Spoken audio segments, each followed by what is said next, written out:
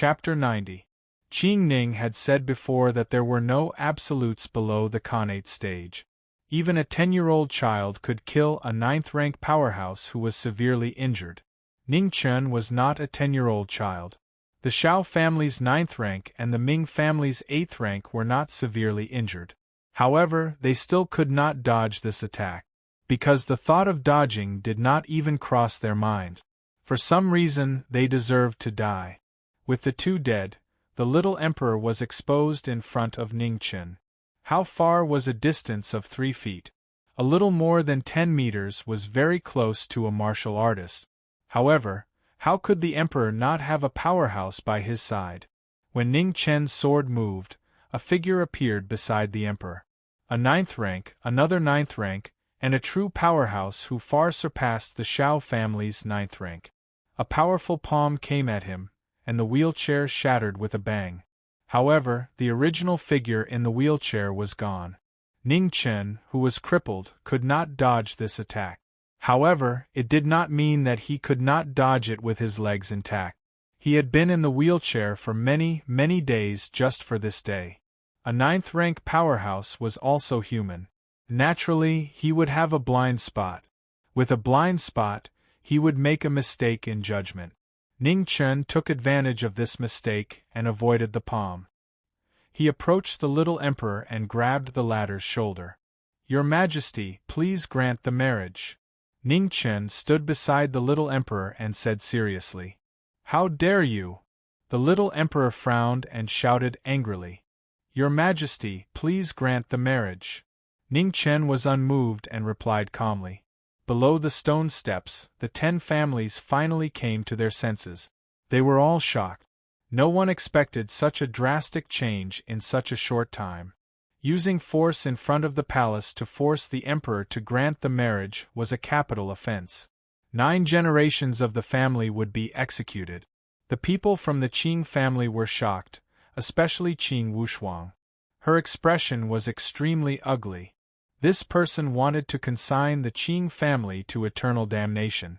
As expected, an old official in front of the palace looked angry. He looked at the people from the Qing family and said sternly, "Let him go." Qing Wushuang walked forward and said gloomily, "By Yutong, I agree to marry you. Let go of the emperor." The rank 9 in front of the palace also tensed up. Once Ning Chen let go of the little emperor, he would immediately kill him. "If I believed you, then I would have lived 17 years in vain. Little emperor, come with me." As soon as he finished speaking, Ning Chen grabbed the little emperor and walked step by step towards the palace.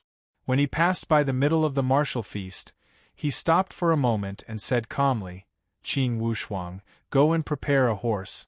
My patience is limited. I hope you can hurry up." Hearing this, Qing Wushuang frowned, unable to conceal the fury in her heart. Just as she was about to flare up, she was stopped by a voice. "Do as he says," the old official in front of the palace said angrily. Qing Wushuang snorted coldly and left quickly. Ning Chen grabbed the little emperor and walked out of the palace step by step. A large group of people followed behind him. They did not dare to get too close, nor did they dare to stay too far away. The little emperor was very stubborn. He didn't beg for mercy at all. Ning Chen admired him in his heart. This little guy was very good. It seemed like that woman Fan Lingwei had groomed an incredible successor for the northern Meng royal court. Talent, knowledge, the way of ruling a country, anything could be learned. However, the bearing of the ruler of a country could not be lost. Otherwise, if even the emperor begged for mercy, what would happen to the subjects of the entire northern Meng? After a large number of guards in the palace surrounded them, they had no choice but to make way.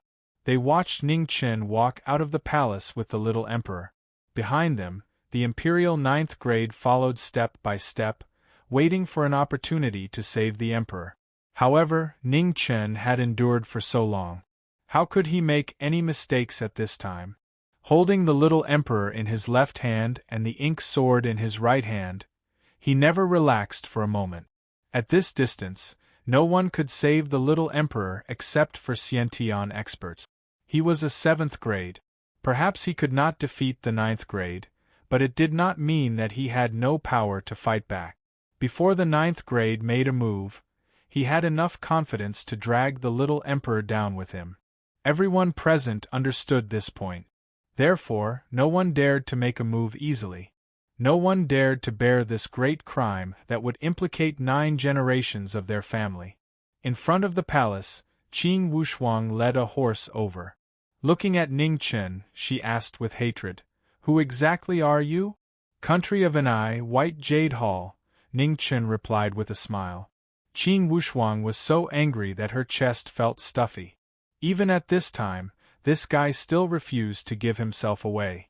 Next, a strange scene appeared in front of the people of Northern Ming's capital.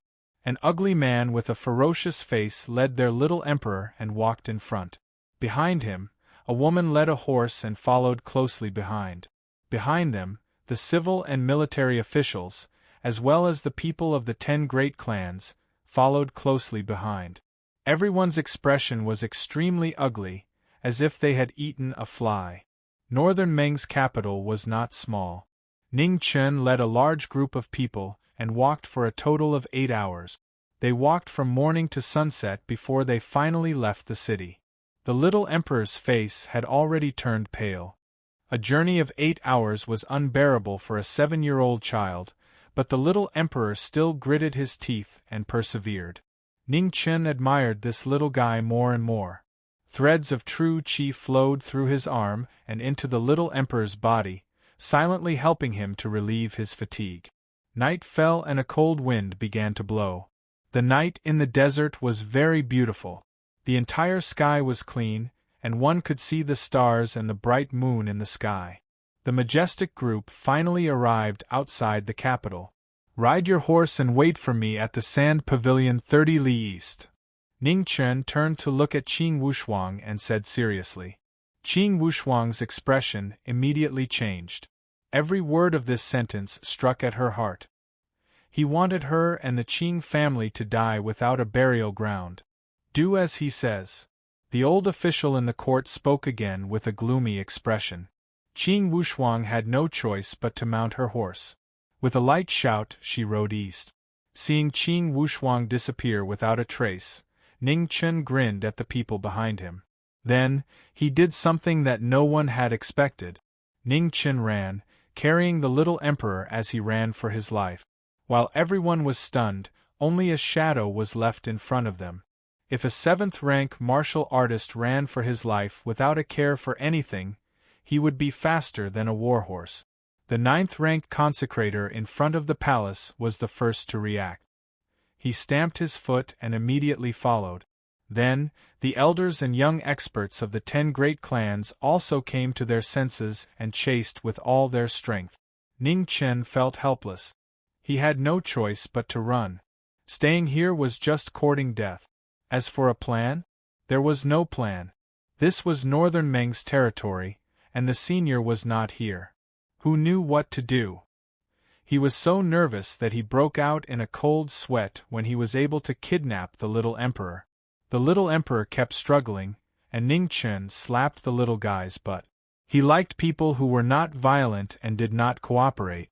The little emperor bit his lips and tears welled up in his eyes, but he would rather die than cry. His stubborn appearance coupled with his delicate little face made him look like a child who was at odds with his parent. Ning Chen led a large group of people and ran for his life. He did not care about the direction. As he ran, he did not even know where he had run to.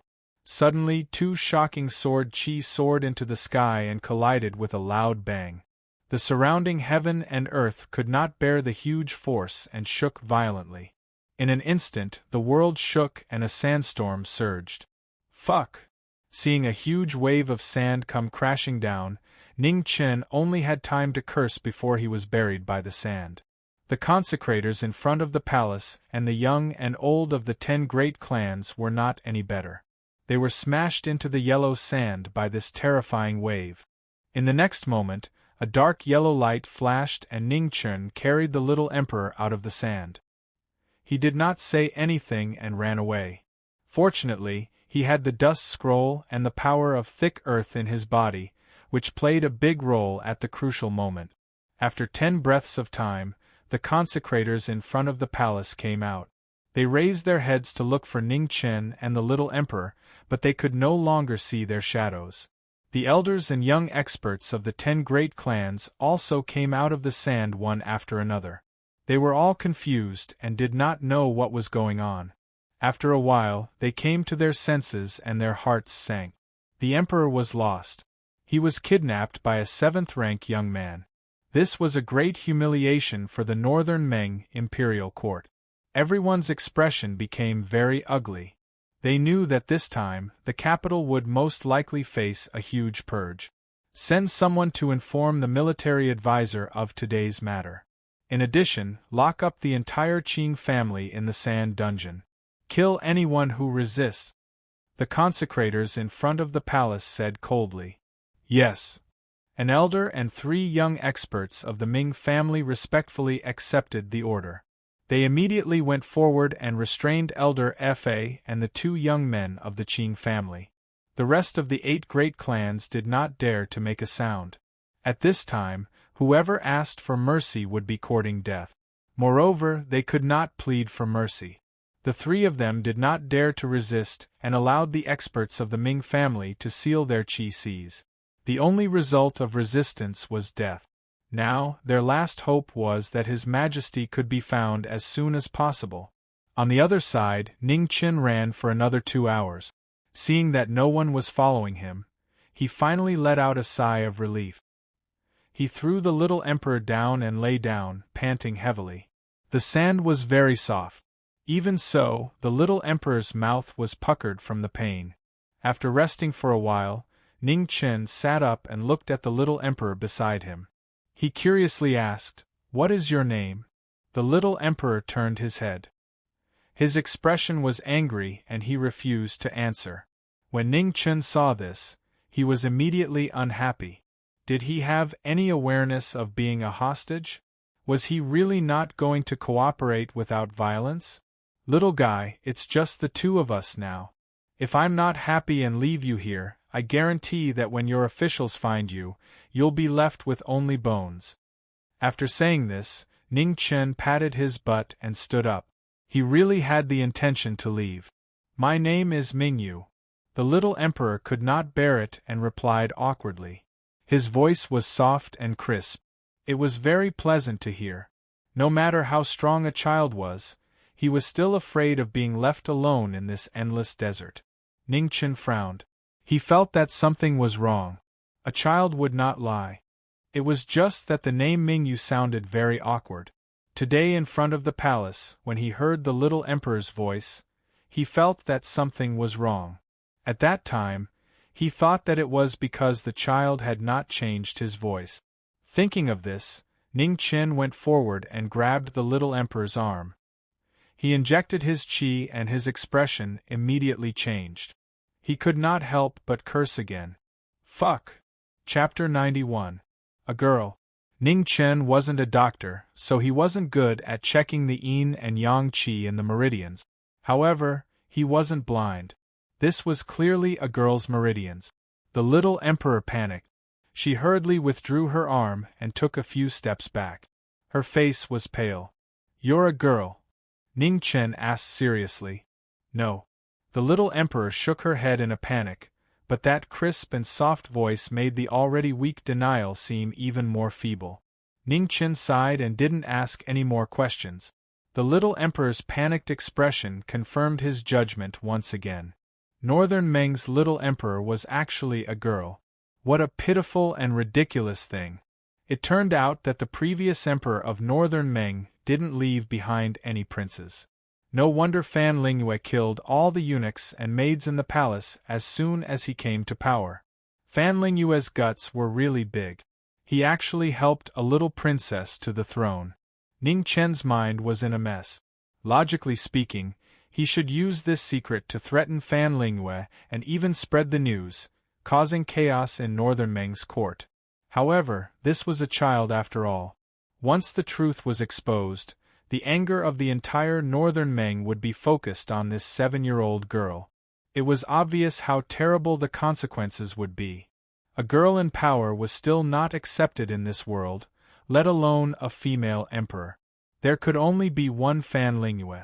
This was also the limit of what Northern Meng's subjects could accept. Little Mingyu seemed to have thought of something. Her face was pale as she squatted on the ground and shivered. She no longer looked stubborn and looked extremely pitiful. Ning Chen couldn't bear it. Even if his heart was as hard as steel, he couldn't do such a cruel thing. He was a human. No matter how cold-blooded and heartless he was, he still had a heart.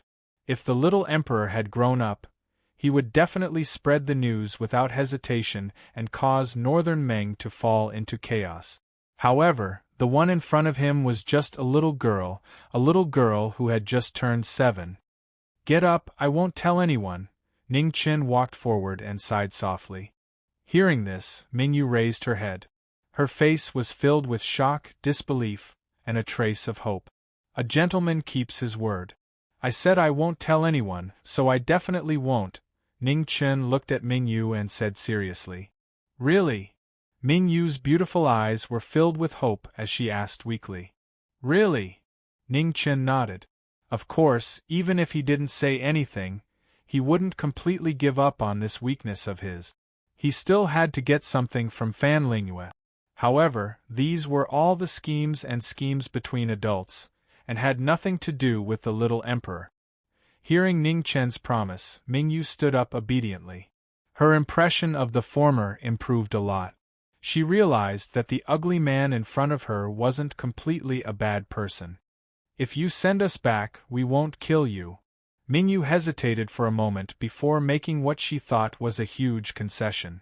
Ning Chen slapped little Mingyu's head and said, Don't talk about me like that in front of me. I don't like it. Also, do you think I won't kill you just because you said so? Those officials of yours can't wait to eat me up. Mingyu cried out in pain. This emperor. Just as she opened her mouth, she saw that Ning Chen's palm was about to land on her. She immediately changed her words. I am the emperor of the Northern Meng royal court. I don't want you to die. If anyone dares to oppose this emperor will kill him. Domineering. Ning Chen gave him a thumbs up in his heart. This little emperor had a great style. We'll talk about this later. Let's get out of this desert first. Ning Chen didn't want to continue this topic. Instead, he used the moonlight to look around.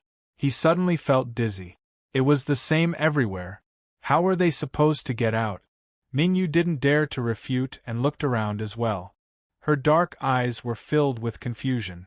She also didn't know how to get out. Do you know which way to go? Ning Chen asked. I don't know. Mingyu answered honestly. Ning Chen was very unhappy and said with disdain, Emperor? You don't even know how to get to your own country. Mingyu was speechless. The Northern Meng royal court was so big. How could she know everything clearly? Forget it. Let's go this way. Ning Chen randomly chose a direction and then pulled Mingyu forward. However, after taking 2 steps, Ning Chen felt that something was wrong. He looked at the little girl and asked, You can't walk anymore? I can walk. Mingyu bit her lips and said. Ning Chen frowned. He squatted down and untied Mingyu's shoes. With one look, his expression couldn't help but darken. The little girl's white and tender feet already had several blisters. Some of the skin had already broken, revealing bright red flesh. It looked a bit miserable. Ning Chen felt helpless. This little girl was too stubborn. She was already in this state, but she still refused to make a sound. Speaking of which, it was also his fault. They had walked for more than 8 hours today. Not to mention a little girl, even an adult wouldn't be able to take it. I'll carry you. Ning Chen carefully put the shoes back on Mingyu's feet and said. I can walk by myself. Mingyu's face was slightly red, but she still stubbornly said. You can either carry me or hug me. Choose. Ning Chen was angry and said angrily. Mingyu's expression changed again and again. In the end, she had no choice but to compromise. Carry me. Ning Chen's expression became a bit better. This little girl was asking for a beating. She only agreed to cooperate after he was angry. Come up. Ning Chen paused and glanced back at him. Mingyu slowly crawled up, her face turning even redder. In this world, the distance between men and women was far beyond imagination. Moreover, Mingyu was a member of the imperial family, so she knew even more. For example, a girl's feet couldn't be casually seen by a man. For example, it was taboo for a girl to be carried or hugged by a man. Previously, when they were running for their lives, they didn't have a choice and didn't think too much about it. However, the situation was different now. In the end, it didn't conform to etiquette. How could Ning Chen know so many things? Previously, when he was in the palace, he was basically a big boss. Other than Zhang Sun and Qing Ning, he didn't care about anyone else. Just as Zhang Sun was about to teach him some rules, he had already run away. Moreover, she was just a little girl. How could she be so calculative? The night in the desert was a bit cold. Ning Chen took off his clothes and put them on Mingyu. After all, she was still a little girl and her body was more delicate. Ning Chen felt that this hostage kidnapping was not worth it. Not only did he risk his life, he also had to treat her like an ancestor. Mingyu laid on Ning Chen's back. Feeling warm, she gradually became sleepy. However, at this time, Mingyu suddenly noticed that the scar on Ning Chen's face had opened a little. She couldn't help but feel a bit strange. She reached out her small hand and gently pulled. Then, the scar fell off with a patter. Ning Chen slapped the small hand in front of his face and threatened, "Don't mess around. Be careful or I'll throw you down." Mingyu wasn't really afraid. She could also tell that Ning Chen wasn't as bad as he looked. Moreover, once a woman's curiosity rose, nothing could stop her. Although Mingyu was just a little girl, she was still a woman. Mingyu's sleepiness was gone. She reached out her small hand and carefully tore off the scars on Ning Chen's face one by one. Ning Chen saw that scaring her didn't work, so he didn't bother with her and let her do whatever she wanted. After tearing off the scars, Mingyu looked at them again. She still felt a little uncomfortable. After thinking for a moment, she shifted her gaze to the beard in front of her. "Behave."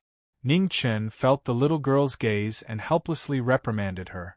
However, once you lose your dignity, it's hard to get it back. Mingyu was already sure that he wouldn't do anything to her. The fear in her heart faded. Mingyu's two small hands searched for a long time before she finally found the glued part of the beard. She carefully tore it off. Instantly, her beautiful big eyes curved into crescents with a smile. She was very cute. "You look better now." Mingyu looked at Ning Chen's side profile and said in a soft and crisp voice. "You have good taste," Ning Chen praised. The little girl really knew how to talk. "I'm a little thirsty," Mingyu said. Ning Chen reached out his hand and a silver light lit up. Immediately, snowflakes fell. They were very small. This was the only snow in the desert. Mingyu put her two small hands on Ning Chen's big hands. She held the falling snowflakes and slowly accumulated a small amount of water. "Are you thirsty?" Mingyu asked. "No," Ning Chen replied. Mingyu took a small sip and then put her small hand next to Ning Chen's mouth. She didn't say anything. Ning Chen drank the rest of the water. It was cool and very comfortable. Mingyu wiped her two small hands on Ning Chen's body. After drying them, she put her hands around his neck again. "Can you walk out tomorrow?" Mingyu asked softly. "Yes," Ning Chen replied with certainty. Even if he couldn't, he had to. There was no food or water in the desert. He was still fine, but little Mingyu didn't have any martial arts foundation. She definitely couldn't handle it.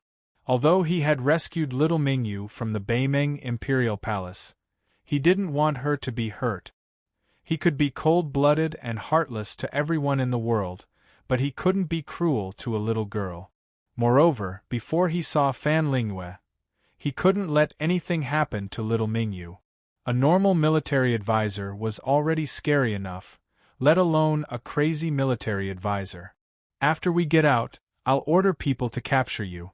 However, I won't kill you." Mingyu's eyes gradually darkened as she murmured softly. "Up to you." Ning Chen continued walking step by step and replied calmly. Little Ming Yu finally stopped talking and fell asleep from exhaustion. Today, this little girl had been frightened too much. No matter how strong she was, she couldn't take it anymore. Ning Chen gently supported her with his hands so that little Ming Yu could sleep more comfortably. When he turned his head, he saw that the little girl was still wearing the crown that symbolized imperial power. He couldn't help but frown. He carefully took it off and casually threw it into the desert. In the next moment, little Ming Yu's long hair fell down like a waterfall and hung down behind her back. The night wind blew, and it fluttered gently. Occasionally, a few strands of hair would mischievously fall on Ning Chen's face. It was numb and itchy. Under the moonlight, above the desert, Ning Chen quietly walked step by step. He didn't say another word. On his back, the little girl was sleeping soundly. In her dream, there was no fear or struggle. Chapter 92. After Mingyue fell asleep, Ning Chen walked faster and faster. Under the night sky, he was like a white shadow, disappearing in the blink of an eye. The desert was unimaginably huge. The two of them had lost their way while running for their lives and could only head in one direction now. Fortunately, although the moon might not rise from the east, it would never change its pattern of heading west. If they kept walking in the direction of the moon, they would eventually walk out of the desert. Little Mingyue was in a deep sleep. Her delicate little face still showed signs of fatigue. The little girl was indeed frightened previously. Fortunately, he was not a bad person. At least, that was what Ning Chen thought. However, he had kidnapped the little emperor of Northern Meng. The Northern Meng royal court would definitely be in chaos for a while. Fan Lingyue was only one person after all and couldn't take care of the throne. This was the best chance for Great Xia to take a breather. This woman was too powerful. If they continued to fight, no one knew what the outcome would be. The night passed quickly. When the sky was about to brighten, Ning Chen gradually saw the specks of oases in front of him. Northern Meng's territory was either desert or grassland. It was very barren, and only sheep and horses could sustain their livelihood. This was also the reason why the people of Northern Meng were so valiant. The end of the desert meant that they could find food and water. Ning Chen walked faster, hoping to meet the herdsmen of the grassland earlier. Little Mingyue was still sleeping soundly. She looked very cute and was no longer the awkward little girl from before. Unfortunately, Ning Chen couldn't find any herdsmen even after searching for a long time. It seemed like there was no one living in this oasis. Actually, this wasn't strange. The Northern Meng royal court was vast but sparsely populated. It wasn't easy to meet someone in the vast grassland. There was a small river in the oasis. It wasn't big, but he could see the silhouettes of fish. Little Mingyue needed to eat. After running with him for a day and a night, she was probably starving. Ning Chen gently put down little Mingyue and went to the river alone. With a stroke of his right hand, a silver light flashed and the entire river was frozen. A few small fish fell onto the ice. Ning Chen bent down and picked them up one by one. He then returned to the shore and prepared to start a fire to roast the fish. Little Mingyue woke up in a daze. She didn't know where she was. When she saw the vast grassland, she remembered that she was kidnapped. "What are you doing?" Mingyue sat up and rubbed her eyes. It was still a little cold in the morning. Little Mingyu wrapped herself in her oversized clothes and didn't want to move at all. Usually, at this time, court would have already ended. She had never slept so long before. "Cooking," Ning Chen replied casually as he was cleaning up the fish. "How do we start a fire?" Mingyu nodded and immediately raised a very practical question. "Eat it raw," Ning Chen threatened. "Zhen, I'm not eating anymore." Mingyu was indeed intimidated. She wrinkled her nose and looked a little worried. "Goo goo." The little girl's stomach growled. Her worried little face became even more worried. Ning Chen tidied up the fish and picked up some firewood from the ground. Then, he walked in front of little Mingyue and sat down. He calmly took out a fire starter. As someone who often bombed other people's residences, How could he not have something to ignite the fire on him? Besides, even if he didn't bring this thing, he was already a 7th-ranked expert. Drilling wood to get a fire was still doable. Mingyu pouted. She was unhappy that the bad guy had lied to her. After starting the fire, Ning Chen skewered the fish with a branch and slowly roasted it. At this moment, Mingyu's face turned slightly red. She shyly stood up and secretly ran away. After a while, she ran back. Of course, Ning Chen wasn't stupid enough to ask about everything. Little girls also knew how to be shy. After returning, little Mingyu had already washed herself clean. Her face was also much cleaner. It was just that her oversized clothes looked a little out of place. The northern Meng royal family's bloodline was different from the people of the Central Plains. They looked a little exotic. The little girl inherited all her mother's good points. She already showed the potential of a beauty at a young age. Ning Chen was curious. It was fine now, but when little Mingyu grew up, how was she going to deceive those old officials? Fan Lingyue's health wasn't good. He probably couldn't wait until Mingyu grew up. When that time came, who would be able to hold up the sky for a little girl? Thinking of this, Ning Chen was a little irritated. When did he become so sentimental? Wasn't he looking forward to Fan Lingyue's early death and Northern Meng falling into chaos? The fish is done. Be careful, it's hot. Ning Chen passed the roasted fish to little Mingyu, suppressing the messy thoughts in his heart. He would talk about the future in the future. Who could be sure that the little girl wouldn't become the second Fan Lingyue? Mingyu had been watching since just now. When she saw the fish in front of her, her eyes immediately curved and she smiled like a crescent moon. The way the little girl ate was very refined. She took small bites and looked very pleasing to the eye. In comparison, Ning Chen was quite unparticular. He finished the fish in 3 bites and didn't even spit out the bones. Out of the 10 fish, little Mingyu ate 2. The remaining 8 were stuffed into Ning Chen's stomach. To him, these things were just filling the gaps between his teeth. If he was really full, there would probably be no more fish in this river in the future. After eating her fill, Mingyu's mood was obviously much better. She took the initiative to get up and hurry on with her journey. She didn't feel nervous at all as a hostage. Ning Chen was helpless. He had really kidnapped a little ancestor. The two of them set off together and headed south along the grassland. The grassland was very beautiful. Mingyu had never left the palace before and had never heard of such a large grassland. Therefore, she was very curious about everything along the way. Looking at the greenery that gradually covered the ground, she would run a few steps and pick up a small flower. Her smile was very bright. Ning Chen didn't care about her. It was fine as long as she was within his sight and didn't run away. "What's your name?" Mingyu ran to the front, turned around and asked curiously. She still didn't know his real name. As for the name by Yutong, even an idiot would know that it was fake. Ning Chen. Ning Chen answered honestly. Mingyu thought hard and then said, "Sister Lingyue mentioned you in the letter. She said that you're not a good person and we have to be careful." Ning Chen was speechless. Fan Lingyue really thought highly of him, instilling the idea of being on guard against him in little Mingyu so early. Actually, he and Fan Lingyue weren't good people. He was ruthless, but Fan Lingyue was even more ruthless. The difference between the two of them was just 50 steps and 100 steps. "When we meet the herdsman, change your clothes. It's too conspicuous." Ning Chen didn't argue with the little girl and instead suggested. She came out in a hurry, so little Mingyu was still wearing the little yellow robe she wore during the imperial court. It was indeed very conspicuous. Mingyu wrinkled her little nose. After a moment, she seemed to have thought of something. Touching her head, she couldn't help but feel a little anxious. "Zhen, where's my crown? I threw it away." Ning Chen didn't care. What was the use of that thing?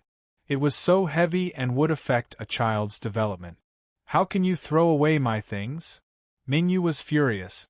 She pointed at the bad guy in front of her and said crisply, "You're my hostage now, why can't I throw it away?"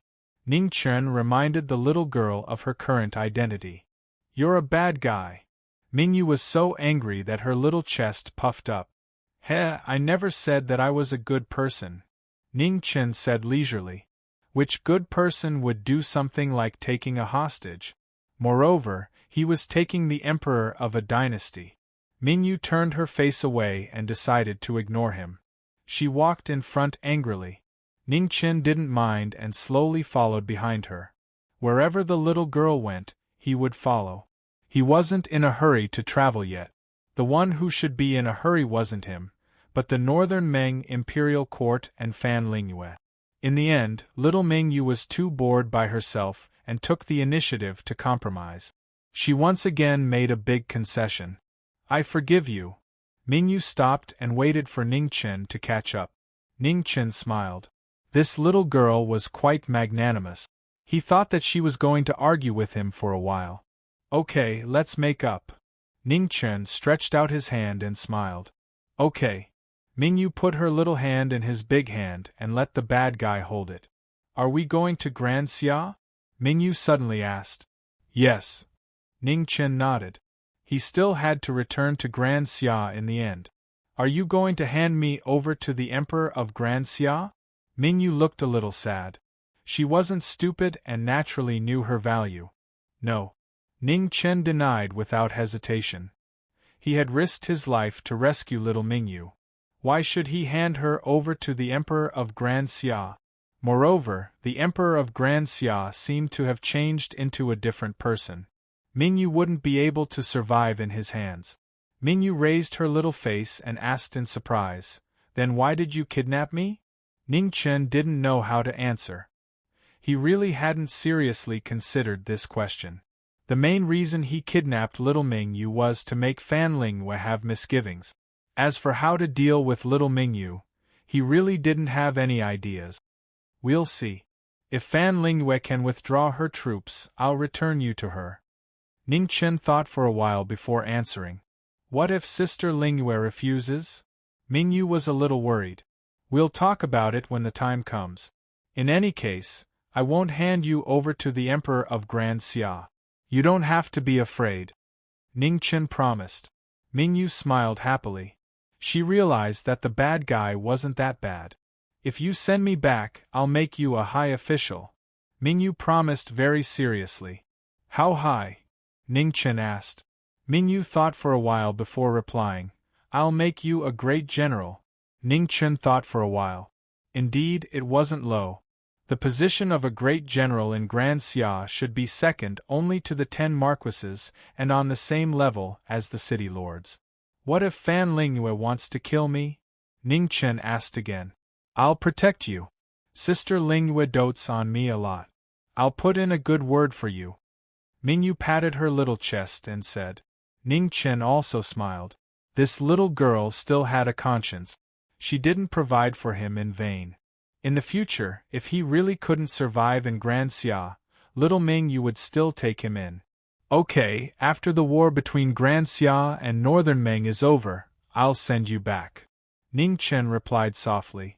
Mingyu nodded vigorously. Her little hand grasped his big hand tightly, unwilling to let go. She knew that this would be the only person she could rely on after entering Grand Xia. On the grassland, the big hand held the small hand and Yi walked alone at a steady pace. It looked so peaceful and beautiful. Chapter 93. The little emperor of Northern Meng had been kidnapped. 2 days later, this news spread throughout the world like an earthquake. The entire world was in an uproar. This was even more shocking than De Xia's gate pass being breached. After hearing this news, everyone had different reactions. Some rejoiced and some were disappointed. The war between Northern Meng and De Xia had reached its most critical point. Such a thing happening now would undoubtedly have a huge impact on the war. De Xia was already in imminent danger. Anyone with a discerning eye could see De Xia's current predicament. Up until now, De Xia's strongest force, the 10 marquises, had betrayed them. Marquis Bloodclad and Marquis Taiping were heavily injured. Marquis Jiu, Marquis Xiang, and Marquis Bai were blocked outside Heaven's Gate. On the other side, the Eternal Night cult came aggressively. Their martial lords and 3 peak 9th-rank generals were too powerful. Only Marquis' triumphant return could resist them. In the southwest, there was the Du-Yi Temple. Marquis Wangchuan could not return either. As for the southeast, Menyiong country was ambitious and could invade again at any time. The 2 dynasties had been fighting on and off for decades and had never been at peace. De Xia had always been wary of this country that was even more shameless than Jinji country. No matter what, Marquis Zhongyong would never return. Due to various reasons, De Xia, which originally had many soldiers and generals, fell into a situation where there were no generals available. De Xia, which had been invincible for 1,000 years, was defeated again and again by a woman's schemes. It was a huge irony. Now, this awkward situation was likely to change because of the kidnapping of the little emperor. De Xia needed a variable that could change the current unfavorable situation. In front of the northern Meng army, Fan Lingyue, who was still marching, received this news. Her expression immediately became gloomy, and she immediately gave the order to set up camp. It was him. He was actually still alive. That ink sword was given by her. How could she not recognize it? She didn't expect that not only did he not die, but he also gave her such a big surprise. Military advisor, Qing Wuyo knelt on the ground with a pleading expression. Qing family has made a mistake. Naturally, they have to pay the price. I know what I'm doing. Also, tell Qing Wuhan to do her job well. Don't let the cat out of the bag, Fan Lingyue said coldly. Yes. Qing Wuyo sighed in her heart and accepted the order. In the barbarian dynasty, the barbarian king stood in the hall with a displeased expression. Not only was that kid not dead, but he had also caused such a huge commotion. Wild was holding a letter in her hand.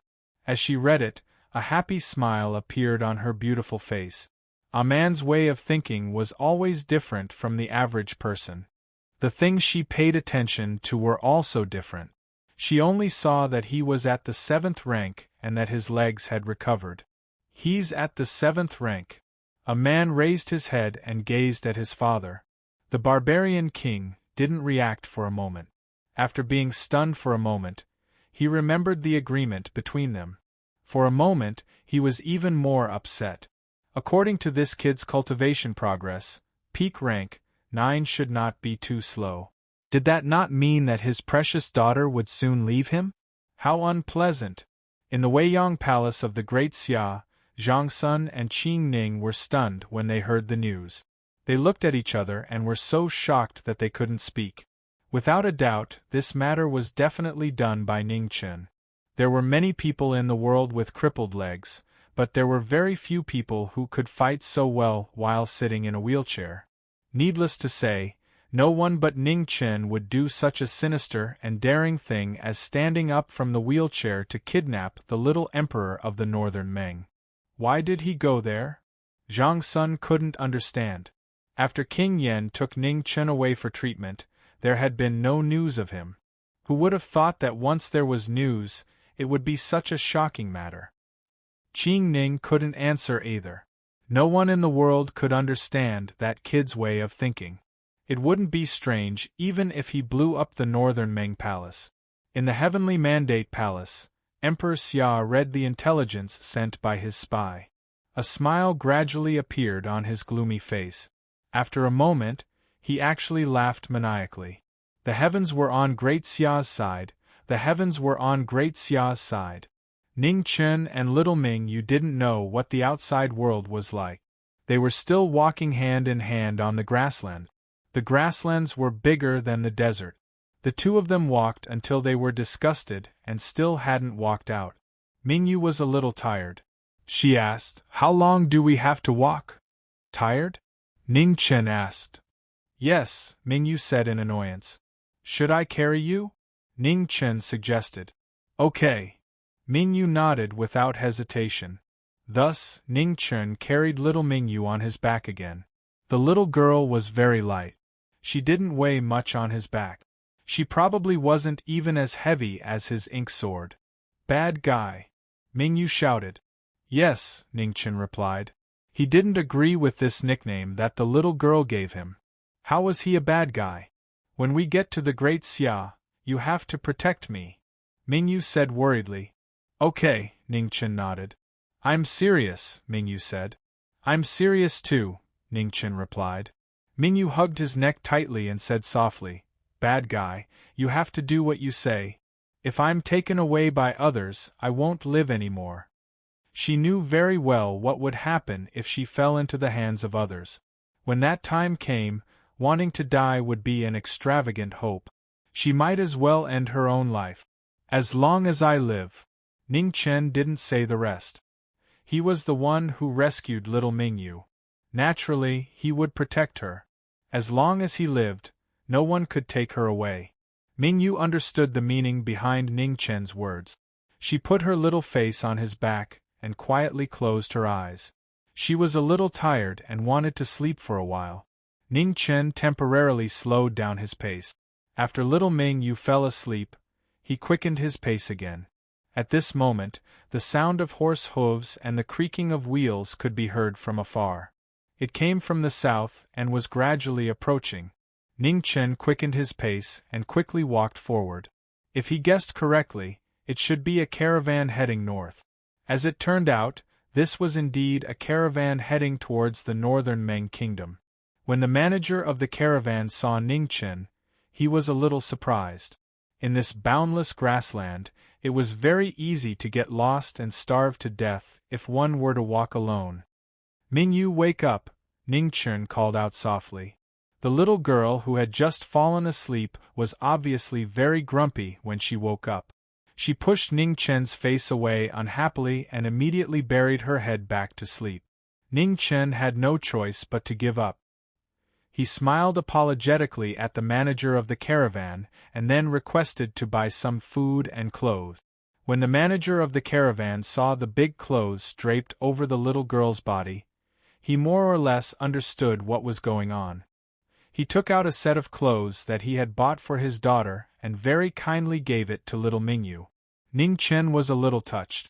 However, at the same time, he couldn't help but lament that there were such kind people in every dynasty in the world.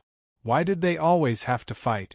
After the caravan had left, Ning Chen sighed softly and was about to continue his journey when he heard the rumbling sound of horse hooves coming from the southwest. It was very hurried and sounded like there were more than 20 horses. In the next moment, a cloud of dust rose as the horses passed by from afar, rushing north. Ning Chen didn't care at first, but after taking 2 steps, he suddenly felt that something was wrong. These people seemed to be heading towards the caravan just now. Thinking of this, Ning Chen immediately turned around and moved his feet, turning into a shadow and rushing forward. He hoped that his guess was wrong. Kill them. Take the women and the goods. Don't leave anything else behind. Just as Ning Chen arrived 100 steps away from the caravan, he heard a cold voice. The caravan was in chaos. No one had thought that they would run into horse bandits here. What merchants feared the most was horse bandits who killed and robbed. These people were inhumane and only knew how to burn, kill, and rob. However, just as the horse bandits were about to attack, a black light flashed and blood spurted out. Unfortunately, although the horse bandits were inhumane, they had run into Ning Chen, who was even more inhumane. Compared to killing, he was better at it. The black sword was as fast as the wind, mercilessly reaping the life of each horse bandit. Everyone only saw a blur before their eyes as a shadow flashed past. 27 horse bandits were all killed. "I'll give the horses to you," said Ning Chen, then turned and left. Only then did the people in the caravan come back to their senses. They were all shocked. No one had thought that the young man just now was actually such a terrifying expert. Kindness is rewarded. This was the thought that flashed through everyone's minds. If the consul hadn't kindly given the young man clothes and food, they probably wouldn't have been able to escape this disaster. "Bad guy, you're really handsome," praised little Mingyu, who had woken up at some point. "I've always been handsome." Ning Chen accepted the little girl's praise without hesitation. "You were the most handsome just now," praised Mingyu. Heh, you really know how to talk, laughed Ningchen. Can you walk on your own? Okay. Little Mingyu nodded and jumped down. Clothes. Ningchen handed over the clothes the steward had given him. When Mingyu saw that it was a little girl's clothes, she hesitated. She had only worn men's clothes since she was young and had never worn women's clothes. Change into them, said Ningchen softly. Mingyu made up her mind and took the clothes. She whispered, "Turn around." Ningchen was speechless and obediently turned around. This little girl really knew how to be shy. Mingyu wrinkled her nose and made a funny face. She then took off her little dragon robe with a slightly red face and began to change her clothes. "Don't turn around," shouted Mingyu worriedly. "I won't turn around," Ningchen helplessly replied. She wasn't a big girl, so what was there to be afraid of? After a while, little Mingyu finished changing her clothes. Her face was red as she whispered, "Okay, you can turn around now." Ningchen turned around. When he saw her, his eyes couldn't help but light up. What a delicate little girl. Although little Mingyu also looked good in the dragon robe, because of the way she was dressed, she was more neutral. Now, little Mingyu's crown had been thrown away, and she had changed into a girl's clothes. It was obvious that she was beginning to show the gentle beauty that a little girl should have. All in all, little Mingyu could still score above 90 points. "Do I look good?" asked Mingyu a little embarrassedly. "Yes," said Ningchen honestly. "You really know how to talk." Little Mingyu's eyes curved into crescent moons. Chapter 94. A day later, Ningchen and little Mingyu finally left the grassland and arrived at a city in northern Meng. The two found an inn in the city, paid the tavern and went straight to the second floor. Ningchen sat in the room in a daze. He needed to think carefully about what to do after returning to Great Xia. Now that he had little Mingyu with him, he would definitely be hunted down by countless forces, especially Emperor Xia, who would definitely be even crazier this time. Little Mingyu didn't care so much. She lay on the bed and slept. After walking for so many days, she was already exhausted. Ningchen was a little worried. He knew that he couldn't hide his identity for long. Besides Northern Meng, there were at least 4 people who had already guessed that he was the one who kidnapped the little emperor. Zhang Sun, Barbarian King, Fan Lingyue and Emperor Xia. In this world, there would always be enemies among those who understood you the most. Fan Lingyue and Emperor Xia were the best examples. Fan Lingyue was still fine, but little Mingyu was in his hands and would definitely have some scruples. Now, his greatest enemy was Emperor Xia. Once this lunatic went crazy, he would do anything. He didn't doubt that Emperor Xia had already set up an inescapable net for him to jump into. Last time, it was the Dark Shadow Squad. This time, it would probably be the Dark Dragon Squad. The lowest cultivation of the Dark Dragon Squad in Great Xia was at least the 8th grade. As for the captain, the lowest was the 9th grade or even the peak of the 9th grade. Last time, Prince Yen blocked a 9th grade Dark Dragon Squad for him. This time, he might not be so lucky. Now, he could barely deal with one 9th grade expert. If there were more, he would have to risk his life. He didn't want to risk his life, so he had to think of a way to avoid the pursuit of the Dark Dragon Squad. At this moment, he and little Mingyu were in northern Meng, and no one could recognize him. However, it was hard to say in Great Xia. Back then, when he fought the emissary of the true extreme state in the palace, many people had seen him. Many of the Shadow Dragon guards who were hiding in the dark probably remembered his appearance. Great Xia and Northern Meng bordered each other. After Beijing Plains, it was Great Xia's Yangue City and Xingqiao Pass. Yangue City was now occupied by the Northern Meng army, so it was impossible to go there.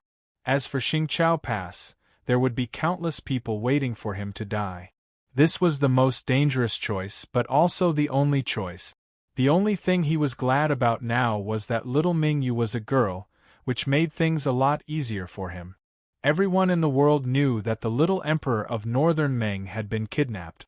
Therefore, Qing dynasty would definitely check all the strangers who brought along a 7 or 8-year-old boy.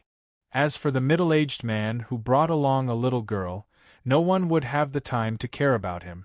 Thinking of this, Ning Chen got up and prepared to go out by himself. He was not worried that little Mingyu would run away. This little girl was very smart and knew that there were more people in the world who wanted to capture her than save her. In this world, there were only 3 places where little Mingyu would be the safest: Beimeng Imperial Palace, Fan Lingyue's side, and his side. Beimeng City wasn't as prosperous as Great Xia. Ning Chen spent a long time searching before he finally found what he wanted.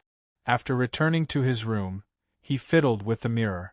However, disguising himself was not an easy task. Ning Chen spent nearly 4 hours trying, but he still did not achieve the desired effect. "You're so stupid." Little Mingyu had woken up at some point and was sitting on the bed, curling her lips. She finally knew why the bad guy had disguised himself to be so ugly. It was not intentional. He was only at this level. Ning Chen was slightly ashamed. It was indeed embarrassing to be looked down upon by a little girl. Looking at his 2 hands, he couldn't help but sigh in his heart. As expected, they looked like feet. "I'll help you." Mingyu put on her shoes and jumped off the bed. She walked to the front, took over the skin wax, rubber, blades, and other tools, and carefully cleaned up Ning Chen's face. "What do you want me to look like?" "Just look a little older." As he spoke, Ning Chen sat there, not daring to move. He was afraid that little Mingyu would accidentally disfigure him with a blade. Mingyu understood tacitly. Her little face was extremely focused as she used the tools in her hands to dress him up bit by bit. After the little girl had washed up, there was a faint milky fragrance on her body. It was very comfortable to smell and made people feel at ease. This proved that when it came to makeup, women would always be better than men. After an hour, little Mingyu clapped her hands and took half a step back. She said with satisfaction, "Take a look yourself." Ning Chen turned around and looked at the mirror on the table. He sighed in his heart. Comparing goods, throwing away, comparing hands, chopping. How could little Mingyu be so clever with her hands? The middle-aged man in the mirror had sharp eyebrows and bright eyes. There were faint lines at the corners of his eyes, but it did not affect the overall appearance. Instead, it gave people a mature feeling. In short, there was only one word to describe him: handsome. Amazing. Ning Chen gave a thumbs up and praised. Of course, little Mingyu didn't know what modesty was and naturally accepted the praise. After waiting for a while, the rubber on his face was almost dry. Ning Chen carefully tore off the mask and put it away. Then, he looked at the gradually darkening sky outside and asked, "Are you hungry? Do you want to eat in or go out?" "Let's go out and eat." Mingyu thought for a while and stretched out her little hand. Ning Chen naturally took the little girl's hand and walked downstairs to the main hall. At this time, it was dinner time. The tables downstairs were basically all full. There was only one empty table left. The 2 went up and sat down, then called the waiter to order. Ning Chen was not picky about food, but little Mingyu was very picky. It was no wonder. She had been an emperor since she was young and was tired of eating all kinds of delicacies. It was hard not to be picky. After the dishes were served, Mingyu didn't want to eat any more after a few bites. She put down her chopsticks and said, "It doesn't taste good." Ning Chen's head hurt. If it didn't taste good, what could he do? "Roast the fish for me to eat," Mingyu continued to say pitifully. Ning Chen nodded helplessly and said, "Okay, wait here. Don't run around." After saying that, Ning Chen got up and walked towards the kitchen of the inn. There should be fish in the kitchen. He would buy it himself and roast it for little Mingyu. The kitchen was not far from the main hall. After Ning Chen went in, he stated his purpose for coming. The head chef readily agreed. This was not something excessive. It was difficult to please everyone. No matter how good a chef was, he could not guarantee that everyone would like to eat the dishes he made. Ning Chen gratefully paid the money and grabbed a fish. After carefully cleaning it, he borrowed a stove and carefully roasted it. "Is that little girl your younger sister?" the chef asked as he cooked the dishes. "Yes," Ning Chen replied. "You're a good person," the head chef said seriously. Ning Chen chuckled and didn't say anything. If he was a good person, then there would be no bad people in the world. He was never a good person. He was just being himself. "I also have a little sister. She's 3 years younger than me. When she was young, she was very naughty. Once, I couldn't help but hit her. Mother taught me that the reason why an older brother should be born before his younger sister is because he needs to grow up faster so that he can protect his younger sister. From then on, I never fought with my younger sister again." Unfortunately, the head chef's face darkened. He sighed and didn't say anything else. "My condolences." Ning Chen's expression was calm as he slowly said, "I'm fine. It's been many years." The head chef wiped his wet eyes and forced a smile. "Treat her well. She's not a burden, but an honor in this life." The head chef's voice was slightly hoarse. "I definitely will." Ning Chen nodded. The fish was quickly cooked. Ning Chen thanked the head chef and then took the fish to the front hall. Little Ming Yu was probably impatient from waiting. However, just as Ning Chen was about to enter the hall, he suddenly heard the sound of bowls and plates shattering. Feeling that something was wrong, he quickly walked over. When he arrived at the front of the hall and saw the scene inside, his expression immediately darkened. At the table before them were 3 finely dressed youths and a scantily clad woman. Little Ming Yu stubbornly stood to the side, unwilling to leave. Her beautiful eyes were filled with tears. Ning Chen's anger immediately overflowed. He calmly walked forward. Just as he was about to speak, his eyes narrowed. Only then did he notice that there were 5 red fingerprints on Ming Yu's face. Unable to suppress the anger in his heart, Ning Chen coldly swept his gaze over the surrounding people who were still eating and watching the show. He icily said, "Everyone, please leave. I'm going to kill someone." The hall was in an uproar. Some people ridiculed him, while others felt that the atmosphere wasn't going to subside and quickly left. However, the majority of people stayed. Ning Chen no longer paid attention to them. He had already warned them. Bang! In the next moment, a white figure flashed.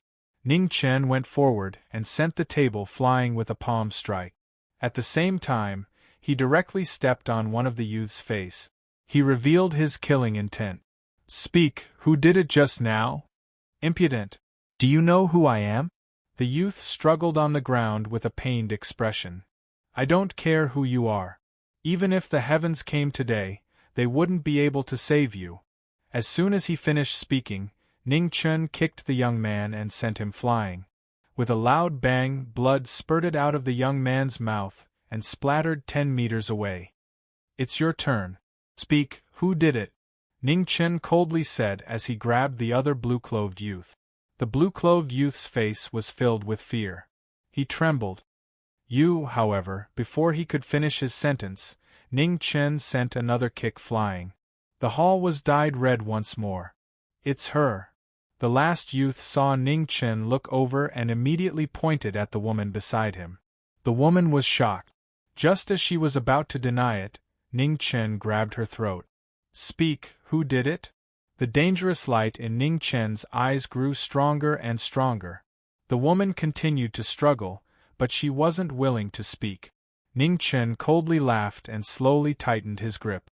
He liked stubborn people the most. The woman only felt that it was getting more and more difficult to breathe. Under the desire to live, she unconsciously raised her left hand and said with difficulty, This hand, crack."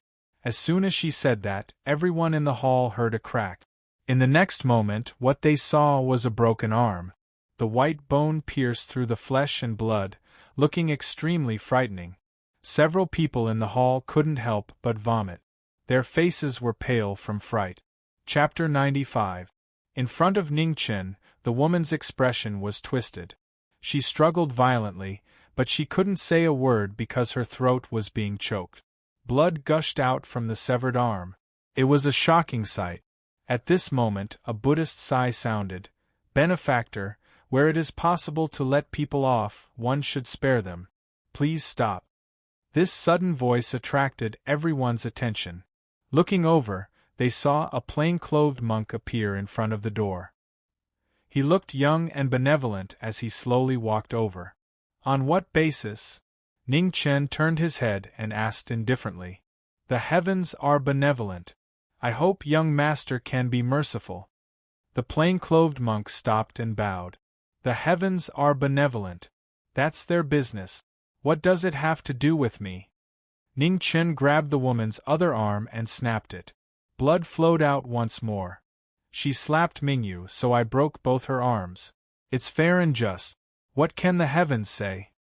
Ning Chen's cold eyes and emotionless words provoked everyone present.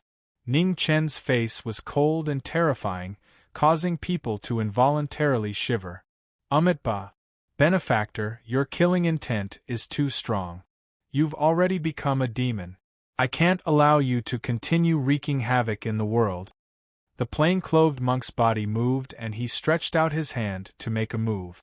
Immediately, a strong wind blew towards Yi Shiwen. Yi Shiwen was stunned. Clang! The black sword came out of its sheath and blocked the Buddhist palm. Ning Chen's eyes narrowed and he slowly said, Unbreakable Vajrabhati. The plain-clothed monk's Buddhist palm wasn't injured at all. It was as hard as steel. You're a disciple of Du, Yi Temple. Ning Chen's expression sank. His luck was really good. He had met another Peak Xiantian's successor. Why would someone from that broken temple appear here? I, Wu Ju, will eliminate this demon for the world today.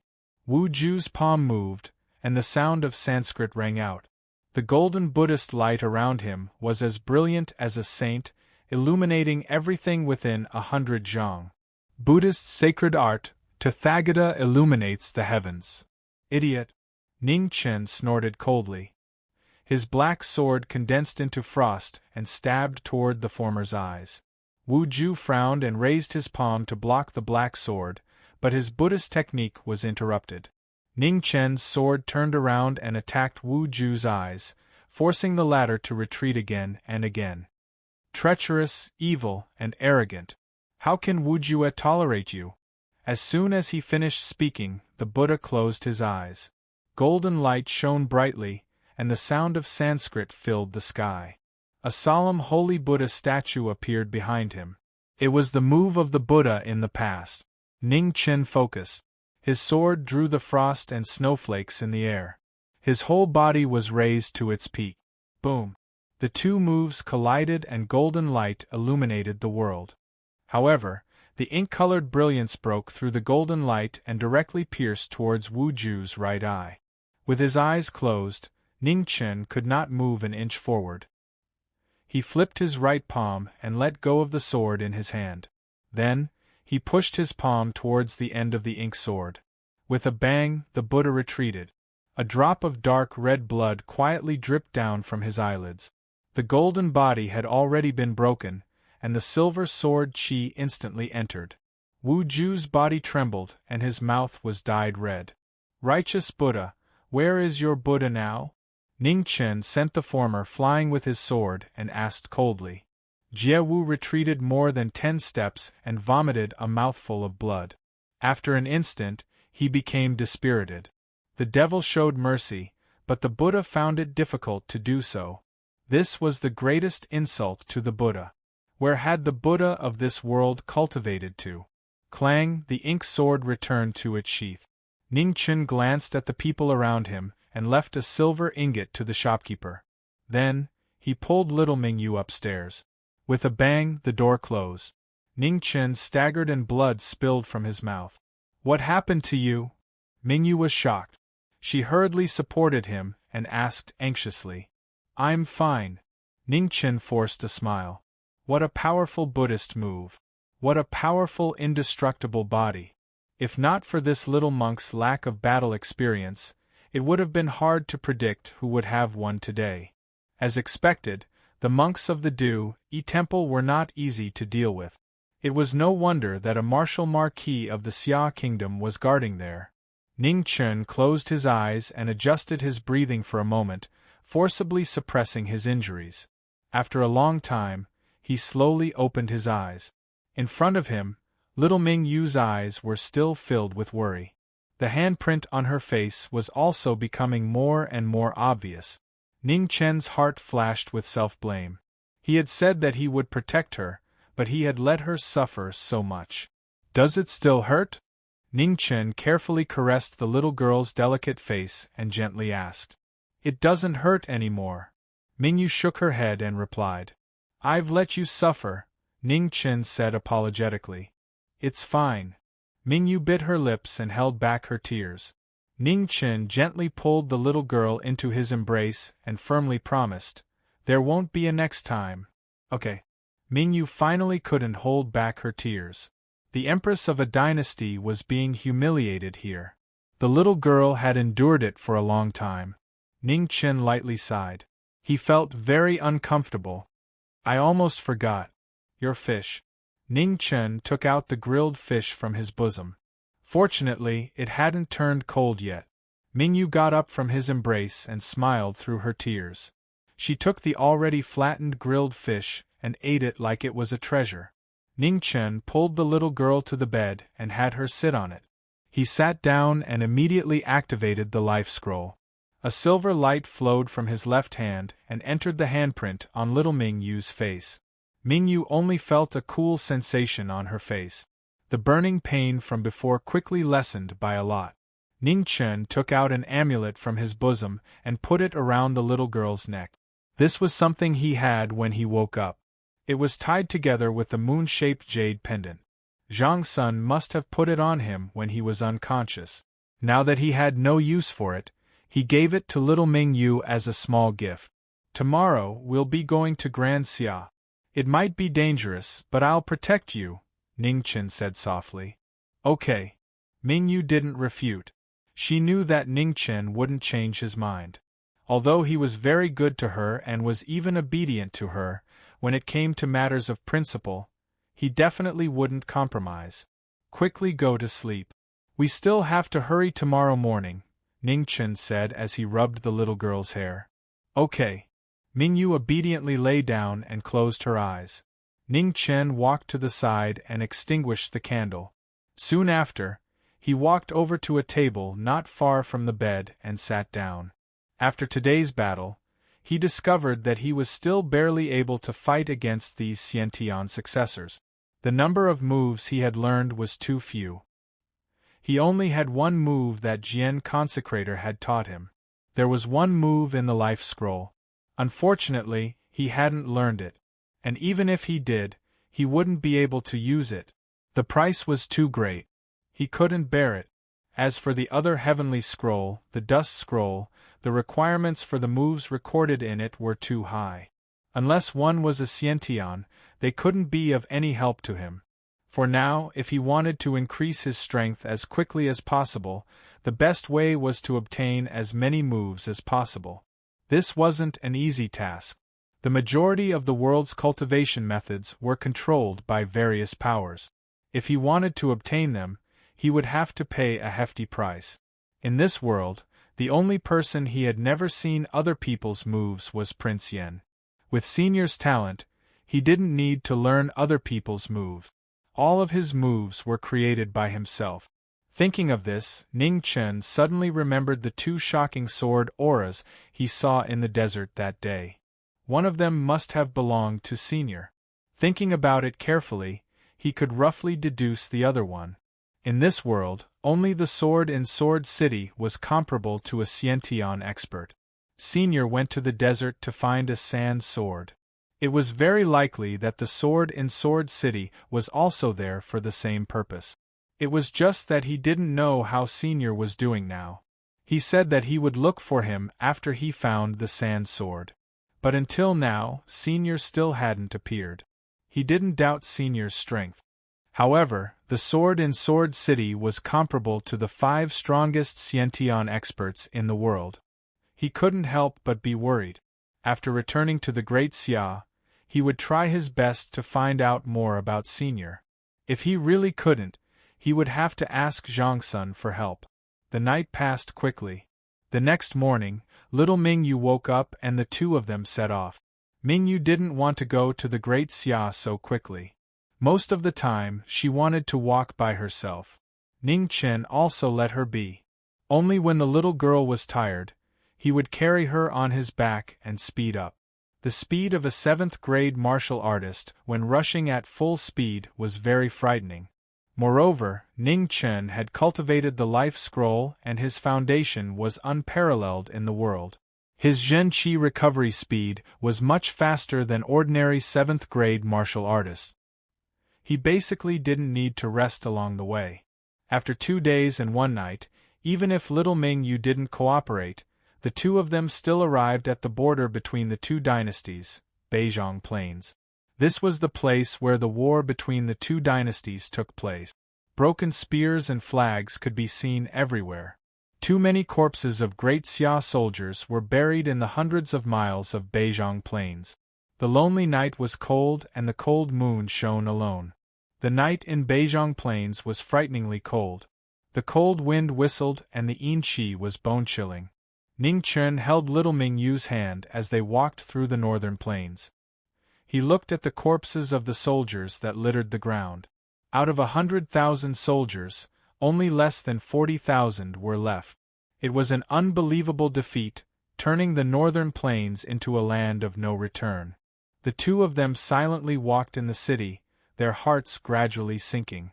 Step by step, they only saw broken spears and young faces. There was no fear of death, only reluctance to part with their loved ones. My blood, my bones, from now on, may the heavens take pity on me. I hope that after death, I will become a war spirit and protect the land of Great Xia forever. Beside the fallen general, 27 words were written in blood on a broken flag. Ning Chen silently bent down and picked up the blood-stained flag, his heart heavy.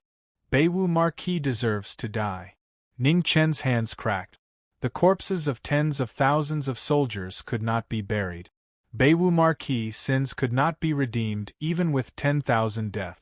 Little Mingyu was silent. She took in the bleakness in her eyes. Facing the soldiers who used their lives to protect the land behind them, all words seemed to pale in comparison. All differences in standpoints, all schemes had disappeared along with the lives that had been lost. All that was left was the deepest respect for the soldiers who used their blood to protect their country. There shouldn't be war, Mingyu said softly. If you are in power, you have to worry about the people. I don't know if the division between countries is right or wrong, but the existence of war is definitely wrong. Ning Chen said solemnly. Mingyu nodded, taking Ning Chen's words into her heart. Chapter 96. Little Mingyu was not used to the coldness of Beizhong Plain, so Ning Chen carried her on his back and left quickly. He planted a seed of peace for little Mingyu, hoping that one day she would grow stronger. He could not change Fan Lingyue, so he could only try to change the future ruler of Beimeng. The world had been ravaged by war for too long and could not continue fighting. After passing through Beizhong Plain, Great Xia's Xingqiao Pass was not far away. Ning Chen and little Mingyu walked for an entire night and finally reached their destination before noon the next day. Ning Chen put on the mask that he had prepared beforehand and disguised himself as a middle-aged man. He held little Mingyu's hand and openly walked into Xingqiao Pass. Xingqiao Pass was currently guarded by Marquis Qinghe. Before the war between the two dynasties ended, this Marquis with the highest seniority in Great Xia would continue to guard this place. Great Xia had already lost Yangue City and could not afford to lose Xingqiao Pass. After Ning Chen arrived at Xingqiao Pass, he first brought little Mingyu to an inn and then asked the little girl to make a mask for him. "Where are you going?" Mingyu asked curiously as she helped the bad guy with his makeup. "To the Marquis government," Ning Chen said honestly. The old Marquis of Xingqiao Pass was Zhang Xuan's father. He had received too much kindness from Zhang Xuan's family. Since he was here, he had to pay him a visit. "Oh," Mingyu nodded and did not ask further. Once she heard this, she knew very well that she could not follow. Be careful, Mingyu reminded him. I'm fine, Ningchen replied calmly. Although he heard that the old Marquis was somewhat old-fashioned, he could not be impolite this time. After the mask was done, it would take about an hour to dry. Ningchen calmed down and thought for a while before taking out a brush and ink.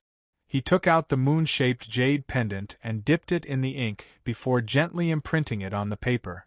Mingyu's face was filled with worry. She had a feeling that the bad guy's trip would not go smoothly. Ningchen saw the worry in the little girl's eyes and reached out to rub her hair. He said softly, "Don't worry, nothing will happen." After waiting for a while, Ningchen took off the mask on his face and changed into his original middle-aged appearance. He then got up and walked out of the door. "Wait for me to return." Ningchen left with a solemn expression.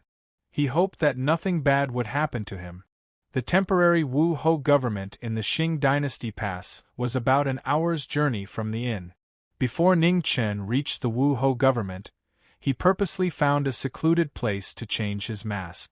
When he appeared again, he was already an ordinary-looking young man. After half an hour, Ningchen finally arrived at the Wu Ho government. In front of the government, there were 2 guards dressed in battle armor, standing upright. "I have a matter to discuss with the Marshal Marquis. I hope that the general can pass the message on my behalf." Ningchen took out the letter in his hand and handed it over to one of the guards as he spoke politely. "Wait here." The guard took the letter.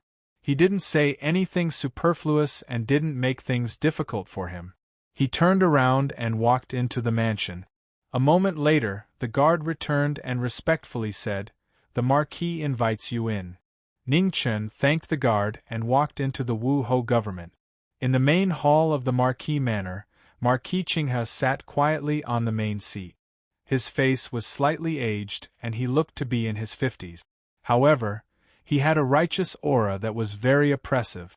"You're Ningchen?" Marquis Clear River sized up the young man before him and spoke calmly. "That's right." Ningchen nodded. "You don't look like the portrait that Wu Yu gave me. Take off the mask." Marquis Qinghe said indifferently. "Ah, as expected, I can't hide from the Marquis." Ningchen removed the mask and revealed his true face. He then respectfully bowed. "Junior Ningchen greets the Marquis." "Not bad." Marquis Qinghe nodded. His calmness had a trace of praise. "You were the one who kidnapped Northern Meng's young emperor, right?" Marquis Qinghe's tone didn't have much surprise as he asked. "Yes." Ningchen did not deny it and nodded. "There are 2 letters here. One is from His Majesty and the other is from Wu Yu. Take a look." While speaking, Marquis Qinghe's hand moved and the 2 letters turned into a stream of light that flew towards Ningchen. Ningchen received the 2 letters. After opening them, he read them one by one. There was no change in his expression. He already knew the attitude of Emperor Xia and Chang Sunday. Now that he read it again, he wouldn't be surprised. Emperor Xia's letter clearly stated that once he was discovered to have entered Xingqiao Pass, he was to immediately stop him at all costs, regardless of life or death. As for Northern Meng's young emperor, he had to be sent back to the imperial city alive. As expected, Chang Sun's letter tactfully begged for mercy. Between the words and the brush, he did his best to ask for Ningchen to hand over the young emperor voluntarily. Finally, he repeatedly warned his father not to use force. The 2 letters with completely different tones represented the final attitude of the current emperor and empress of the Grand Xia. This was unfortunate for Ningchen, but also an honor. "What are your thoughts?" Marquis Qinghe asked. "I don't have any thoughts. I already expected this." Ningchen waved his hand and returned the letter. "This is Emperor Xia's world. His Majesty's words are imperial edicts. This is Grand Xia's world, not Emperor Xia's. As for imperial edicts, they are meaningless to me," Ningchen said coldly. "Outrageous." Marquis Qinghe's expression immediately sank. He coldly snorted and said, "Men, capture this brat for me." Yes. As soon as he finished speaking, The 4 generals entered and quickly surrounded Ning Chen. Senior Marquis, I only came to visit you because you are the Empress Father. This is my due courtesy. However, that doesn't mean that I will give up without a fight. Ning Chen's expression also sank. Then let me see what you're capable of. Attack! Marquis Qinghe shouted coldly. Clang, clang. The 4 generals unsheathed their swords, and a powerful stench of blood wafted out. These generals who had been through hundreds of battles were abnormally powerful. Each one of them was at least at rank 8. Ning Chen's expression became extremely grave. His feet moved, and he took the initiative to attack. His figure flashed, and the black sword wrapped in cloth appeared behind him. His sword light slashed down towards one of the generals. Bang! The swords and sabers collided. Ning Chen used his peerless foundation to force the general back half a step. However, at the same time, 3 sword lights arrived behind him. He couldn't get away in that half a step. Ning Chen's body trembled. His sword light turned around and knocked away 2 of the sword light. The powerful backlash caused his blood and qi to churn. The final attack was unavoidable. Ning Chen's left hand formed a sword finger. True qi overflowed, and he met the general's attack head-on. The 2 sword fingers collided. Ning Chen was unable to use the power of the sword qi. The sword qi entered his body, and blood flowed out of his mouth. Seeing that there was no advantage in this prolonged battle, Ning Chen made a prompt decision. His sword moved and snow filled the sky. He raised his cultivation to its peak. Flying swan feather, one sword of heaven and earth. His sword was as fast as lightning, and it once more shot towards the general who had already retreated half a step. Then with a boom, the general received the attack and retreated several steps. Ning Chen took a step forward, wanting to leave. However, at this moment Marquis Qinghe attacked. His body was like a streak of light, and he instantly arrived in front of Ning Chen. His finger pierced through his forehead. Bang! Ning Chen's body trembled, and he was suddenly sent flying. He vomited blood and it dyed the sky. In this moment of life and death, Ning Chen forcefully endured the pain all over his body. He took a step forward, and using the remaining force, he turned and rushed out of the Marquis estate. Chase him. We must capture him alive and ask him where the Northern Ming Emperor is. Marquis Qinghe's face sunk. Yes. The 4 generals accepted the order and quickly chased after him. Seeing the 4 of them disappear, Marquis Qinghe glanced at the darkness and sighed. He then turned and walked into the hall. Wuyo, this is all your father can do. The rest will depend on his own luck. Ning Chen immediately put on his mask after escaping the Marquis estate. Blood continuously flowed from his mouth as he staggered toward the crowd. The 4 generals followed closely behind him. They chased him for over 10 streets, but they lost him in front of an inn. Go in and search, said one of the generals. Yes.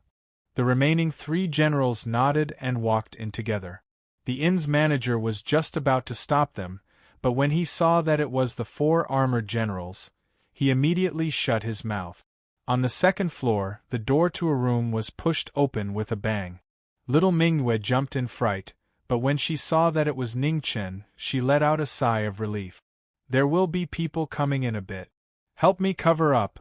Ning Chen endured his injuries and quickly said. Okay. Mingyue saw that his expression was not right and quickly agreed. Ning Chen quickly took off his outer clothes and stuffed them into the bedside cabinet. Then, he lay down on the bed. Dang dang. The next moment, there was a knock on the door. Before little Mingyue could open the door, a general pushed the door open and entered. Sir, sir. Mingyue pretended to panic and took 2 steps back as she spoke timidly. The general saw that it was a little girl and frowned. He walked into the room and looked around. When he saw the pale and sickly middle-aged man on the bed, he dispelled his doubts and turned to leave. Mingyue closed the door. Just as she walked to the bedside, she saw Ning Chen spit out a mouthful of blood.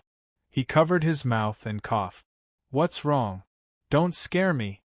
Little Mingyue panicked. She used her sleeve to wipe the blood from his mouth, but no matter how hard she tried, she could not wipe it all away. Marquis Qinghe did not hold back in his last move. There were too many spies in the Marquis estate, so he could not hold back. "I'm fine." Ning Chen gently pushed little Mingyue away and sat on the bed to rest. When he attacked just now, he really thought that he might not be able to come back. He thought that the conversation would not go smoothly and might even end on bad terms. However, on account of Zhang Sun, Marquis Qinghe would not be too ruthless. He did not expect Marquis Qinghe's attitude to be so intense. It was only after that finger attack that he instantly understood that Marquis Qinghe was acting for the people in the dark. That finger attack did not hold back, but there were many more things.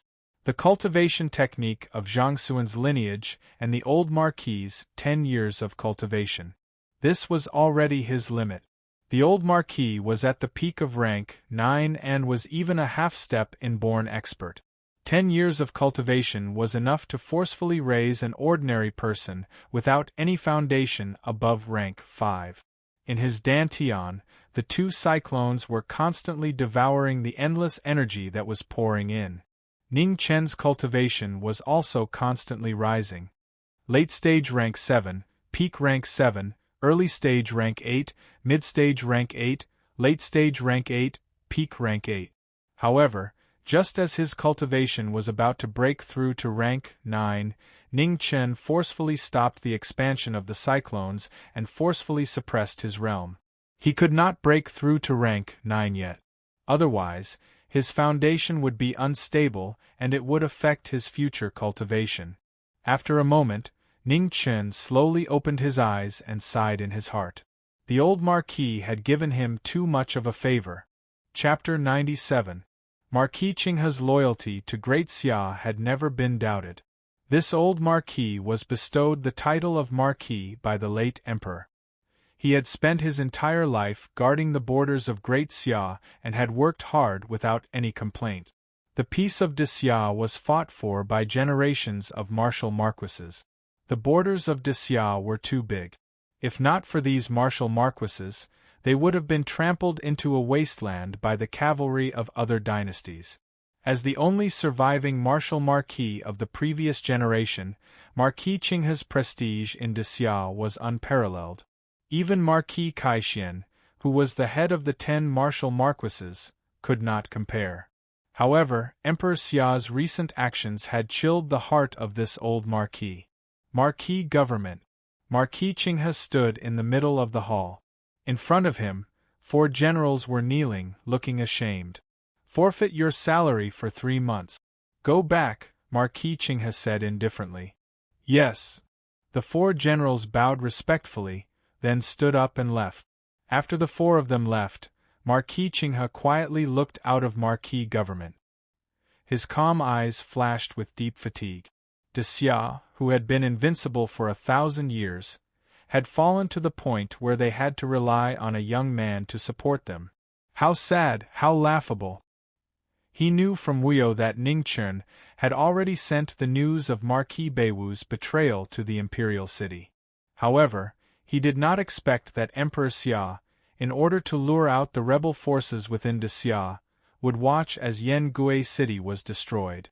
In the end, the 170,000 soldiers and millions of civilians were completely slaughtered by the northern Meng army. It could be said that half of de Xia's precarious situation was caused by Emperor Xia's own hands. As a subject, he had to be loyal to Emperor Xia. However, he was even more loyal to de Xia that he had protected for his entire life. He was very clear about what Ning Chen had done. It could even be said that if not for this young man, de Xia would be in an even worse state in this war. He believed in his own judgment, and even more so in his daughter's judgment of people. Therefore, he was willing to take a gamble. 10 years of cultivation was nothing to him. He would not be able to enter the Xiantian realm in this lifetime. He might as well help this young man this once. He only hoped that his decision this time would bring new hope to de Xia, and not the beginning of destruction. Ning Chen didn't know what the old Marquis was thinking, but he knew that he owed him a favor that could never be repaid. 10 years of cultivation was not something that any martial artist could casually give up, not to mention that the old Marquis was already very old. Losing 10 years of cultivation would definitely cause great damage to his vitality and even cause permanent damage to his own foundation. Mingyu had been quietly guarding by the bedside, her delicate little face filled with worry. "It's fine now." Ning Chen woke up from his meditation and rubbed the little girl's hair. Although the injuries on his body were not light, they were nothing compared to what he had obtained. He couldn't stay in this any longer. He and little Mingyue had to leave as soon as possible. He had wasted a lot of time recuperating, and the sky outside was gradually darkening. However, this was a good thing for them. Every day at this time was the time when people who left early and returned late returned home. There were relatively more pedestrians on the street. In addition, the sky was dark, which made it more convenient for them to leave. "Let's go." Thinking of this, Ning Chen put on his coat, held Mingyu's hand, and walked out of the door. Along the way, the pedestrians walked back and forth. The two of them didn't stand out as they walked, and soon disappeared into the night. In the next 2 days, the Qing dynasty pass was under martial law. The places where Ning Chen had appeared were checked over and over again. No one knew that Ning Chen had brought little Mingyue to another city 300 li away from the Qing dynasty pass, and they had stayed there for 5 days. His injuries couldn't be delayed any longer. He had to calm down and heal. Moreover, he needed time to cultivate the cultivation method that the old Marquis had given him. This was the martial arts of the Zhangsun branch. There were mental cultivation methods and moves. He didn't lack mental cultivation methods. What he lacked was the method to cultivate the moves. There were very few sword moves in the martial arts of the Zhangsun branch. Moreover, the old Marquis and the Marquis of Taiping weren't sword users. Fortunately, he didn't have to learn sword moves. He wasn't a sword fanatic like Prince Yen. He didn't mind learning any martial arts as long as it was useful. In the path of martial arts, the most taboo was to be impatient. Ning Chen didn't dare to learn too much. He only chose one sword move and one of the 3 palms. The old Marquis only taught one sword move and 3 palms. He was probably afraid that Ning Chen was young and impetuous and would be greedy. Any martial arts in the world had its unique way of cultivating. Ning Chen spent 5 days healing and cultivating before he had a preliminary grasp of the sword move and the palm move. 5 days later, Ning Chen took little Mingyue on the road again. They needed to get to the Heaven's Gate as soon as possible. After another 3 days, the two of them came to 5 li away from the Heaven's Gate and stopped moving forward. Ning Chen looked at the mighty Great Xia Pass in front of him, knowing that this was the last problem in front of him. It was definitely impossible to force their way through. Fan Lingyue must have left a real powerhouse in this extremely important place. If they forced their way through, they would only be courting death. The only choice was to pass through the Qizhou mountain range on both sides of the Heaven's Gate. The Qizhou mountain range stretched for nearly 10,000 li, forcibly dividing the territory of the Great Xia into 2 halves. The place where the Heaven's Gate was located was the most gentle of the mountains, but it still took a lot of manpower and material resources of the Great Xia to build. The Qizhou mountain range was a true primitive land. Very few people dared to set foot in it. However, Ning Chen had no choice but to pass through it. "Are you scared?" Ning Chen looked at the little girl beside him and asked. "No."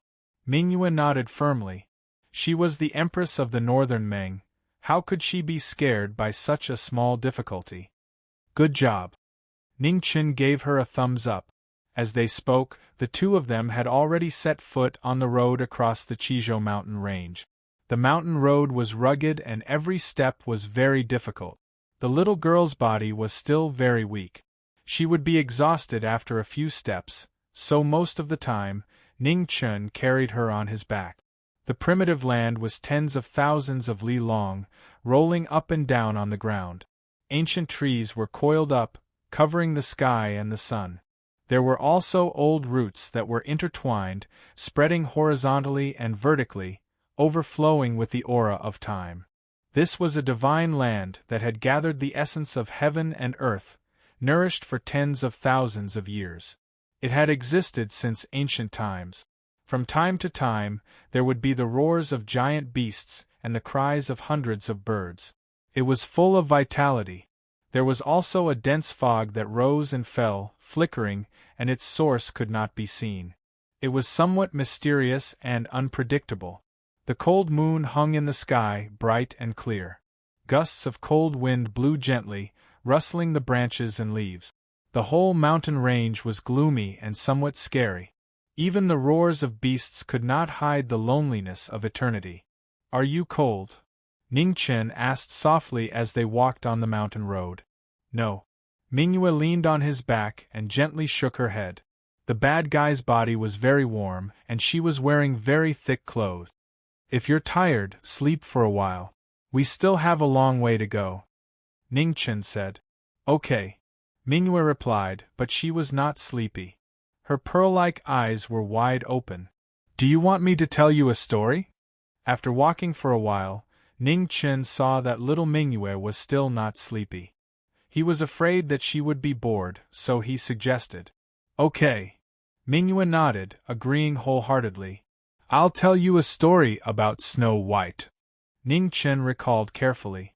He did not know if he could still remember everything after not telling it for so many years. Once upon a time there was a king. The beginning of the story was very vulgar, the middle was very complicated, but the ending was very beautiful. It was a typical fairy tale of a prince, a princess, and a bad guy. Ning Chen's mouth could even make dead things come alive, let alone telling a story. Little Mingyue was very engrossed in the story. Ning Chen smiled in his heart. She was a little girl after all. "Does Fan Lingyue look like that bad queen?" Ning Chen took the opportunity to instill in little Mingyue the idea that Fan Lingyue was a bad guy. "You're the bad guy. Sister Lingyue is a good person." Little Mingyue's ability to distinguish right from wrong was very strong. She could tell Ning Chen's intention at a glance. She pouted and replied. Ning Chen rubbed his nose helplessly. His strategy had failed, and there was room for improvement.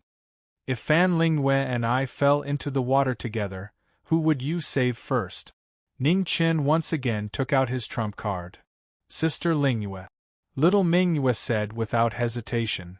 "I doted on you for nothing." Ning Chen was very hurt. The little girl answered too quickly. It would have been good even if she pretended to hesitate. "Your martial arts are so good you can last for a long time. Sister Lingyue doesn't know martial arts, so I must save Sister Lingyue first." Mingyue hugged the bad guy's arms tightly and explained softly. "Eh." Ning Chen laughed softly. If Fan Lingyue didn't know martial arts, then there wouldn't be any martial arts in the world. That palm strike almost killed him. However, he couldn't tell little Mingyue these things. "Why don't you tell me a story?" Ning Chen suggested. "I don't know," the little girl said with difficulty. "Then I'll tell you a joke?" Ning Chen smiled strangely. "Okay." Mingyue nodded. Once upon a time there was a eunuch. Ning Chen opened his mouth and said nothing else. "What happened next?" Mingyue asked curiously. "Nothing else," Ning Chen replied. Mingyue was stunned. After a long time, she finally reacted. She hit the former hard with her little hand and said with a red face, "You're a bad guy." "Heh heh, I'm just joking." Ning Chen laughed and continued, "Why don't I tell you a new story?" "No, I want to hear a story." Mingyue pouted. "What kind of story?" Ning Chen asked. Little Mingyue thought for a while and said, "Why don't you tell me about yourself?" She knew that there weren't many people in this world who could make Sister Lingyue pay attention to them. Since the bad guy was so powerful, he must have a lot of stories to tell. Ning Chen didn't refuse. Wasn't it just telling stories about heroes? He was the best at it. Once upon a time, there was a young, handsome, confident, kind and cute boy who entered the palace, The story was very long, mainly because a certain someone had shamelessly added too many exaggerated adjectives, resulting in a story that could be written on a palm-sized piece of paper, taking more than 2 hours to reach the part where he fell off the cliff. You don't know how big that strange bird was when I fell down. Its wings were as wide as 4 to 5 feet. Ning Chen was in the midst of telling the story vividly, but was interrupted by little Mingyue without giving him any face. You're lying. How can there be such a big bird? The other plots may be slightly exaggerated, but I didn't exaggerate at all about this. That's… Ning Chen was about to explain when he suddenly heard a deep roar coming from the sky. His calm face instantly darkened. This time there was no need to explain. Chapter 98. Above the horizon, a huge black shadow appeared. It covered the sky and blocked all the light. It was much wider than what Ning Chen had described. Little Mingyu was nervous. She hugged Ning Chen's neck tightly. No matter how determined a little girl was, she was still afraid of this unknown monster. Chirp! The strange bird let out a long cry and swooped down towards the two people below. Ning Chen's eyes turned cold. He stamped his foot and turned into a silver light. With a swoosh, he slashed at the bird's abdomen. Crash! Blood sprayed out. A long wound appeared on the bird's body. However, the bird was too big. It was more than 30 meters wide. After a painful cry, it quickly left.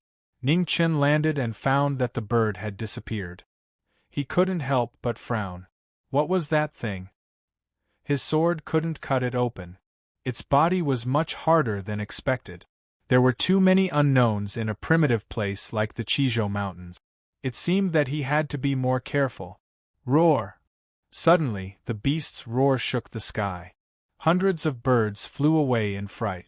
The earth shook violently as if there was an earthquake. Little Mingyu hugged Ning Chen even tighter. The nervousness on her face became more intense. Ning Chen walked forward quietly. The ink sword in his hand was still dripping with blood. He knew that tonight wouldn't be easy. No wonder no one entered the Chizhou Mountains. Even martial artists didn't want to try. Just the strange bird just now was enough to make martial artists below the 7th rank unable to deal with it. In the past, he met one when he fell off the cliff. Today, he met another one. It seemed that this thing wasn't as rare as he thought. There were monsters every year, but there were especially many today. Boom! At this moment, the world suddenly shook. A huge fist fell from the sky. It was as heavy as a small mountain. It was so heavy that it made people breathless. Ning Chen narrowed his eyes. He took half a step back. His left hand was covered in a dark yellow light. True qi flowed through his body. He gathered all his strength into one punch. With a rumbling sound, the aftermath spread out. The ancient trees around couldn't bear such a huge force. They broke apart and flew everywhere. The owner of the giant fist revealed himself. It was actually a beast ape that was about 30 meters tall. Its entire body was covered in dense brown hair. It had an ugly appearance and looked very frightening. Roar! The giant ape roared at the sky, and the terrifying sound waves turned into a gale, blowing up the fallen leaves. A mere beast dares to be so arrogant? Kneel! Ning Chen coldly snorted. His left hand opened into a palm and grabbed the giant ape's fist. The thick earth energy erupted and he suddenly pulled it downwards. However, with a thud, the giant ape lost its balance and fell to the ground with a loud crash. For a moment, the heaven and earth shook. The ink sword moved, condensing into frost. Just as it was about to end this beast's life, it was stopped by little Mingyu. "Don't kill it," said Mingyu. Ning Chen frowned. When did little Mingyu become so soft-hearted? As an emperor, how could he be so soft-hearted? We were the ones who trespassed into its territory. It was only protecting its home, Mingyu explained softly. Fear also appeared on the giant ape's ugly face. It lowered its head to show its submission. Ning Chen was unwilling to go against little Mingyu's wishes. He withdrew his ink sword and coldly said, "Get up." Hearing this, the giant ape actually stood up, as if it could understand human language. Ning Chen looked at the path that was blocked by the big guy and frowned again. "Move aside, don't block the way."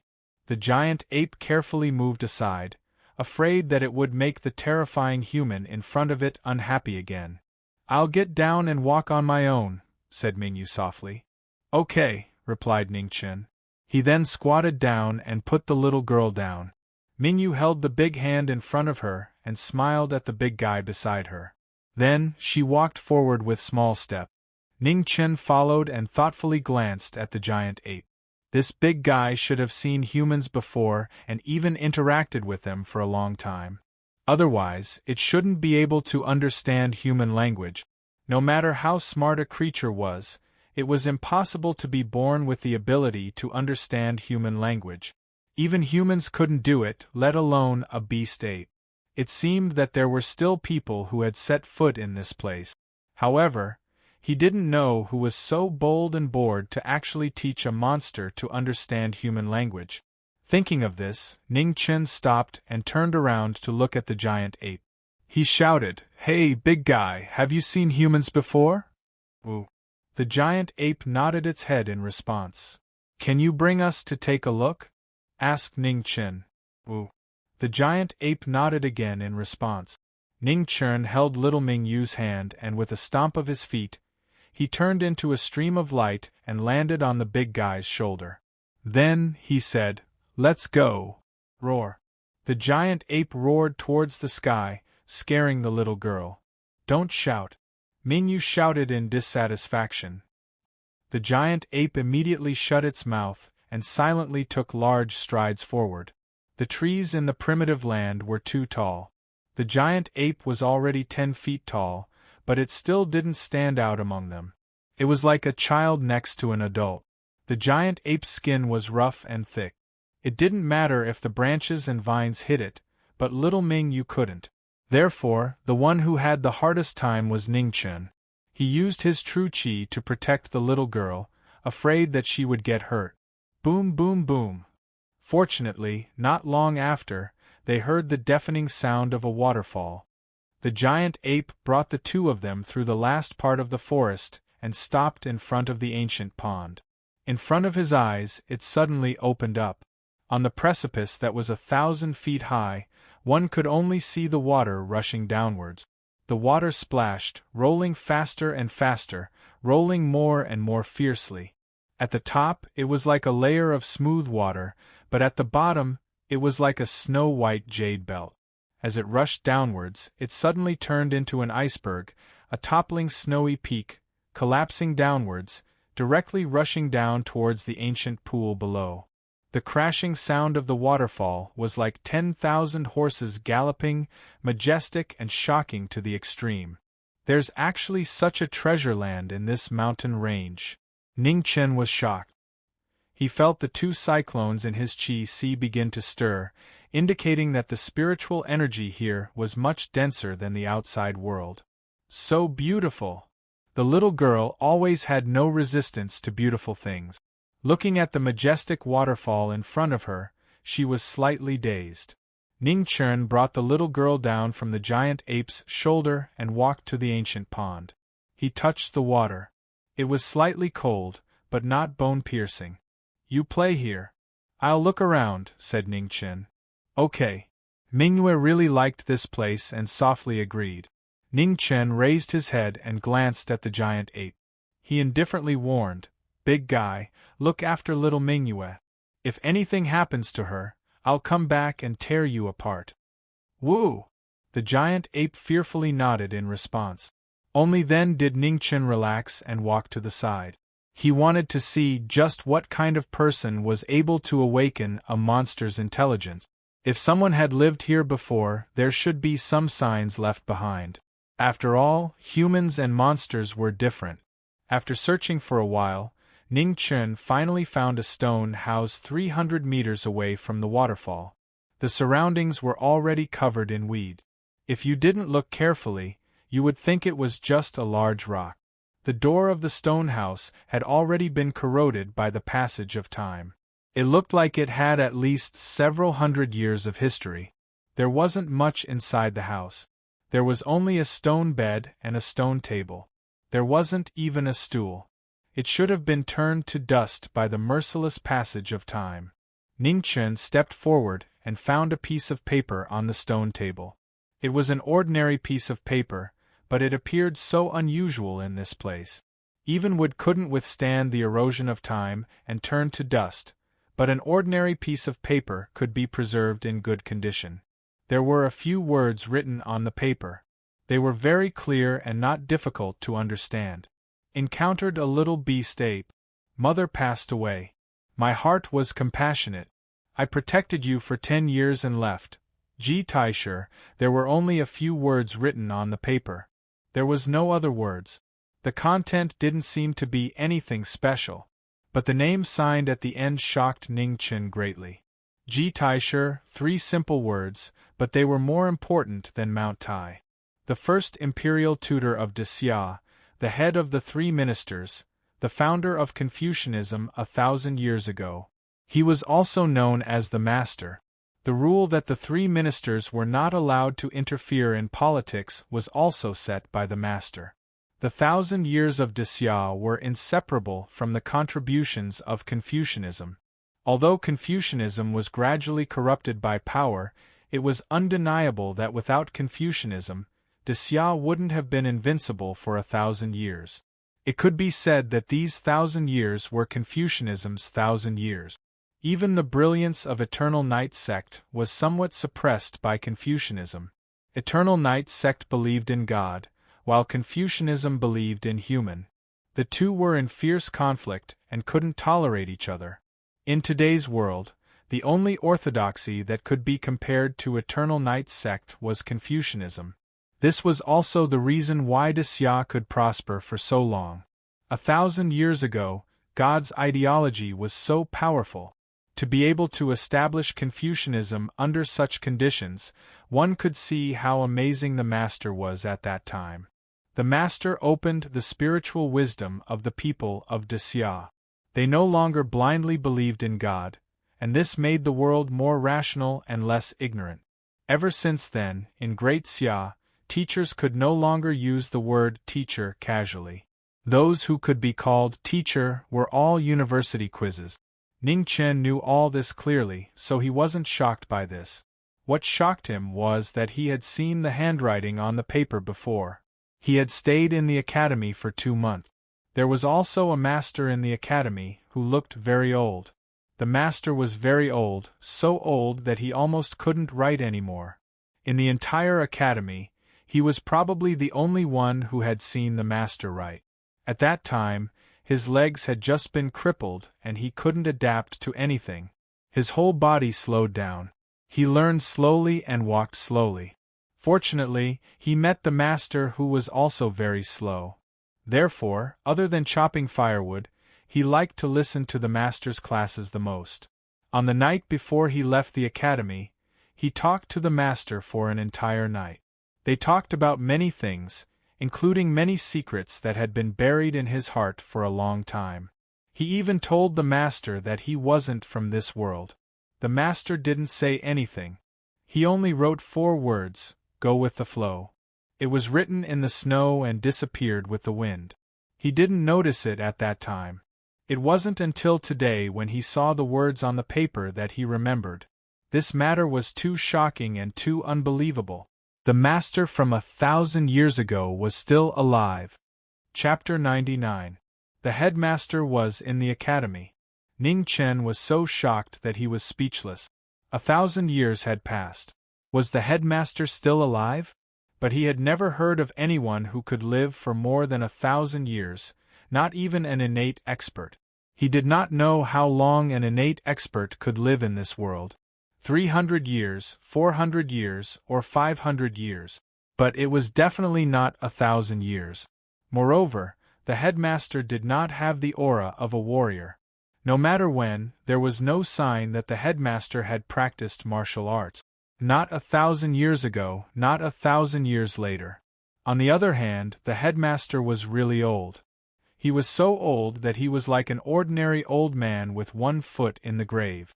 The feeling of having 1 foot in the grave could not be deceived. He even felt that the headmaster could not live for more than 10 years. He could not understand.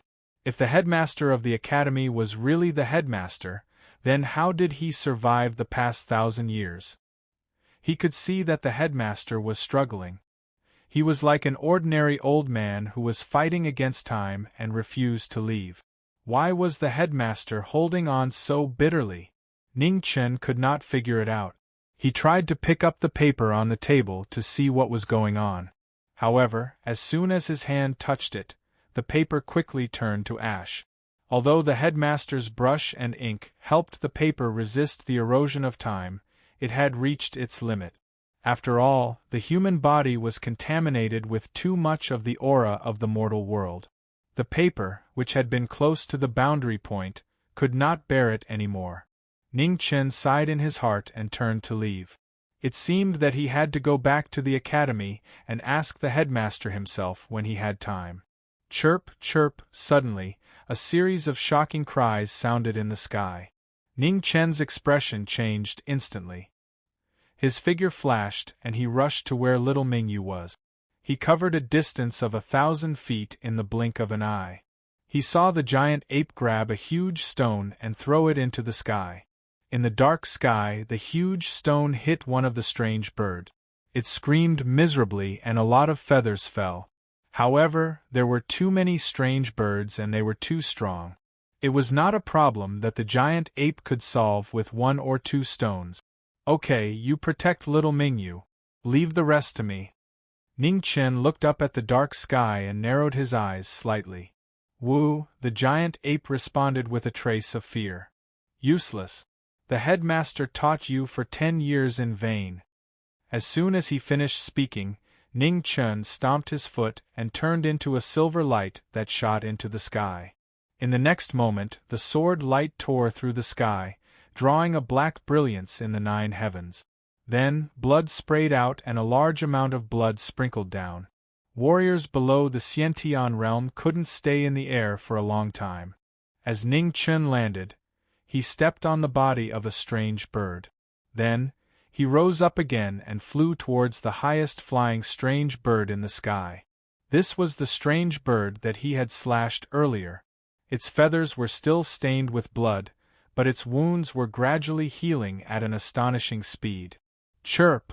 The leader of the strange birds in the sky screamed. The 4 strange birds circling around it immediately swooped down and crashed into the humans in the sky. A flying feather, a sword of heaven and earth. In the dazzling silver light, Ning Chen turned into a huge silver sword and pierced through the bodies of the 2 strange birds. The black sword condensed into frost and cut through the sky, illuminating the entire sky. Whoosh! There was a terrifying cry as one of the strange bird leader's wings was chopped off by the black sword. Blood sprayed out like rain. The leader of the strange birds could no longer support itself with a broken wing. It screamed miserably and then quickly fell down. The rest of the strange birds panicked and flew towards their leader in large groups. In a panic, they used their bodies to support the latter and hurriedly escape. However, at this moment, Ning Chen's sword arrived again. He stepped on the body of the strange bird leader and cut open the other wing. Fresh blood splattered all over the strange birds below. Their screams became more and more panicked. They flapped their huge wings with all their might, desperately trying to escape. Ning Chen's cold eyes showed no mercy. The dark yellow light around his body flickered and the chi of thick earth exploded. With a heavy kick, he kicked the leader of the strange birds down. The strange birds below couldn't bear the sudden weight. They screamed in fear and helplessness as they watched their leader fall and crash onto the ground. It's your turn. Ning Chen snorted coldly and used the momentum to land on the body of a strange bird.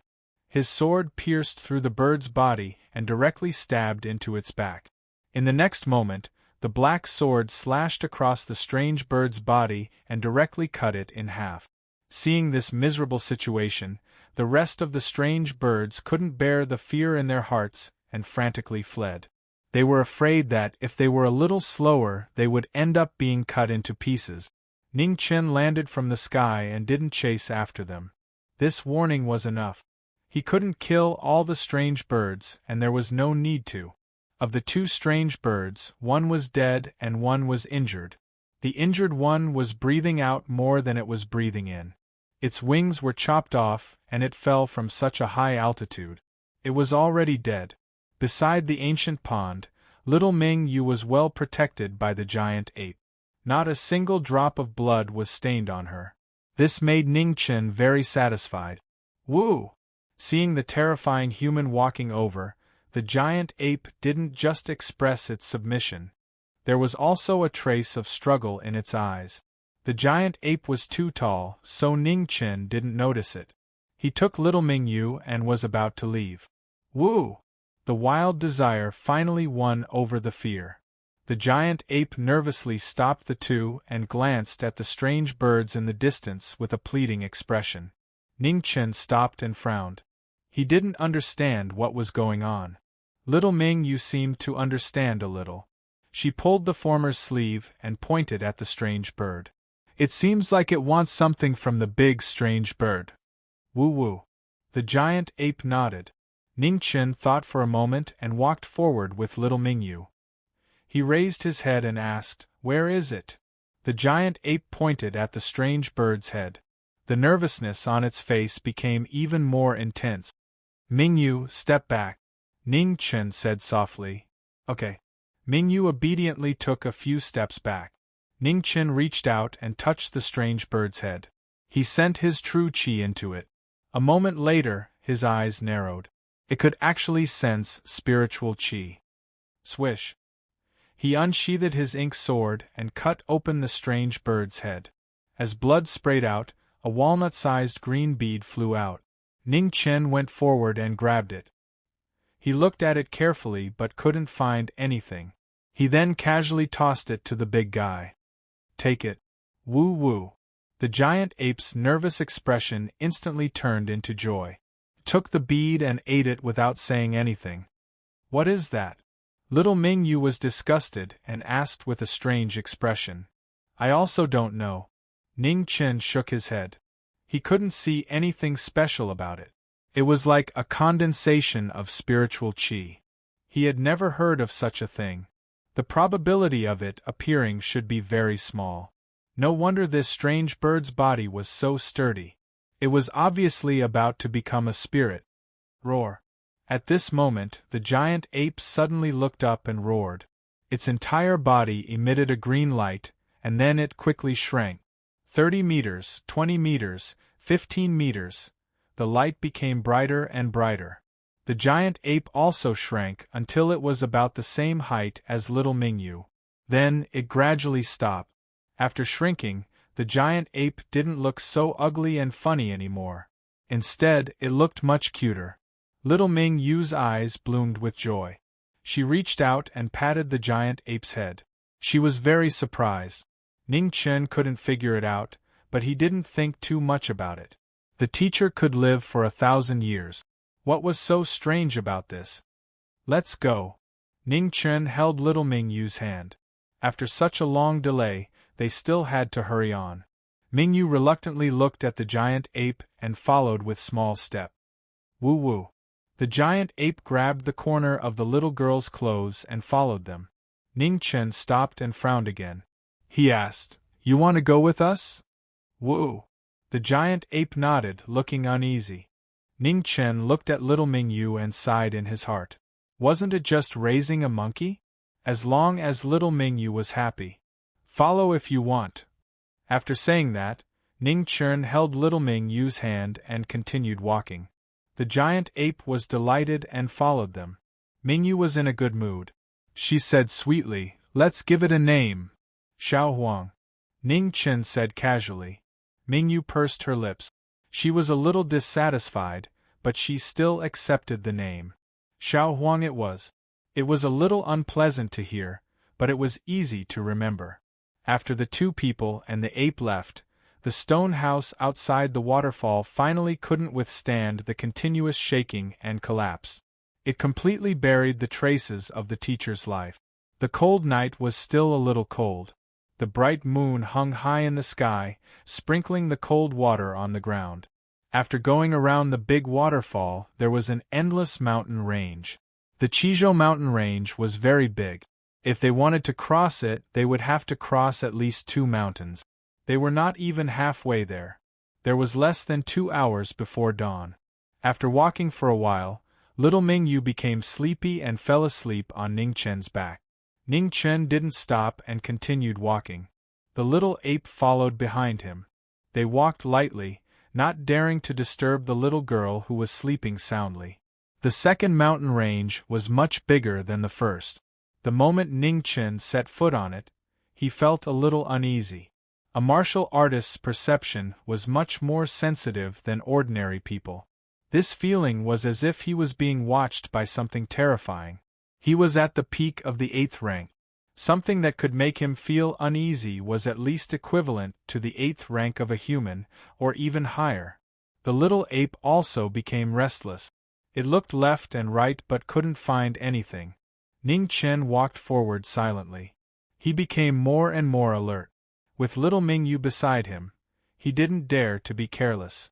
In the sea of qi in his dantian, the silver cyclone and the dark yellow cyclone rotated at the same time.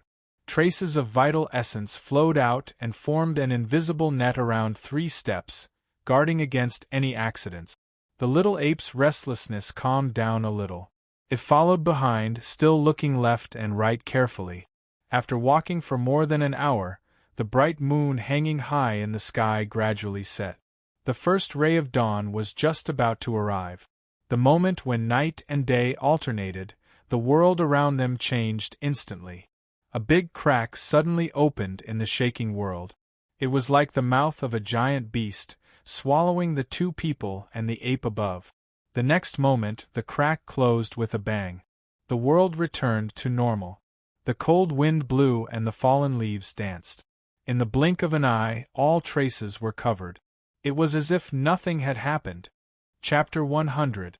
The wind whistled past his ears and his body fell faster and faster. At this critical moment, Ningchen pulled out his black sword and stabbed it into the stone wall in front of him, stopping his fall.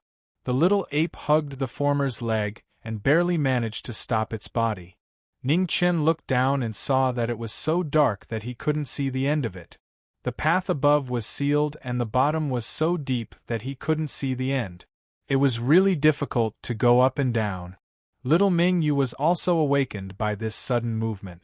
Looking at the darkness around her, she subconsciously hugged the only thing she could rely on. "I'm here. It'll be fine." Ningchen comforted her gently. "Okay." Mingyu hugged him even tighter. "Hold on tight. We're going down." As soon as he finished speaking, Ningchen pulled out the sword that was stuck in the stone wall, and his body fell down again. Just like this, Ningchen would use his black sword to slow down his fall every few dozen feet. Little Mingyu was protected by his true qi and was safe. After a long time, the 2 finally reached the ground. The little ape also obediently stayed on the side and watched. It didn't even dare to breathe loudly. Ningchen took out a match and blew on it. He saw a path in front of him with the light. This was the only path. Ningchen walked forward. After walking for a while, he gradually saw a light far away. It was very clear, but it wasn't the light of the sun. It was the unique spiritual light of a martial artist. He was also a martial artist, so he wasn't unfamiliar with this kind of light. However, this kind of invisible pressure faintly suppressed any powerhouse he had ever seen. Ningchen was very shocked. How could there be such a powerhouse in this kind of place? There was no doubt that this person was at least one of the 5 strongest Xiantian powerhouses in the world. He might even surpass them. The spiritual light coming from the distance was very peaceful. It didn't have the slightest bit of evil. It was like a calm ocean, boundless and containing all things. Ningchen continued to walk forward. He wanted to see exactly who this person was. If a powerhouse of this level had evil intentions, they wouldn't even have a chance to escape. It didn't matter if it was far or near. After 100 steps, the space suddenly changed. Everything around Ningchen changed. Even Mingyu and the little ape disappeared. In front of him, a purple guqin was playing by itself. The formless sound of the great Tao spread out in circles, silently cleansing the souls of those who entered. An illusion. Ning Chen narrowed his eyes as he looked at the zither in front of him. The same situation had happened to him in the great hall of the netherworld. It was very strange, and people couldn't tell if it was real or fake. In the end, the little white horse swallowed something to save him. In the state of consciousness, everything you see is real. Just at this moment, a violet-robed youth slowly walked out and sat by the zither, gently stroking its strings. Ning Chen was startled. Was this that powerful cultivator? At such a close distance, he didn't feel that formless pressure. "Senior, may I ask where this place is?" Ning Chen stepped forward and bowed respectfully. In the belly of a Taotai. The purple-clothed young man stopped playing the zither and raised his head to answer calmly. Taotai. Ning Chen frowned. Wasn't this a mythical monster? It actually existed. Legend has it that the Taotai was one of the sons of the dragon. It was extremely greedy and gluttonous, and could devour everything in the world. It was a monster that had only appeared in ancient myths and legends. "Can you let me see the heavenly book in your body?" At this moment, the purple-clothed young man spoke. Ning Chen's body trembled. How could this person know that he had a heavenly book? The purple-clothed young man smiled faintly and said, "No need to be surprised. 1,000 years ago, I also had a heavenly book, so I'm more sensitive to its aura." Hearing this, Ning Chen's eyes narrowed. 1,000 years ago again? Didn't that mean that this person had also lived for 1,000 years? "May I ask for senior's name?" Ning Chen bowed respectfully again and asked. "Jiang Wangji." The purple-clothed young man thought for a moment and softly replied. It had been too long since anyone had asked for his name, so he had forgotten it. Dao Kuei. Ning Chen's heart trembled. The person in front of him was the head of the Dao sect from 1,000 years ago. The Dao sect had existed for much longer than the Confucian sect. It could even be compared to the Eternal Night sect. However, it had been destroyed 1,000 years ago, and its orthodoxy had ended.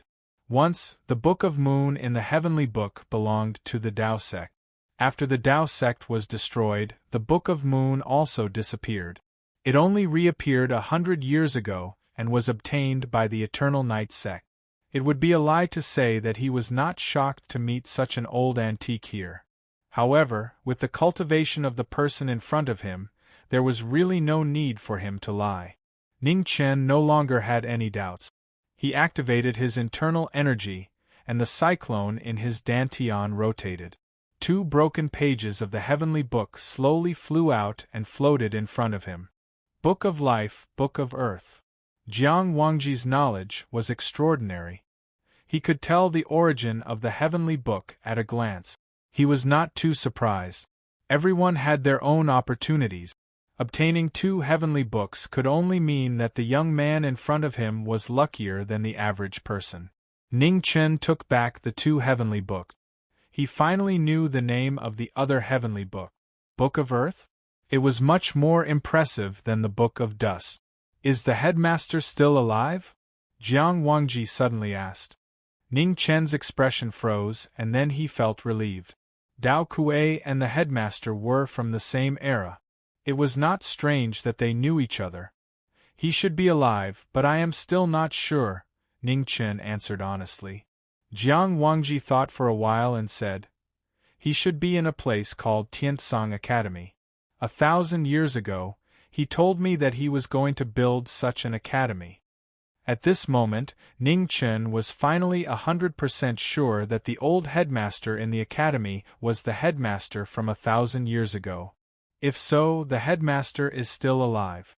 However, I have a feeling that the headmaster may not be able to hold on for more than 10 years, Ning Chen said seriously. Sigh. Jiang Wangji sighed softly. Even someone as amazing as the headmaster could not withstand the merciless passage of time. 1,000 years is too long. Ning Chen hesitated for a moment. He could no longer suppress the doubts in his heart and asked, Senior, can a human really live for more than 1,000 years? Impossible. Jiang Wangji shook his head. Then he looked at the space around him and continued, Do you know why I am voluntarily trapped in this place? Senior, please tell me, Ning Chen said respectfully. Because in the stomach of the Taotai, the flow of time is slower than outside. I am not as good as the headmaster, so I can only use this method to survive this long 1,000 years. As for the headmaster's method, you will not understand it, and you don't need to understand it. However, any method of immortality has a price. No one is an exception. Jiang Wangji's voice was filled with endless exhaustion. Even though he was in the stomach of the Taotai, he could not hold on any longer. 1,000 years had already exhausted him. Ning Chen's eyes were filled with shock and confusion. Senior and the headmaster did not seem like people who were afraid of death. Why did they have to hold on so bitterly and live through this 1,000 years that was worse than death? I know you have doubts, but I can't say it now. Otherwise, it will cause unnecessary changes. The headmaster and I can't hold on for much longer. There can't be any more accident. As soon as he finished speaking, Jiang Wangji got up and walked to the front of the young man in front of him. He stretched out his right hand and gently touched the young man's forehead. Immediately, a Haotian Taoism cultivation method was reflected in his mind. I know that the life scroll only has mental cultivation methods and no move.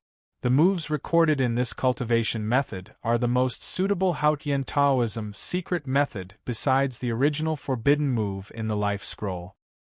I don't have many requests. I just hope that you can live well, live at all costs. Then, try your best to find the nothing scroll. Remember, don't tell anyone that the headmaster and I are alive. As for the way out, just go back the way you came. In a while, I will disturb the Taotia's senses again, and make it think that it is time to eat. When it opens its mouth, you rush out immediately. I will also help you. As he spoke, the surrounding space suddenly shattered. The purple figure also turned into stars and disappeared between heaven and earth. Ning Chen came to his senses and found that little Mingyu had been guarding him worriedly. Her little hands were tightly grasped, for fear that he would disappear if she could not hold him. Time was of the essence. Ning Chen did not have time to say more. He held little Mingyu in his arms and rushed back the way they came. The little ape beast roared and quickly followed after him. The next moment, the spiritual light of the martial artist behind him became brighter, like a purple sun. Ning Chen knew that this was the senior interfering with the Taotia's senses. Rumble! Suddenly, the earth shook. In the sky ahead, a huge mouth opened. A bright light shone down. It was extremely bright. It was the first light of dawn. Let's go! Ning Chen's aura exploded. He rolled up the little ape and turned into a stream of light that soared into the sky. At the same time, a vast power appeared out of thin air. A soft palm rushed over and helped him escape from the Taotia's stomach. After Ning Chen left, the huge gully quickly closed. In the deepest part of the Taotia's stomach, Jiang Wangji looked at the slowly disappearing sunlight in the distance and sighed softly. He had not seen this kind of warm light for a long time. He was a person from 1,000 years ago. He could no longer see the light. His existence was no longer tolerated by heaven and earth. Once he went out, he would soon disappear. He had waited for 1,000 years, hoping that he could catch up. This young man was not bad. Not everyone could listen to the soul-leaving song of Haotian Taoism. He was fine, which meant that his nature was not bad. He was not greedy and not arrogant. He was a trustworthy person. For 1,000 years, those who were swallowed by the Taotai had basically died. Even if they did not die, in the end, no one could pass the test of the soul-leaving song. Human greed was essentially no different from the Taotai. He had no time to wait. Fortunately, he had found one at the last moment. The no scroll was too important. He had to find it as soon as possible. Otherwise, this disaster would become a real catastrophe. Only those who had the tomes of arcane would have a special reaction to the tomes of arcane. The no scroll represented nothingness and destruction. It was the key to facing the disaster in the future. He and the headmaster were too old to stop this disaster. He only hoped that these young people 1,000 years later could shoulder this burden. The headmaster's divination skill was unparalleled. He believed that the headmaster said that there would be hope in the human world. Chapter 101. Under the first light of dawn, a silver light rushed out from the ground. After landing, it continued to run for more than 10 miles before stopping. The morning sun was a little dazzling. Little Mingyu took a while to adjust to it before opening her eyes. She looked around and saw that she was back on the ground. She couldn't help but smile. The little ape stayed aside with lingering fear. Its big round eyes looked sneaky, afraid that it would fall into that dark and strange place again. Ning Chen didn't explain anything. In fact, he was a little confused. If it wasn't for the Taoist secret method in his mind, he would have suspected that this was another illusion. Dao Kuei Jiang Wangji, who had disappeared 1,000 years ago, actually lived to this era. What was he waiting for? He didn't hesitate to pay such a big price to survive 1,000 years. Was it worth it? Go by yourself. Ning Chen put little Mingyu down and held her little hand as he spoke softly. Okay, Mingyu said obediently. Not long after, Ning Chen heard the sound of the river, so he took little Mingyu there to rest for a while. After a tiring night, he was fine, but little Mingyu couldn't fall asleep several times. She probably couldn't take it anymore. The river was turbulent and very clear. There was no human habitation in the primitive land, so the river water was very clean. Ning Chen caught a fish, roasted it, and handed it to little Mingyu.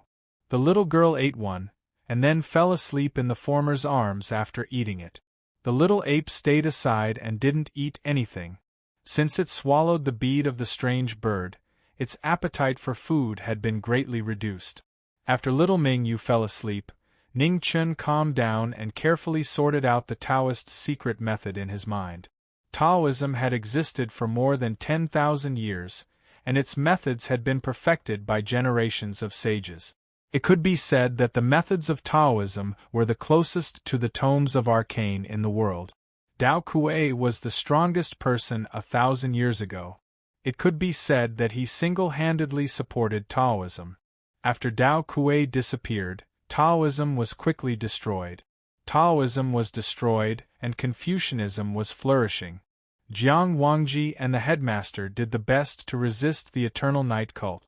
The secret method that Dao Kuei passed on to him didn't require the primordial realm like the Scroll of Earth, but it still required him to be at least at the peak of the 9th rank. He couldn't practice it now. This was the wisdom of Taoism over the past 10,000 years. He needed to be patient. Moreover, he hadn't fully grasped the things that the old Marquis had taught him. He still understood the principle of biting off more than he could chew. Little Mingyu was exhausted. She slept all the way until noon. The little ape picked a lot of wild fruit. After a simple meal, the two of them continued their journey. For the rest of the journey, they did not encounter any danger. Ning Chen sped up again and finally walked out of the Chizhou mountain range when the cold moon hung high in the sky.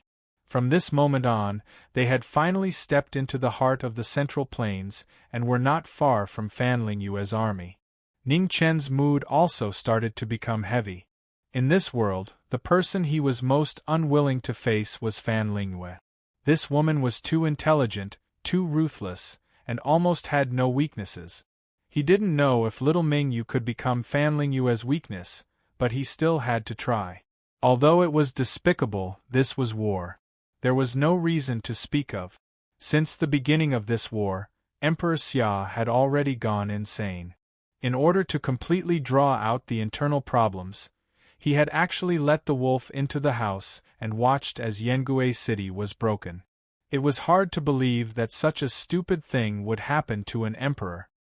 He had heard before that time could turn a wise emperor into a fatuous one and a tyrant. When one grew old, the desire for power would become even stronger and the suspicion in one's heart would also become heavier. It wasn't that there were no examples in the history of Huaxia, but no one was as extreme as Emperor Xia. At that time, he really hoped that Emperor Xia had died on that mountain, even if Great Xia would be in chaos for a while. If Emperor Xia died, Great Xia would be in chaos. If he didn't die, Great Xia would be even more chaotic. The current situation of Great Xia was much worse than before. If it wasn't for Zhang Sun, he really didn't want to get involved in this mess. Whoever ruled the world had nothing to do with him. In terms of closeness, little Ming Yu was much more suitable than Emperor Xia, who had always wanted to kill him. Fan Lingyue's army of 300,000 shouldn't have advanced too far. With such a big thing happening in the northern Meng imperial court, it was impossible to hide it. The hearts of the northern Meng army was the first thing that had to be resolved. After all, Great Xia had been invincible for 1,000 years. A starving camel was still bigger than a horse. The cities in the Central Plains were connected one after another. It wasn't that easy to attack the imperial city. The cruelest war had just begun. Once Fan Lingyue swept away all the troubles and went all out south, Great Xia would be in real danger. Whether or not they could stop Fan Lingyue before he reached the imperial city was the key to Great Xia's survival. In any dynasty, once the imperial city was breached, it wouldn't be far from destruction. This was the spiritual sustenance of the people of the dynasty. It didn't just represent a simple city. He kidnapped little Ming Yu and only temporarily delayed the northern Meng army's advance to the south, giving Great Xia a chance to breathe. As for threatening Fan Lingyue to retreat, even he himself didn't believe it. The reason was simple. She was the military advisor. She was even more ruthless than Emperor Xia. The only difference was that Emperor Xia's ruthlessness had buried the north of Great Xia, while Fan Lingyue had mercilessly taken down the north of Great Xia. In this world, the difference between a smart person and a stupid person was much greater than one could imagine. Now, he had already confirmed that the Academy's teacher was the same teacher from 1,000 years ago. Therefore, the first thing he had to do was to return to the Academy. In this world, if there was anyone whose intelligence could match Fan Lingyue, it would be his teacher. The road back to the Academy was very long. Ning Chen brought little Ming Yu and rushed for 2 days before they arrived. The first person he went to see wasn't his teacher, but Mr. Liu. He brought along a jar of wine that he had bought on the street. There was an imperial word on it. Old man Liu was so angry that he was fuming. This brat had said before he left that he would bring back imperial wine for him. This time, he actually brought back imperial wine. He was grateful to his whole family. Ning Chen didn't feel any shame. Emperor Xia was chasing him all over the world. Where could he get the real imperial wine for old man Liu? Take it or leave it. If you don't want it, I'll drink it myself, Ning Chen said impatiently. Of course I want it. Why wouldn't I? I can't let a little bastard like you benefit from it. Old man Liu snatched the jar of wine and casually threw it to the side. It was his business whether he drank it or not, but he definitely had to leave the wine behind. This is the little emperor of Northern Meng? Old man Liu glanced at the delicate little boy beside Ning Chen and asked curiously. Yes. Ning Chen patted little Ming Yu's little hat and said, "Call me Mr. Liu." Mr. Liu. Ming Yu obediently called out. Old man Liu nodded and said with a strange expression, "Looks like you two get along well." Of course, I've always been very popular. Ning Chen laughed. All right, the wine is here. I have to go. Next time, I might bring you the real imperial wine. After saying this, Ning Chen held little Ming Yu's hand and walked out of the courtyard. He had come here to tell old man Liu that he was safe. When his legs had just been crippled, this old man had treated him well. He couldn't be ungrateful. Old man Liu looked at Ning Chen's back and shook his head helplessly. This kid was really not easy to deal with. After seeing Mr. Liu, Ning Chen returned to his old residence in the academy. The little white horse had grown fat and had also grown up. When the two met, there was no awkward silence, nor were there tears in their eyes. The little white horse wanted to express its longing, but was pushed away by Ning Chen. He hated horses that didn't care about hygiene the most. Little Mingyu had fallen asleep in the house. After rushing for a few days, the little girl was a little tired. After arriving at the academy, her spirit wasn't too good. Xiao Wang, you stay here with Little White. Don't fight. Do whatever you want. Ning Chen also left the little ape behind. Why was there always a monkey beside him? The little ape didn't dare to object, and could only smile at the little white horse to show its friendliness. The little white horse proudly turned its head away, showing its disdain. Ning Chen didn't care how they got along. If they had the ability, he would tear down the academy. The academy had an innate stage principle.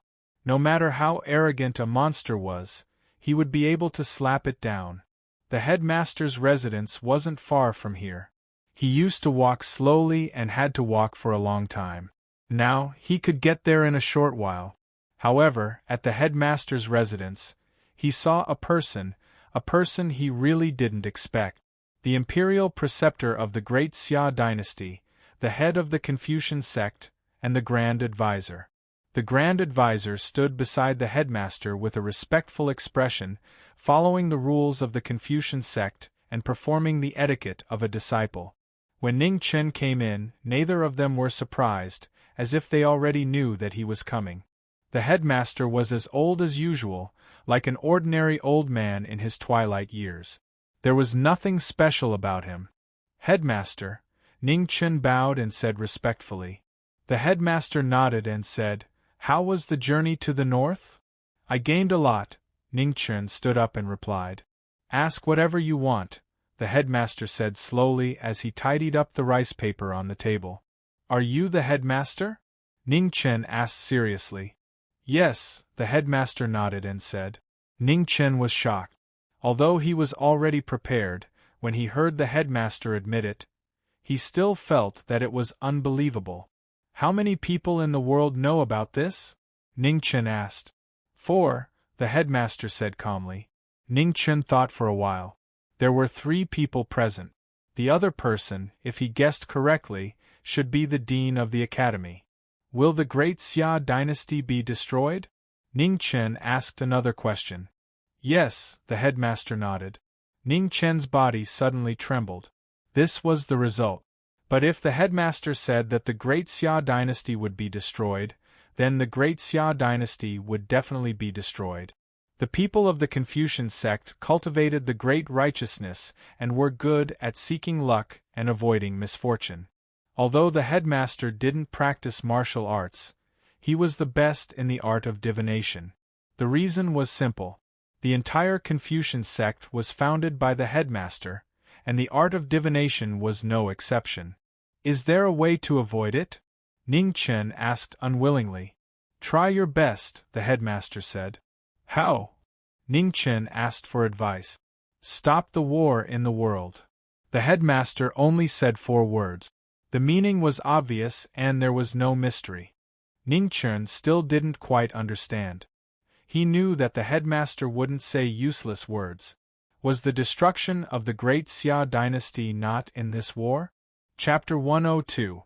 The headmaster did not explain further. He had said what he needed to say. The rest was up to the younger generation. What would happen in the future was up to these young people to decide. There was not much he could do. At this moment, the Grand Advisor, who had been silent all this while, suddenly said, Ning Chen, can the young Emperor of Northern Meng be handed over to the imperial court? Impossible. Ning Chen was stunned and immediately refused without hesitation. The Grand Advisor looked solemn and said righteously, the young Emperor of Northern Meng is of great importance. I hope you can consider it seriously. As long as you are willing to cooperate, it is not impossible for you to be made a Marquis in the future. Say no more. There is nothing to discuss. The young Emperor can only be in my hands. No one else can. Ning Chen refused again. His attitude was unquestionable. He did not trust anyone in the imperial court, especially Emperor Xia. He had promised little Mingyu that he would not hand her over to anyone else. He had to keep his word. After Mingyu came to Great Xia, he was the only one she could rely on. If he let go, how could a 7-year-old girl live? As long as he was not dead, there was no room for discussion. The Grand Advisor frowned and said patiently, "The young emperor will not be of any use in your hands. The imperial court will be the one to negotiate. You can't make a promise and can't decide anything." Ning Chen did not speak. The Grand Advisor was telling the truth. If they wanted to negotiate with Northern Meng, only the imperial court would be the most suitable. Seeing that the young man in front of him did not speak, the Grand Advisor continued, "Listen to me. Hand over the young emperor. Only in this way can Great Xia have more time to breathe. Since you are willing to risk your life to break into the palace of Northern Meng, you must not want to see Great Xia lose this war." Ning Chen did not want to refute. He looked calmly at the leader of the Confucian sect in front of him and asked, "Grand Advisor, I know you are the leader of the Confucian sect, and you also know that the Confucian sect values morality the most. I want to ask, I have already promised the young emperor that I will not hand him over to anyone. Tell me, is Great Xia more important or the promise more important?" The Grand Advisor's expression froze. He could not answer. Reason told him that compared to a personal promise, the foundation of Great Xia was of course more important. But he was the leader of the Confucian sect. How could he persuade someone to go back on their word? The headmaster listened quietly at the side. His old face remained calm, without any ripples. After a long time, he finally made up his mind and said in a deep voice, "Follow me back to the palace to meet His Majesty. I will persuade His Majesty to confer you the title of nobility and represent the imperial court to negotiate with the Northern Meng royal court." Ning Chen furrowed his brows. It sounded plausible, but in fact it was impossible. He knew very well just how intense Emperor Xia's desire to kill him was. While Yi Futian's existence had always been a thorn in Emperor Xia's side, it might have only been because of the gunpowder incident in the beginning, but it was no longer so simple now. Yi Futian had escaped the pursuit of Emperor Xia time and time again, and Emperor Xia's anger had long since reached a boiling point. The majesty of an emperor had always been merciless and unreasonable. Ning Chen said seriously, "Great sage, do you really think this method will work? It is no secret that Emperor Xia wants to kill me. Who can guarantee that Emperor Xia will not have the intention to kill me after I return to the palace? Who can guarantee that Eunuch Pei will not suddenly attack me? Although I am not afraid of death, I do not want to court death, especially when I have to face a temperamental emperor." The great sage did not deny it. What Ning Chen said was the truth. The current Emperor Xia had indeed become somewhat unrecognizable. "I cannot promise you anything, but I can promise you that if His Majesty wants to kill you, I will help you stop Eunuch Pei." At this point, the great sage looked at Ning Chen and said with an incomparably solemn expression, "For the sake of the great Xia, I hope you can try it with me." Hearing this, Ning Chen furrowed his brows again. He was not surprised that the great sage said he could stop Eunuch Pei. As the head of the Confucian sect, he had to have some trump card. He was just a little hesitant about whether this trip was worth it. He really did not have a good impression of Emperor Xia, and he did not believe that this tyrant, who was getting more and more perverted with age, would spare him. However, the great sage's words did cause him to waver. In the end, he still did not want to see the great Xia destroyed. "I can return to the palace with you, but you must promise me that if something happens to me, you must protect the little emperor's life. Swear on the 1,000 years of reputation of the Confucian sect." Ning Chen thought for a moment, but still agreed to the great sage's suggestion. However, he also raised his own request. The great sage did not hesitate. He nodded and said, "Fine, I promise you.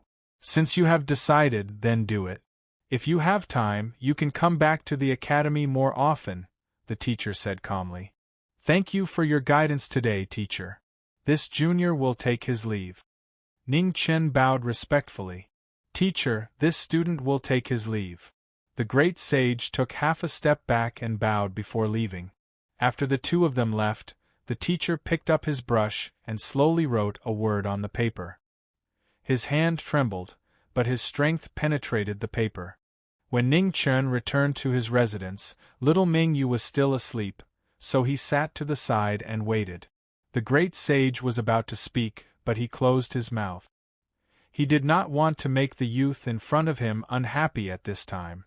The two of them waited for more than 4 hours before little Mingyu slowly woke up.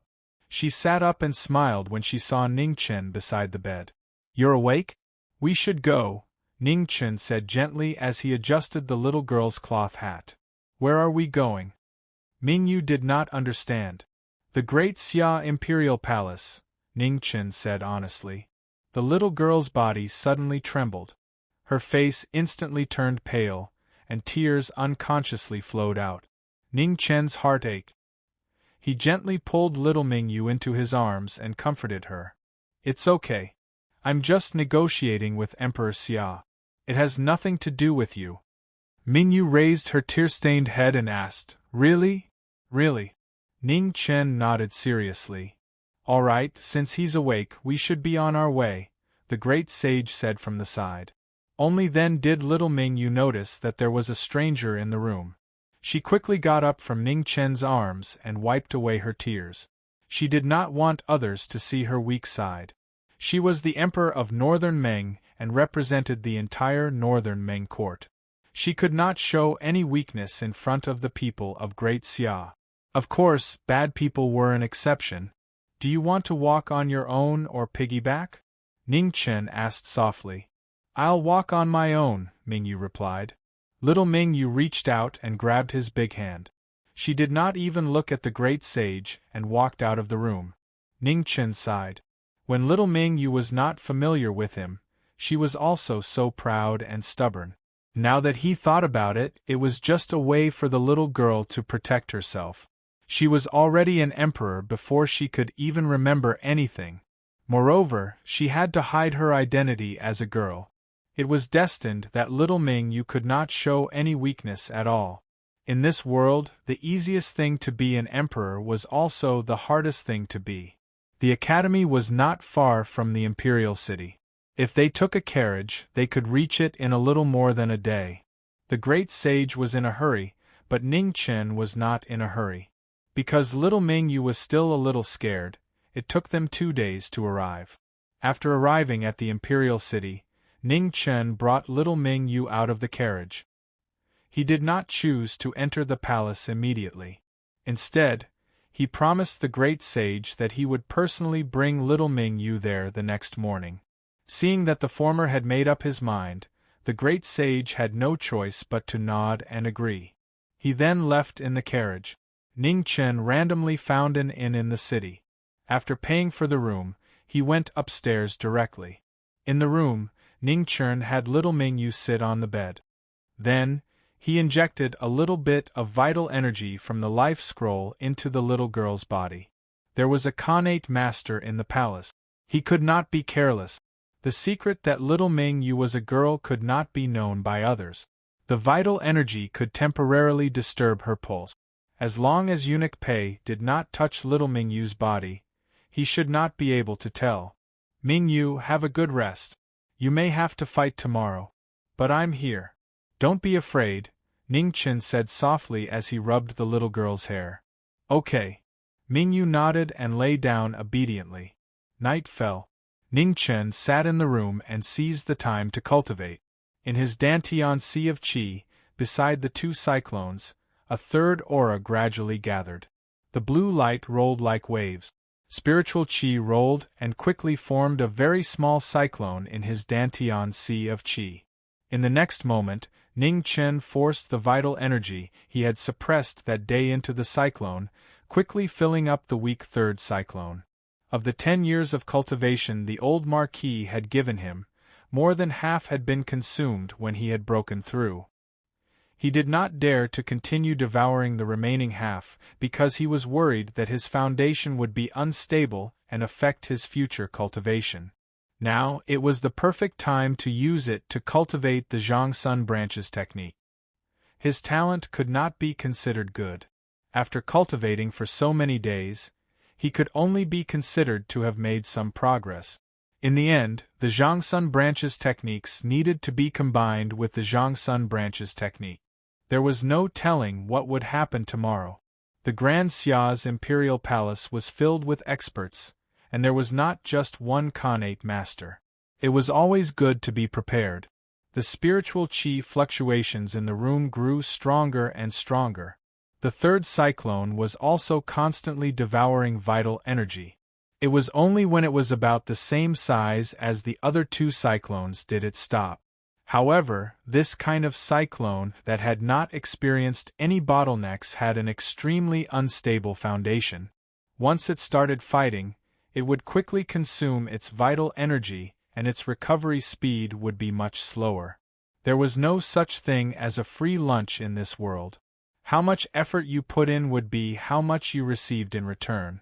In the end, his greatest reliance was still the life scroll. It was also the foundation of his cultivation. In the northern Meng camp, an urgent letter appeared in the commander's tent. After reading it, Fan Lingyue's eyes narrowed slightly. He had finally returned to the Grand Xia's imperial city. Men, Fan Lingyue said. Present. A heavily armored general walked in. It was the leader of the heavily armored cavalry, Qing Huio. Ever since Yang Hong had stayed in Heaven's Gate, the task of protecting the military advisor had fallen on him. Tell Qing Wuhan that her chance is coming soon. Remember, there is only one chance. She must not fail. Fan Lingyue said solemnly. Yes. Qing Huio respectfully accepted the order and immediately turned to leave. Cough cough. After Qing Huio left, Fan Lingyue covered his mouth and coughed violently a few times. When it landed, a bright red color appeared in his palm, so dazzling. Chapter 103. At dawn the next day, Ning Chun held Ming Yu's hand and walked towards the Xia Palace. The little girl's hat covered her long hair. From afar, she looked silly, charming, and cute. The morning sun was so bright that it shone on the ground and dyed it a faint golden color. The imperial guards of the palace lined up from the south gate to the front of the heavenly mandate hall. Their armor clanged, and every one of them exuded an intimidating aura. They were the most elite soldiers of the Xia dynasty. Ming Yu was a little nervous. Her little hand held the big hand beside her tightly, unwilling to let go for even a moment. The palace of the Xia dynasty had been invincible for thousands of years. With every step they took, they could feel the unparalleled pressure. This was something that no era or dynasty could compare to. Ning Chun and Ming Yu walked between the two rows of imperial guards. Step by step, their bodies were straight and they never lowered their head. One was a descendant of Huaxia, and the other was the emperor of northern Meng. Life could be lost, but dignity was priceless. In the heavenly mandate hall, Emperor Xia sat on the dragon throne. Zhang Sun sat beside him, and the three dukes stood quietly below. The 5 most powerful people of the Xia dynasty were all gathered, waiting quietly for the 2 who would come. Ning Chun came, holding Ming Yu's hand. He walked slowly from afar, and the moment he stepped into the hall, the atmosphere froze. Worry flashed in Zhang Suan's eyes. She should not have come today. The imperial harem should not interfere in politics. This was the rule of the ancestors. But she was really worried. Emperor Xia's attitude was the biggest variable today. No one could predict what would happen. Ning Chen looked at Zhang Sun and smiled gently. He was still a little shy as usual. Zhang Sun shook her head without leaving a trace, indicating that he should be careful and not be rash. At this moment, Emperor Xia said calmly from the dragon throne, Ning Chen, hand over the Emperor of Northern Meng and the secret recipe of that thing, and I will let bygones be bygones. Impossible, Ning Chen refused directly. Then there is nothing to talk about, Emperor Xia said calmly. Men, arrest this traitor. Yes. As soon as he said this, 2 captains of the Shadow Dragon Guards appeared. There was also a huge commotion outside. Imperial guards rushed in groups and blocked the way out of the Heavenly Mandate Hall. They blocked all escape routes. Everyone's expression changed, especially Zhang Sun. She gripped her chair tightly, and there was anger in her eyes. How was this a negotiation? In the main hall, Ning Chen's eyes gradually turned cold. The real qi around his body rose, and the temperature in the main hall dropped instantly. There was no wind and snow was falling. It was as if winter had come again. The 2 dark dragon guards also had grave expressions. They knew that the youth in front of them was not so easy to deal with. The 2 of them stood on opposite sides, secretly raising their martial arts, ready to attack. The situation was very unfavorable for Ning Chen. It was not because the 2 people in front of him were of the 9th rank, nor was it because there were imperial guards outside the hall. It was because he did not have a sword. Other than Prince Yen, no one else in the world could bring a sword to meet Emperor Xia. After a moment of confrontation, the 2 hidden dragon guards attacked at the same time. Relying on their 9th grade cultivation, their palm force pressed over. In the first palm strike, 2 powerful forces moved together. Their aura swallowed the mountains and rivers, and heaven and earth lost their color. Ning Chen took a step back. His spirit shivered as he circulated the life scroll to its peak. Frost surged around his body as he flipped his left and right hand. He was fighting 1 against 2. Ta! In the raging wind, there was an almost undetectable sound of blood falling. Looking over, blood slowly flowed from the corners of the 3 people's mouths. After a palm strike, they were all injured. On the dragon throne, Emperor Xia narrowed his eyes slightly. Letting the tiger return to the mountain would eventually become a big problem. The little eunuch who did not know martial arts in the past was now able to fight 2 9th grade hidden dragon guards. The situation was not good. Ning Chen did not want to delay any longer. He moved his palm and the silver light faded. Blue waves rose up, and the vigorous real qi turned into huge waves. It was the secret of the Zhangsun family. The waves of the world flow to the east. The awe-inspiring might of God's descent turned the entire heavenly mandate palace blue. The huge waves pressed down like an ocean overturning. The 2 hidden dragon guards did not dare to be careless. They used their ultimate moves at the same time. Blue and white light shone brightly, and they met the shocking moves head-on. The ultimate moves collided. With a boom, the heavenly mandate palace was hit. Large pieces of stone flew up and hit the surrounding pillars, shattering all over the sky. The 3 dukes attacked together, blocking the remaining power in front of the Empress. Their expressions were very serious. In the aftermath, the 2 hidden dragon guards took a few steps back. Then they groaned and vomited. The hidden dragon guards were actually defeated by this palm. Ning Chen took a step back. With a wave of his hand, he blocked all the broken stones in front of little Mingyu. A bloody taste rose up in his throat, but he forced it down. Not bad. Just at this moment, a hoarse voice sounded out. Then, an emaciated and thin figure walked out slowly. His face was old and haggard, but it caused everyone present to feel an irresistible pressure. Old Eunuch Pei. He was the true strongest in the imperial palace. The next moment the old figure disappeared. The withered hand reached for Ning Chen. There was no technique, but there was still no way to avoid it. At this critical moment, the Grand Advisor, who was already prepared, flashed between the 2. The noble qi around him surged, and his palm met old Eunuch Pei's. With a boom, the 2 of them took half a step back. It was a draw. Grand Advisor, what do you mean by this? Old Eunuch Pei frowned and asked slowly. I promised him that if you attacked, I would be responsible for stopping you, the Grand Advisor replied calmly. Eunuch Pei's frown deepened. The Grand Advisor's status was special. Ordinary officials could not compare to him. It was indeed troublesome. Teacher, is this your decision? Seated on the dragon throne, the Xia Emperor spoke calmly.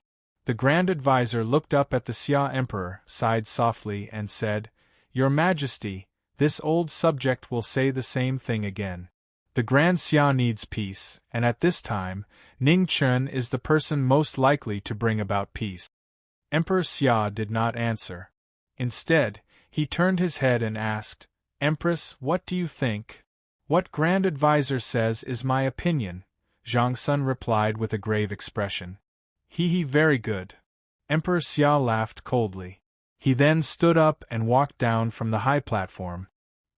He came before Mingyu, who was standing beside Ning Chen. "Ning Chen has performed a meritorious service by bringing back the Northern Ming Emperor. He will be conferred the title of Ji Ming Marquis and be granted a residence in the imperial city." The sudden change made the three directors and Zhang Xuan's expressions turn cold. For a moment they thought they had misheard. Ning Chen's eyelids twitched violently. He felt uneasy. He felt that things were not so simple. However, the imperial edict was quickly passed down. The matter was settled, and he had to believe it even if he did not want to. Emperor Xia left after giving the imperial edict. Zhang Sun could only leave with him. Before leaving, her eyes were filled with confusion and worry. When she looked at him, she signaled for him to be careful. Ning Chen nodded. After thinking for a while, he left the palace with Mingyu. In the Grand Advisor's residence, the Grand Advisor stood in front of the desk with a grave expression. He was wondering if something had gone wrong. Emperor Xia's change was too sudden. A moment ago, he had given the order to kill, and now, he had changed his mind and made him a marquis. Xia Zi arrived with an aura of righteousness. Step by step, his steps were slow and forceful. His clothes were as white as snow, and he wore a gilded crown. His hair was as black as ink, and his face was cold and stern. His back was straight, and his figure was like a divine tree that contained an unfathomable tenacity. The person who had come was none other than the first prince, who was most likely to inherit the throne. "Teacher." Chu Zi bowed respectfully. He had been taught by the Grand Advisor since he was young, and he deserved to be called teacher. The Grand Advisor nodded. He was not surprised by Xia Zi's arrival. "Zi, can you tell what His Majesty is up to?" Xia Zi shook his head slightly and said, "I can't tell for now. Father's temperament has changed greatly, and he does things differently. Other than eunuch Pei, I'm afraid no one else in the world knows what Father is up to." Doubt. The Grand Advisor sighed and wrote 4 words on a piece of paper. He looked at the heavenly mandate hall in the palace with a puzzled expression. What was the Emperor of Xia thinking? In Weiyang Palace, Zhang Sun was also frowning. He had been thinking for a whole day, but he still could not figure out Emperor Xia's intentions. Qing Ning stood quietly to the side. She already knew what had happened in the heavenly mandate hall.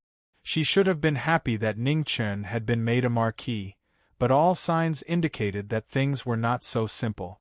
If Emperor Xia could let go of his killing intent so easily, Xia Kingdom would not have fallen to its current state. Emperor Xia was no longer the original Emperor Xia. Ever since the war between the 2 dynasties began, Emperor Xia had changed so much that no one could recognize him. Today's situation undoubtedly showed that Emperor Xia still had a strong desire to kill Ning Chen. But why did he suddenly change in the end? She still could not figure it out. The matter of Ning Chen being made a marquis was, without a doubt, a foregone conclusion. The next day, a eunuch came to the inn and led the 2 of them to the residence that Emperor Xia had bestowed upon them. Xia Kingdom had been established for thousands of years, and there were countless nobles. The titles of marquis were also innumerable. Other than the title of marquis, ordinary marquis was nothing. The residence was not small, and there were maids and servants. After a careful inspection, they could not find anything unusual. There were at least thousands of such residences in the imperial city.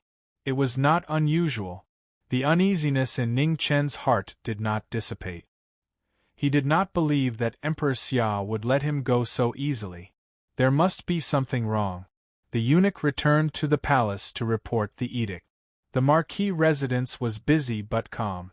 Everything was so normal that it made people uncomfortable. The uneasiness in Ning Chen's heart grew more and more serious.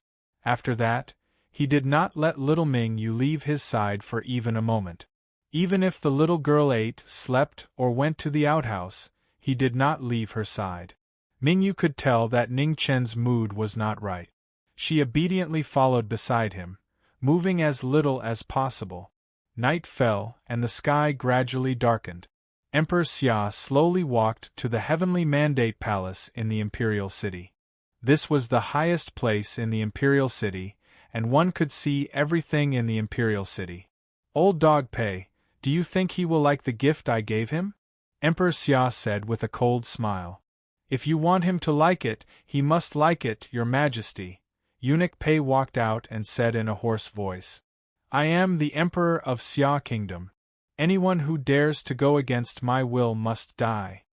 As he spoke, the smile on Emperor Xia's face grew colder and colder. It carried a trace of madness, and people could not help but feel cold. Chapter 104. It was late at night, but there were still many people who were not asleep. The Grand Advisor, the eldest grandson, Qing Ning, and the first prince were all looking in the direction of the manor of the Marquis of Jiming with worry in their eyes. An uneasy atmosphere was spreading in and out of the palace. No one knew what would happen tonight. Manor of the Marquis of Jiming. Red words were engraved on the plaque in front of the manor. Under the moonlight, they emitted a dazzling blood-red color. Ning Chen sat in his room within the manor, his brows furrowed in worry. He still couldn't figure out what Emperor Xia was planning. The night was getting darker, and the lights in the manor were gradually extinguished. Suddenly, light footsteps came from outside the door. It was a little hurried, as if something was going to happen. Ning Chen walked forward and opened the door. He saw a girl dressed as a maid holding a candle and hurrying east. He could not help but frown. It was already so late. Where was she going? Little Mingyue was still in the room, and Ning Chen did not dare to leave. After closing the door, he thought for a while and did not take it to heart. There was no fluctuation of vital energy on this maid, and she was not a threat to him. Not everyone could hide their martial cultivation like Fan Lingyue. It was enough that there was one Fan Lingyue in the world. It was impossible for there to be a second one. Little Mingyue lay on the bed, tossing and turning.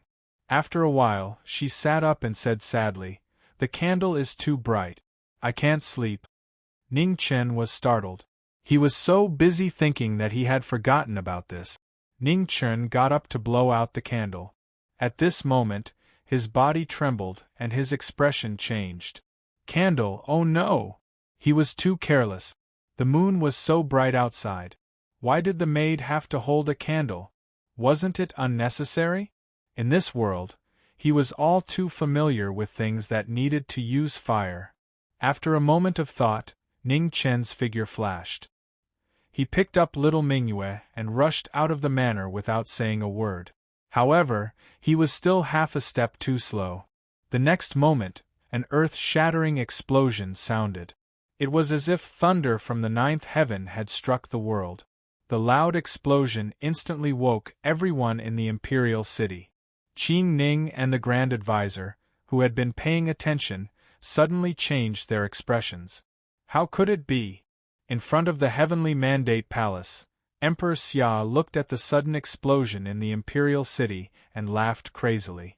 "Old Dog Pei, what do you think of my gift?" Emperor Xia laughed wildly and crazily.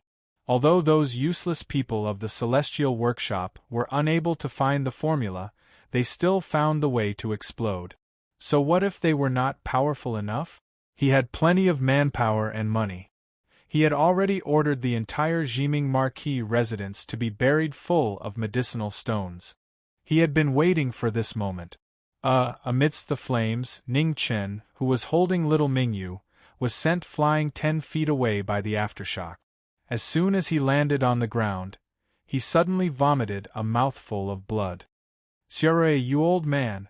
Seeing that the mansion behind him, along with hundreds of servants, was instantly engulfed in the sea of fire, a vicious glint flashed in Ning Chen's eyes as he shouted furiously in the direction of the palace.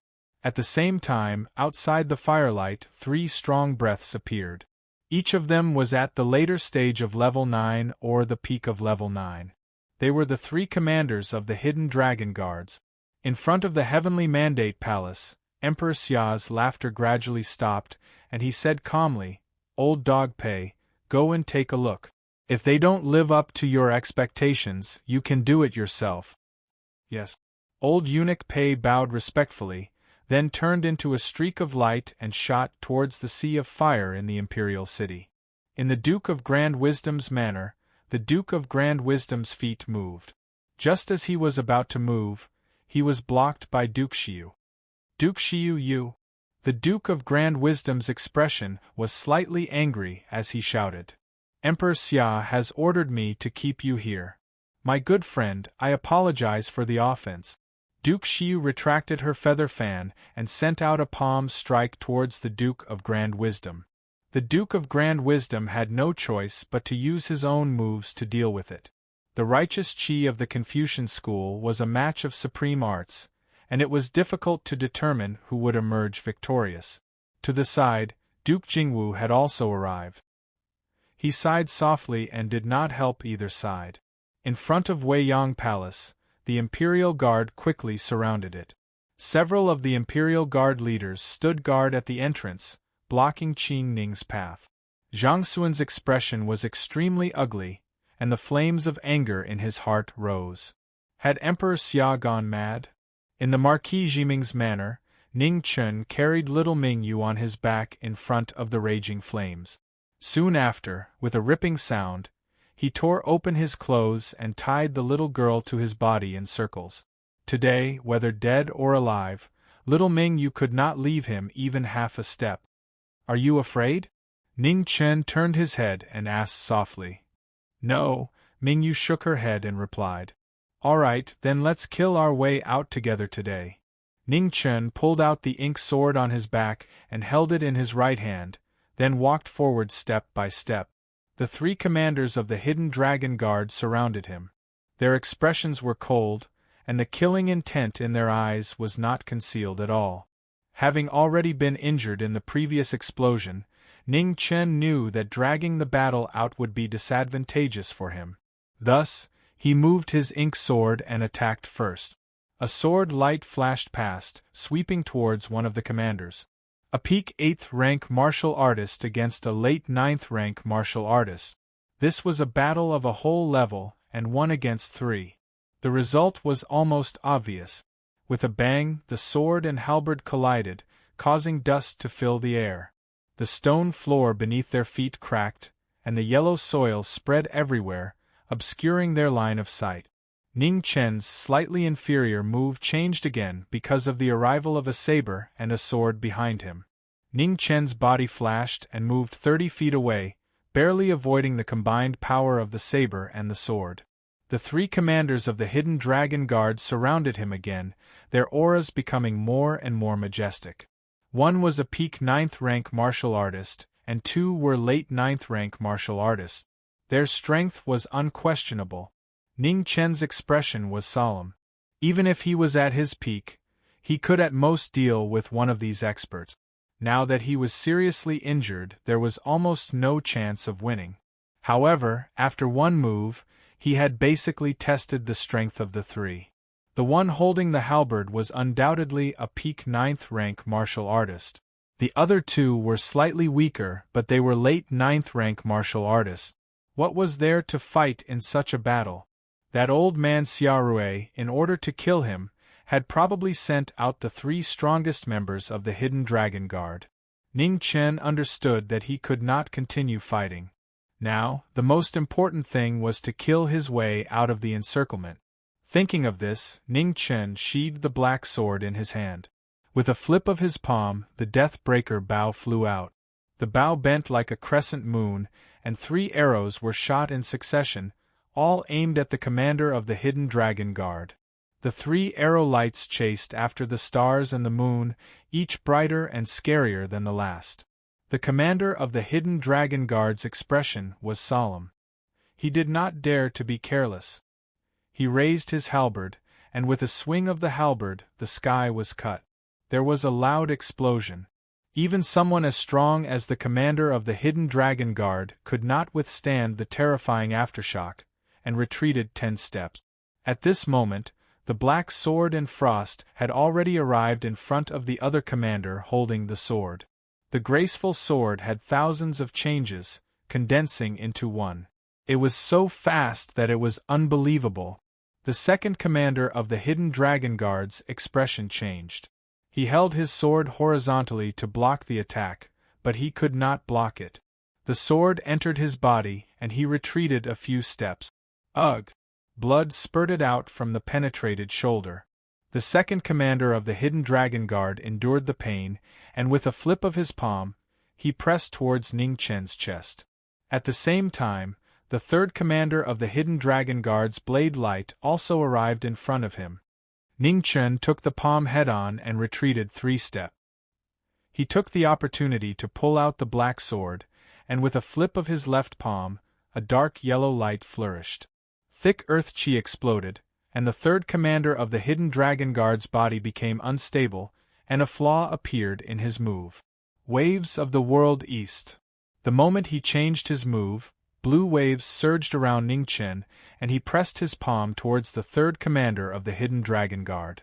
With a bang, the third commander blocked with his blade, and his body retreated a few feet, but he was not seriously injured. Ning Chen's sudden change of move was not enough, and did not pose much of a threat. However, this was enough. Finally, there was only one commander left in front of him. Ning Chen moved his sword and used his final move. Raging waves roared out from the 9 heavens, and with a slash of his sword, the sword split open the raging sea. First defense, raging waves splitting 10,000 li. A world-shaking might roared out, and the third cyclone in Ning Chen's body instantly dried up, and he fell into a deathly stillness. The second commander of the hidden dragon guard flew out with a bang, and blood sprayed out, dyeing half the sky red. Ning Chen's feet moved, and he was about to take this opportunity to rush out of the encirclement. However, at this moment, a withered hand appeared in the distance, quickly approaching, and in the blink of an eye, sealed off his escape route. Ning Chen hurriedly retreated, and was once again in a difficult situation. This old eunuch had actually come as well. Where was the Grand Advisor? Why did he not come as promised? Ning Chen's heart sank. This battle boded ill, and he was far from being able to fight with an innate stage master. Old eunuch Pei did not say anything, and with a flash of his body, he attacked again. Ning Chen's pupils constricted, and he was about to raise his genuine qi again, when suddenly, a sense of weakness came over him, and he staggered. Imperial Palace, Heavenly Mandate Palace. Emperor Xia stood quietly in front of the palace, looking at the scenery in the firelight, and smiled proudly, with a hint of madness. However, a scene that no one expected happened. In front of Emperor Xia's chest, a ray of sword light shot out silently, without any warning. Emperor Xia turned his head with difficulty, and the shock in his eyes could not be concealed. "West Palace, it's you. Your Majesty, you were careless." Imperial concubine Wan, or should she be called Qing Wuhan, said softly. As she spoke, the sword in her hand cut another 3 inches, and a large amount of blood splattered. "I didn't expect it to really be you." Before he finished speaking, Emperor Xia coughed violently, and blood spilled from his mouth. He had been careless.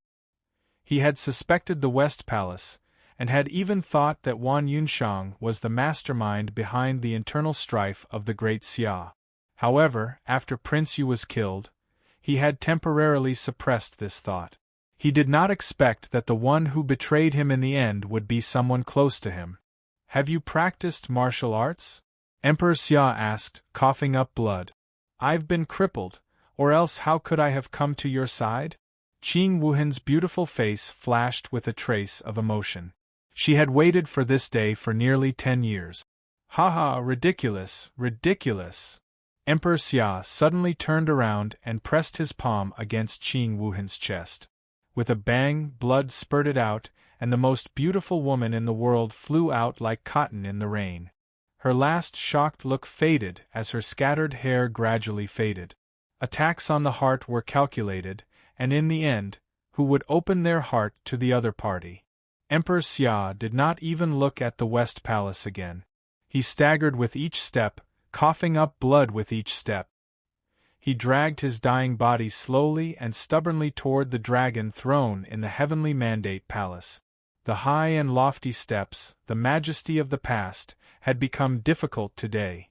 Emperor Xia clutched at his bleeding chest, and with each step he took, he had to rest for a moment.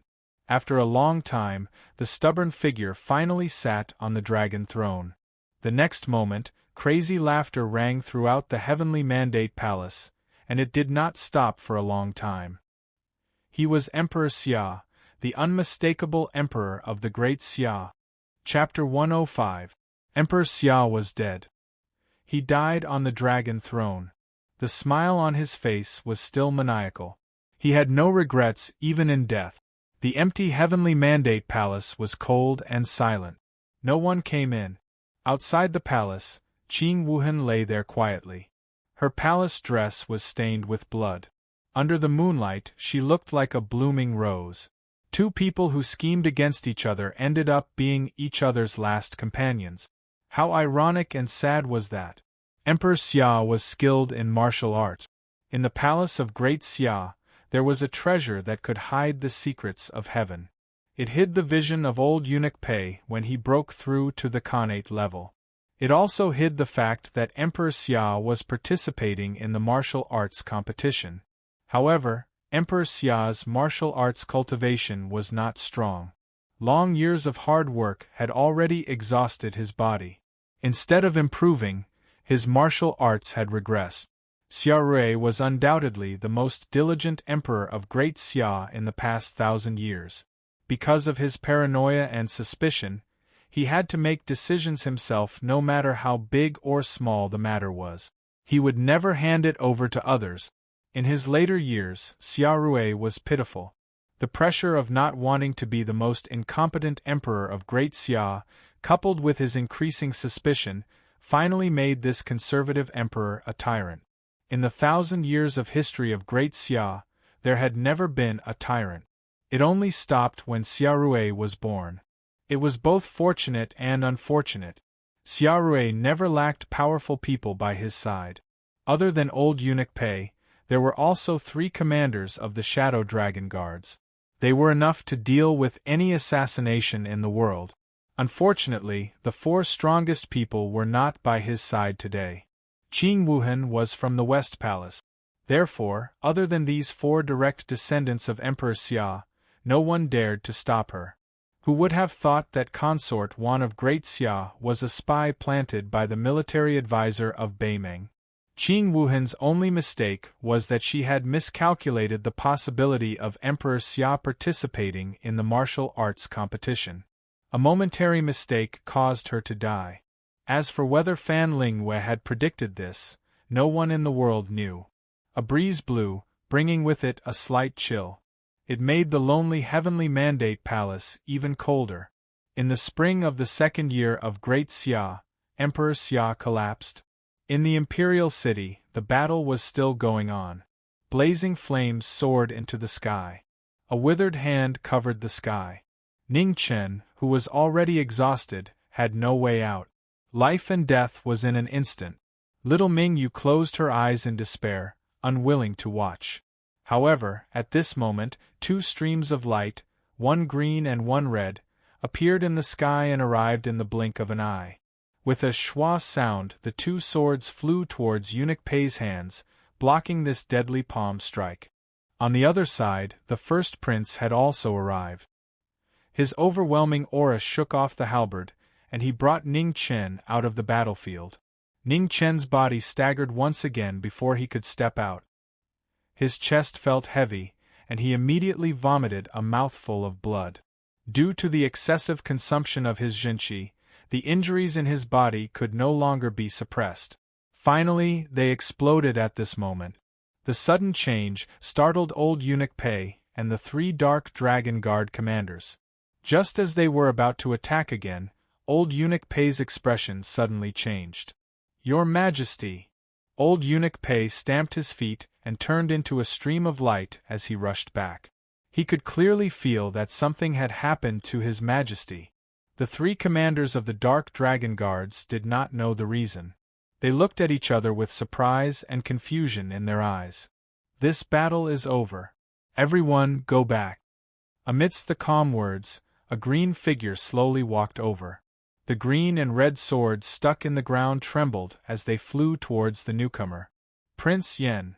The 3 commanders of the Dark Dragon Guards squinted their eyes as they became fearful. Back when Prince Yen fought his way out of the palace, they had exchanged blows with him. They knew how powerful this legend of the Great Xia dynasty was. They even suspected that the legend of the Great Xia dynasty might have already stepped into the Xiantian realm. "Retreat." The commander of the Dark Dragon Guards made a prompt decision and said in a low voice. There was no chance of winning this battle. With Prince Yen around, they could no longer complete their mission. The other 2 commanders nodded. Their figures flashed and they quickly disappeared from the battlefield. After the 3 of them left, Xia Zi looked at the person in front of him and bowed respectfully. "Third uncle." "Yes." Prince Yen nodded in response. He then walked to Ning Chen and gathered his zhenqi into his palm to help him suppress his injuries. Ning Chen calmed his mind and closed his eyes. He activated the life scroll and used Prince Yan's zhenqi to slowly suppress the surging blood in his body. "Third uncle, teacher is still waiting for my news. Z will take his leave first." Seeing that Ning Chen's life was not in danger, Xia Zi cupped his hands and said goodbye. He then turned and left. Ning Chen slowly opened his eyes and looked at the departing Xia Zi. He felt complicated. This was the first time he had seen the Crown Prince, but he could not help but sigh. The difference between the current Emperor Xia and the Crown Prince was too great.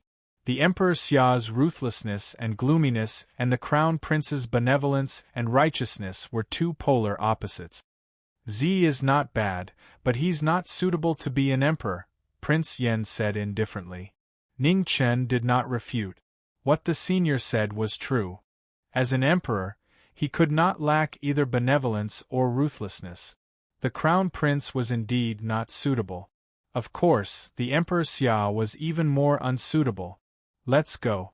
Follow me back to the residence first." Prince Yen waved his hand and a sword rack appeared in front of Ning Chen. Ning Chen did not say anything else. He carried the sword rack on his back and looked at it. Little Mingyue lay on Ning Chen's back and curiously pulled at the swords on the rack, but she could not pull any of them out. "Mingyue, don't be naughty," Ning Chen said softly. The little girl withdrew her hand and smiled embarrassedly. "Senior, please keep this a secret," Ning Chen said with a hint of pleading. "Okay." Prince Yen did not turn his head. Little Mingyue was confused. She did not understand what the 2 of them were talking about. Ning Chen rubbed the little girl's cloth hat and did not explain. When little Mingyue touched the sword on the rack, the fact that she was a girl was no longer a secret. In the world, only Prince Yen could sense the sword's aura. Back then, it was because he had touched the azure sword that his secret of being a fake eunuch was exposed. Fortunately, Prince Yan's temperament was indifferent and he did not take this matter to heart. They quickly arrived at Prince Yan's residence. A beautiful maid brought little Mingyue back to her room to rest. Ning Chen followed Prince Yen to the study. "Senior, was the commotion outside northern Meng City caused by your battle with that sword in Sword City?" Ning Chen hesitated for a moment before asking the question that had been in his heart for a long time. "Yes," Prince Yen nodded. "Did you obtain that sand sword?" Ning Chen continued to ask. Prince Yan's hand moved slightly. Fine sand flew out of the rack and condensed into a light yellow sword. Ning Chen's pupils constricted. What a strange sword. There really were all kinds of strange things in the world. Did that sword in Sword City lose? Ning Chen's eyes flashed. Sword City's sword was an invincible legend in the hearts of all swordsmen. It was hard to imagine that it would lose. He did not lose, but I won. Prince Yen waved his hand. The sand sword scattered and returned to the rack. Ning Chen was startled. He did not understand. I got there before him, so the sword must be mine. In other words, if he got there first, the sword was his, explained Prince Yen calmly. Ning Chen did not understand. His cultivation level was still very low. He could not imagine what had happened that day. At this moment, hurried footsteps came from outside the door. An anxious voice rang out. Prince, news has come from the palace. His Majesty was attacked by an assassin and died. How? The sudden news caused Ning Chen's heart to tremble violently. For a moment, he couldn't believe it. Let's go. Follow me to the palace, said Prince Yen. He quickly reacted. What about Mingyue? Ning Chen asked worriedly. Don't worry. There are housekeepers in the residence. As long as they are not Xiantian, no one can hurt her, replied Prince Yen. Ning Chen nodded. He carried the rack and followed Prince Yen out of the residence. At the same time, in the imperial city, those who stood at the top of the Xia dynasty all received the news of Emperor Xia's death.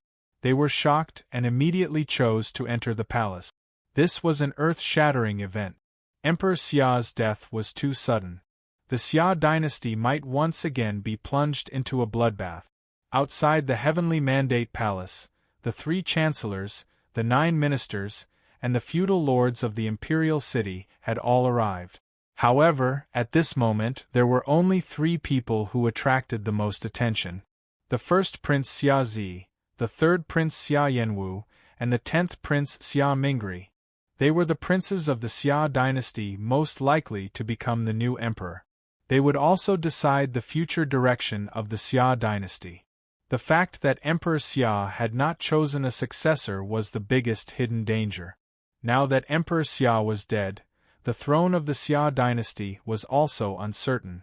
In the distance, Prince Yen walked over step by step. Behind him was Ning Chen, who was carrying a sword on his back. They immediately attracted everyone's attention. They had all heard the big explosion tonight clearly. They were very curious about the main character of the night before. It had to be said that this newly appointed Marquis Jiming was very lucky. This was the first time that Emperor Xia had failed to kill someone. Greetings, Prince Yen. All the officials bowed. Although the legend of the Xia dynasty did not care about politics, it did not stop him from having the highest title. No one dared to miss this bow. Rise, said Prince Yen indifferently. Thank you, Prince Yen. All the officials stood up. Third brother, long time no see. At the same time, Prince Hua stepped forward and bowed. 7 years. Prince Yan's eyes flashed with a touch of sadness. 7 years was not a long time, but it was also not a short time. His fourth brother was gradually showing signs of age. Time was merciless. It made people grow old in the blink of an eye. Big brother, looking at the heavenly mandate palace, Prince Hua sighed again. Although he had been put under house arrest by Emperor Xia in the imperial city for more than 10 years, he was still alive compared to his other brothers. After a person died, all grievances would vanish like smoke. All that was left was regret. The hatred of the past had faded after more than 10 years of house arrest. He was tired of hating and had come to terms with it. In life, one could not live with hatred in their hearts. Now that Emperor Xia was dead, only the 3 of them were left of more than 10 brothers. Let's go to the palace and send him off for the last time. With that, Prince Yen walked toward the heavenly mandate palace. Behind him, all the officials followed the 2 princes into the palace. After entering, they all knelt down respectfully. Not long after, Prince Zhongsun walked in wearing a crown of dragon and phoenix pearls. He wore a robe with golden dragon and phoenix patterns. Looking at Emperor Xia on the dragon throne, he sighed deeply. It was difficult to say whether he was happy or sad. They had been together for more than 10 years. Today, they were going to send each other off in luxurious clothes. On the dragon throne, Emperor Xia's eyes were wide open. He was laughing with a hint of madness. He had no regrets in this life. Chapter 106. Within 2 days, the news of Emperor Xia's death had spread throughout the world. Everyone was shocked speechless. This time, Emperor Xia was truly dead. Moreover, behind this shocking news, there was an equally frightening truth. Emperor Xia had died in an assassination attempt. The assassin was Consort Wan of the Western Palace. Wan Yunshang had been in the palace for 9 years. No one expected her to act only now. Very few people knew that the Western Palace's consort Wan was Qing Wuhan of the Qing clan. And those who knew would never say it out loud. The war between the two dynasties had gone through too many twists and turns, ups and downs. Today, neither dynasty had an emperor. It had to be said that it was a kind of irony. It was hard to say who was the happiest about Emperor Xia's death, but there were definitely people who were happy. Little Ming Yu was one of them. Ning Chen needed to recuperate, so he stayed in Prince Yan's residence for the time being. Little Ming Yu naturally stayed as well. Although the little girl was a captive, hostage in name, she was no different from an ancestor. She had a butler to protect her, so there was no need to worry about her safety. Ning Chen didn't restrict her freedom either. She could do whatever she wanted. Emperor Xia was dead, and Eunuch Pei was in seclusion. No one in the imperial city would cause trouble for him and little Mingyu for the time being. Now, everyone was paying attention to which prince would inherit the throne. The powerful officials in the court were also quickly choosing side. It would probably take a while before anyone had time to care about them. Zhang Sun was probably having a headache. Emperor Xia's funeral and the appointment of the crown prince required her attention. But he couldn't help with these matters, so he was happy to be idle. As for the Western Palace's identity, he had a vague guess but couldn't be sure. But he was sure that Wan Yunshang was related to the Beiming court. A few months ago, when he received the letter of Beiwu Marquis' betrayal, the Western Palace had sent people to kill him. But there was no point in worrying about Wan Yunshang's identity now. Emperor Xia's death was a fact. At this juncture, no one would admit it. There were too many mysteries in history. This one didn't make much of a difference. Prince Yan was rarely in the manor these days. He had probably been dragged away by Zhang Sun. Zhang Sun was the best coolie in the world. If not for the fact that he could not help much, he probably would not have been able to escape. It could be said that the 2 days after Emperor Xia's death were the most leisurely days he had had since he came to this world. He didn't need to work, fight, or take care of his child. Bad guy, I'm back. At this moment, little Ming Yu ran back happily in her cloth hat. The butler behind her had a helpless look on his face as he carried a bunch of things in his arms. Ning Chen felt very good in his heart. Seeing others in pain was really a pleasurable thing. Uncle Rong, thank you for your hard work. Although he was gloating in his heart, Ning Chen still revealed a bashful and grateful smile. It's fine. Just focus on recuperating, Uncle Rong replied with a bitter smile. Uncle Rong, what's the situation outside? Is it still so chaotic? Ning Chen asked curiously. It's much better. The Marquis of Taiping and the Marquis of the blood-clad Marquis dragged their injured bodies out to take charge. At least some of the restless people have some fear and temporarily restrain themselves, Uncle Rong replied. Ning Chen nodded his head in understanding.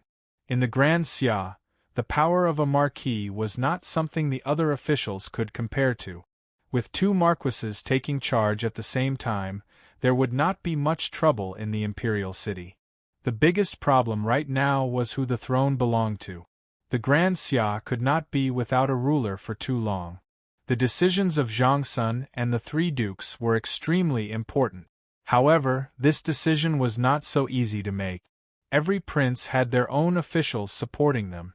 Even the 3 dukes were not united internally. Duke Taisher was the first prince's teacher, Duke Jingwu was the 3rd prince's martial arts guide, and Duke Xiu admired the 10th prince.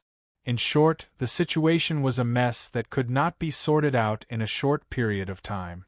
Logically speaking, the first prince was the eldest son.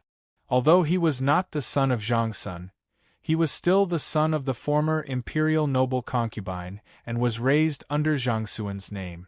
Thus, it was perfectly justifiable for him to inherit the throne. However, in the history of the Grand Xia, there were not many true elders.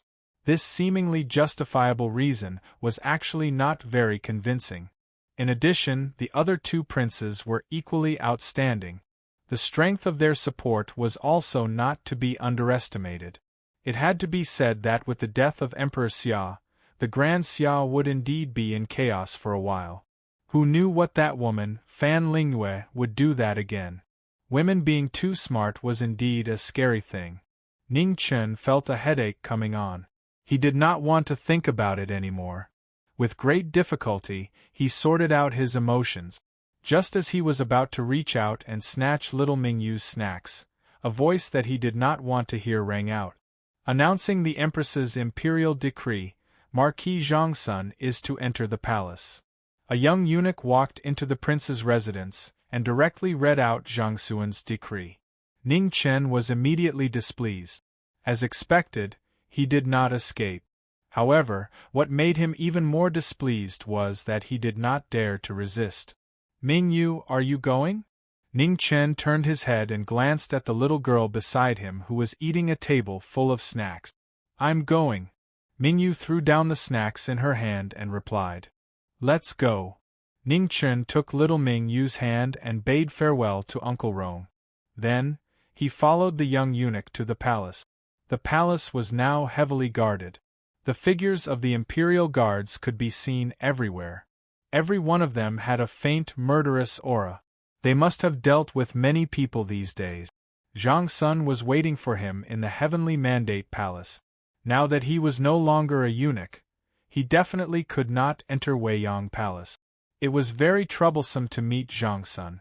According to the rules of the Grand Xia, the imperial harem could not interfere in politics. Usually, even Zhangsun could not privately summon foreign officials. However, special times called for special treatment. Now that the Grand Xia was on the brink of crisis, if Zhangsun did not come out to help stabilize the situation, the imperial court would be in chaos. In the heavenly mandate palace, Zhangsun sat there quietly. Qingning was not by his side. It seemed that she had something to do and left. Ning Chen held little Mingyu's hand and walked over. He respectfully knelt down and saluted, causing little Mingyu to be stunned. Would a bad person salute someone? This was the first time she had seen it. That's enough. I don't usually see you following the rules so well, Zhangsun said irritably. Ning Chen got up. He felt a little uneasy. Zhangsun seemed to be in a bad mood. This time, he was most likely going to be struck by lightning. I am very busy, so I'll make it short. The Northern Meng military advisor needs you to talk to him. How the discussion goes, you can consider it yourself. I can't be bothered to say threats like bringing your head to me. However, before I clean up this mess, I don't want to see the Northern Meng's army under my nose. There were no outsiders present. Zhangxuan's tone was very impolite. She only made requests and did not care about the specifics. She did not have the energy to care. These matters in the palace were enough for her. Just me alone? Ning Chen asked, puzzled. Why are you going alone? Do you want to die? Zhangsun was so angry that she wanted to kick him. Ning Chen's neck shrank after being scolded, and he immediately lowered his head. Zhangsun suppressed the irritation in her heart and said in an unfriendly tone, "The Marquis of Blood-Clothed will go with you. In addition, I will send you 5,000 imperial guards to accompany you. In addition to the 70,000 soldiers in Beichue City, no matter what you do, you have to delay until Great Xia recovers." Ning Chen nodded fiercely and did not dare to say anything more. Go back and prepare today. We will set off early tomorrow morning. All right, you can go.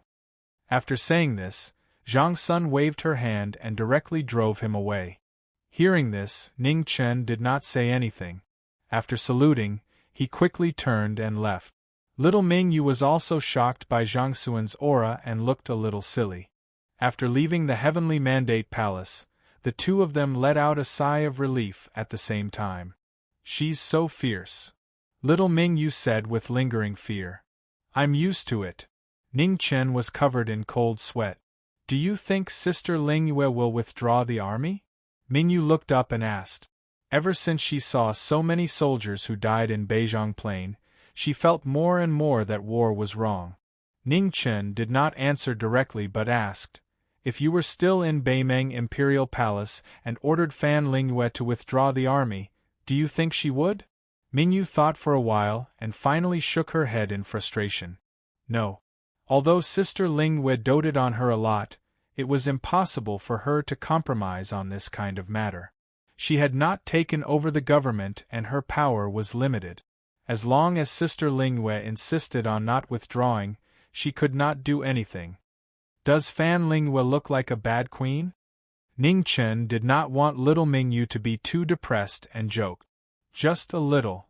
Mingyu stretched out her little finger and secretly gestured. Ha, you've improved. Ning Chen chuckled. At least he did not tell her the story in vain. Was this considered educating her from a young age? Fan Lingyue had already grown up bad. He had to quickly grow a kind little flower. A day passed quickly. On the second day the army set out.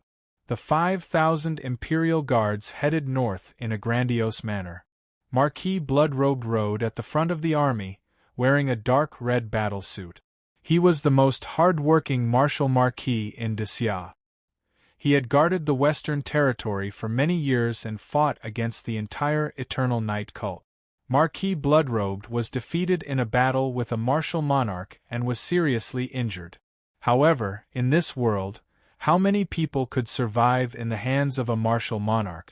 Marquis Bloodrobed was only a half-step Xiantian, but he was able to do something that even Xiantian could not do.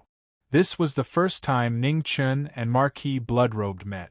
After meeting, Ning Chen respectfully bowed. This martial marquis, who did not hesitate to strike a stone with an egg in order to protect Xia's borders, was truly worthy of respect. Marquis Bloodrobed was not good with words and only nodded slightly. The mighty army rushed day and night and rarely rested. The imperial guards were all experts with a foundation in martial arts. This kind of intensity was still acceptable. However, little Mingyu was suffering. The little girl could not stand the bumpy ride on the horse. Ning Chen's heart ached when he saw this, so he got off the horse and carried little Mingyu on his back and followed the army on foot. A strange look flashed through Marquis Bloodrobe's eyes, but he did not say anything. 7 days later, the army that had rushed day and night finally arrived at Beitsue City. On the opposite side, Northern Meng's main camp had already been stationed for half a month. The soldiers and horses were orderly and could attack at any time. On this night, Ning Chen wrote a letter and sent it to Northern Meng's main camp, which was 15 kilometers away. The content was very simple. There were only 11 words. Mingyu is in my hands. Come out and talk. Chapter 107. In the commander's tent of the Northern Meng camp, Fan Lingyue sat quietly in front of the table, reading the letter sent by the great Xia envoy. A strange look flashed across her beautiful face. In the end, they still officially met. Since the first time Ning Chen's name appeared in front of her, she wanted to kill him. She hated unexpected things the most in her life, and Ning Chen's appearance was very likely to become an unpredictable variable in her plans. Facts proved that her worries back then had become reality. In the short few months that followed, Ning Chen had ruined too many of her plans, causing the world's war against the great Xia to change. She wanted to get rid of him, but unfortunately, she had not succeeded. Now that things had come to this, she could only accept it. Thinking of this, Fan Lingyue looked at the envoy in front of her and said calmly, "Go back and tell Ning Chen that I will wait for him before the Ming army arrives." The envoy of the great Xia dynasty bowed and left. After the envoy left, Fan Lingyue looked at the letter on the table and slowly closed her eyes. Her mind was heavy as she weighed the pros and cons. Behind her, Qin Wuyo looked a little worried, but did not dare to disturb her. The atmosphere in the tent was quiet and somewhat oppressive. After a long time, Fan Lingyue opened her eyes and made up her mind. She could not ignore Mingyu's safety, and Ning Chen very likely already knew that Mingyu was a girl. Once exposed, it would be a heavy blow to the northern Meng royal court. The Empress could not be accepted by the world, and northern Meng was no exception. She had to save Mingyu, but it was impossible to retreat. Fortunately, Ning Chen also had his own weaknesses, and she was not completely helpless. Men, Fan Lingyue said. Present, a general walked in and bowed respectfully. Send this letter to Sword City. Fan Lingyue took out a letter that she had prepared long ago and instructed. Yes, the general took the letter and left quickly. How is the southwest? That little bald donkey has been in northern Meng for some time. Has the old monk still not made up his mind? Fan Lingyue asked calmly. According to the report of the spies, the abbot of Du-Yi Temple has already begun to recall the monks of the Buddhist kingdom. It should be soon, Qing Huio replied seriously. Buddhists who preach justice can't resist temptation in the end. In this world, there is no such thing as absolute justice, Fan Lingyue sneered softly, her tone slightly mocking. You can leave now. After asking all the questions, Fan Lingyue asked. Military advisor, His Majesty is here. Qing Huio opened his mouth, and there was a trace of uneasiness in his eyes. He didn't know what the military counselor was planning, but there was no doubt that Great Xia would make an issue out of the safety of the emperor. He was worried that the military counselor would compromise, but he was even more worried that the military counselor would remain indifferent. Now, the safety of His Majesty and the advance and retreat of the northern Meng army were all in the hands of the military advisor. No matter what he chose, there was no solution. I know what I'm doing. You may leave, Fan Lingyue said indifferently. Yes. Qing Huio sighed softly and turned to leave. Now, he could only hope that the military advisor would be able to lead the northern Meng army out of this dilemma. North Weir City. Ning Chen stood in front of the window in his room, similarly thinking of a countermeasure. The person he had to face was Fan Lingyue, the smartest woman in the world. The slightest bit of carelessness would cause him to pay an unbearable price. He had never underestimated this woman, yet he had still suffered in the hands of Fan Lingyue time and time again, almost dying a few times. If it wasn't for his luck, he would already be drinking tea with the king of hell right now. Transmigration wasn't omnipotent, but Fan Lingyue was omnipotent. He had suffered enough losses. Now, his only advantage was that he had little Mingyu in his hands. Fan Lingyue would more or less have some misgivings. In addition, Mingyu was a girl's secret, so he could use it to exchange for something. He promised little Mingyu that he wouldn't tell anyone because he was afraid that the little girl would be hurt, and Fan Lingyue wouldn't know. With such a good advantage, it would be a waste not to use it. Fan Lingyue would definitely not agree to retreat.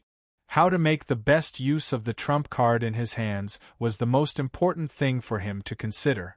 There weren't many soldiers in North Weir City, only 70,000. In addition to the 5,000 Imperial Guards that he and the Marquis brought, it wasn't even a third of the northern Meng army. 75,000 against 250,000, including 100,000 iron cavalry and 10,000 heavy cavalry. No matter how he thought about it, it was an extremely nonsensical matter. Northern Meng's iron cavalry weren't idiots who didn't know how to fight after getting off their horses. Moreover, the truly terrifying thing was the 10,000 invulnerable heavy cavalry. On the battlefield, they were killing machines that couldn't be stopped.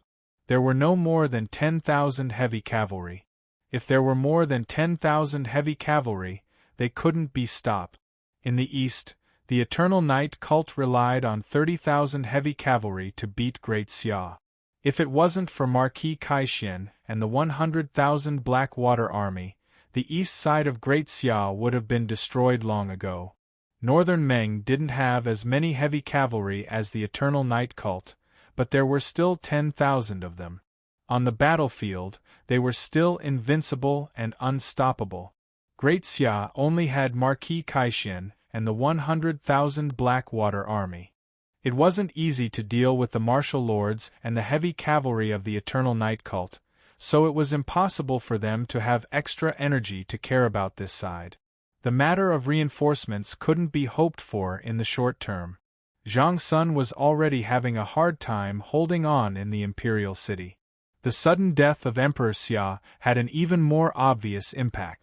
Great Xia had to be on guard against internal strife. The military forces around the imperial city couldn't be easily mobilized. Otherwise, once a mutiny occurred, it would be too late for regrets. The greed of humans was incomparably terrifying. They wouldn't give up on the throne just because there was a great enemy outside. This was also the reason why Zhang Sun and the three dukes didn't dare to rashly appoint a new emperor. The eldest prince wasn't too bad. He didn't show much desire for the throne and had always had an indifferent attitude. However, the other two princes were different. After the disappearance of Emperor Xia, they tried their best to rope in a large number of influential officials. In addition, after the death of Emperor Xia, the officials immediately took sides. The wings of the two princes were already full, and it was impossible to cut them off so easily. In any dynasty, the matter of the princes fighting for the throne was full of bloodshed. The Great Xia dynasty had been established for 1,000 years, and there were many talents among the princes. If it weren't for the control of each generation of Emperor Xia, this kind of battle would be even more bloody.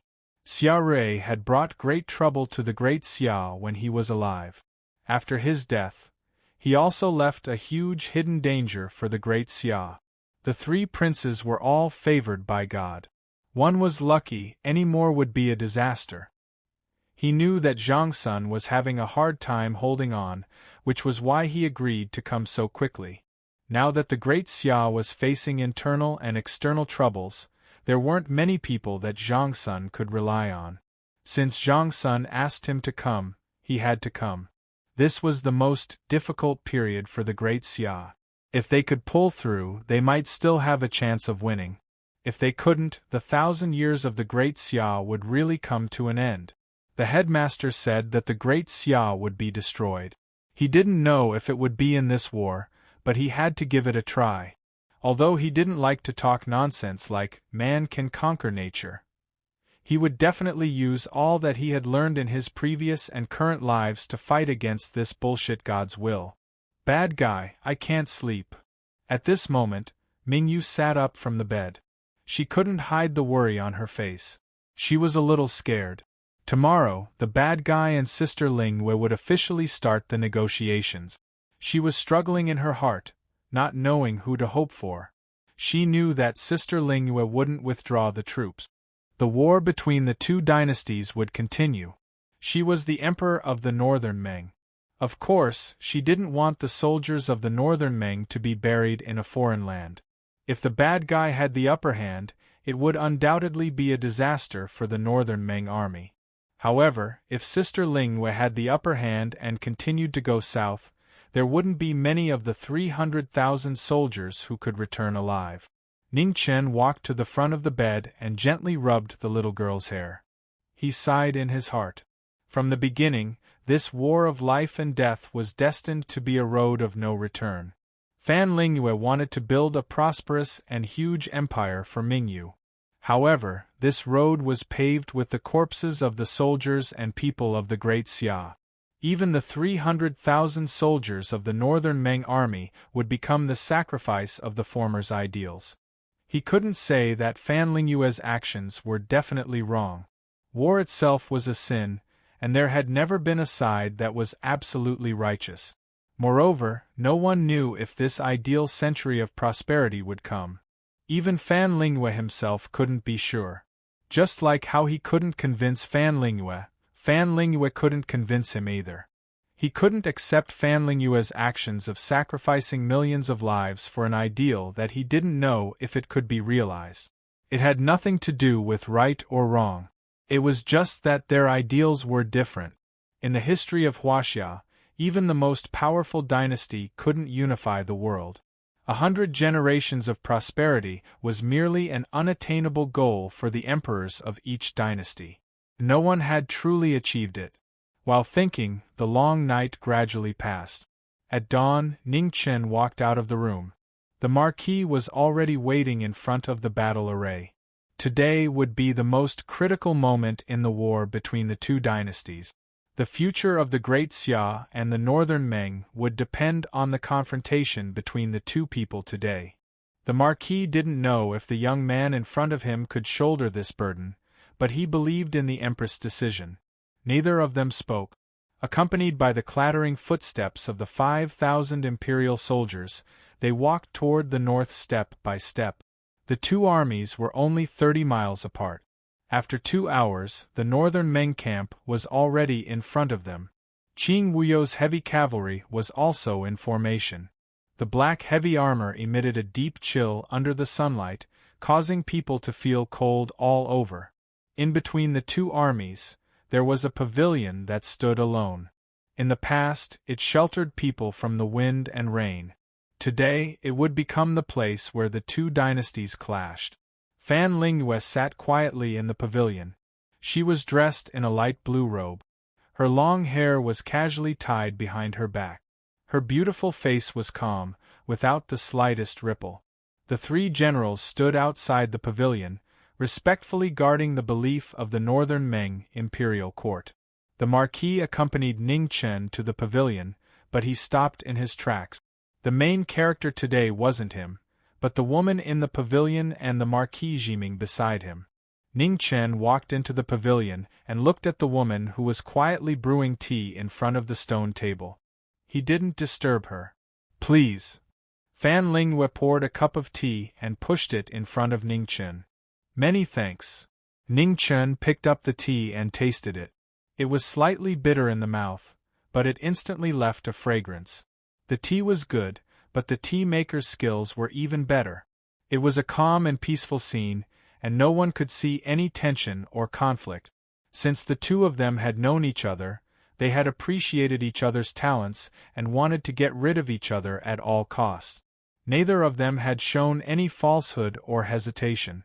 They had feelings, but they had never shown mercy. Chapter 108.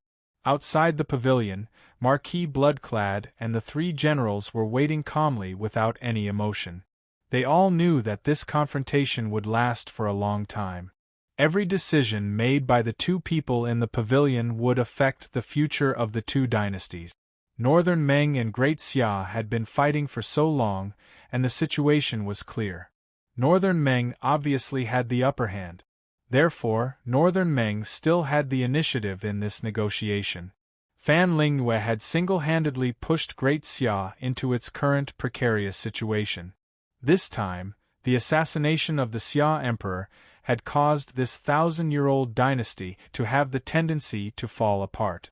Ning Chen was very clear that the death of the Xia emperor was definitely related to Fan Lingyue. This stab was too ruthless and too timely. Back then, if the Xia emperor had died on that mountain, Great Xia would not have reached its current state. At that time, the two princes' wings were not fully grown yet. Furthermore, the Xia emperor had fallen off the cliff and disappeared.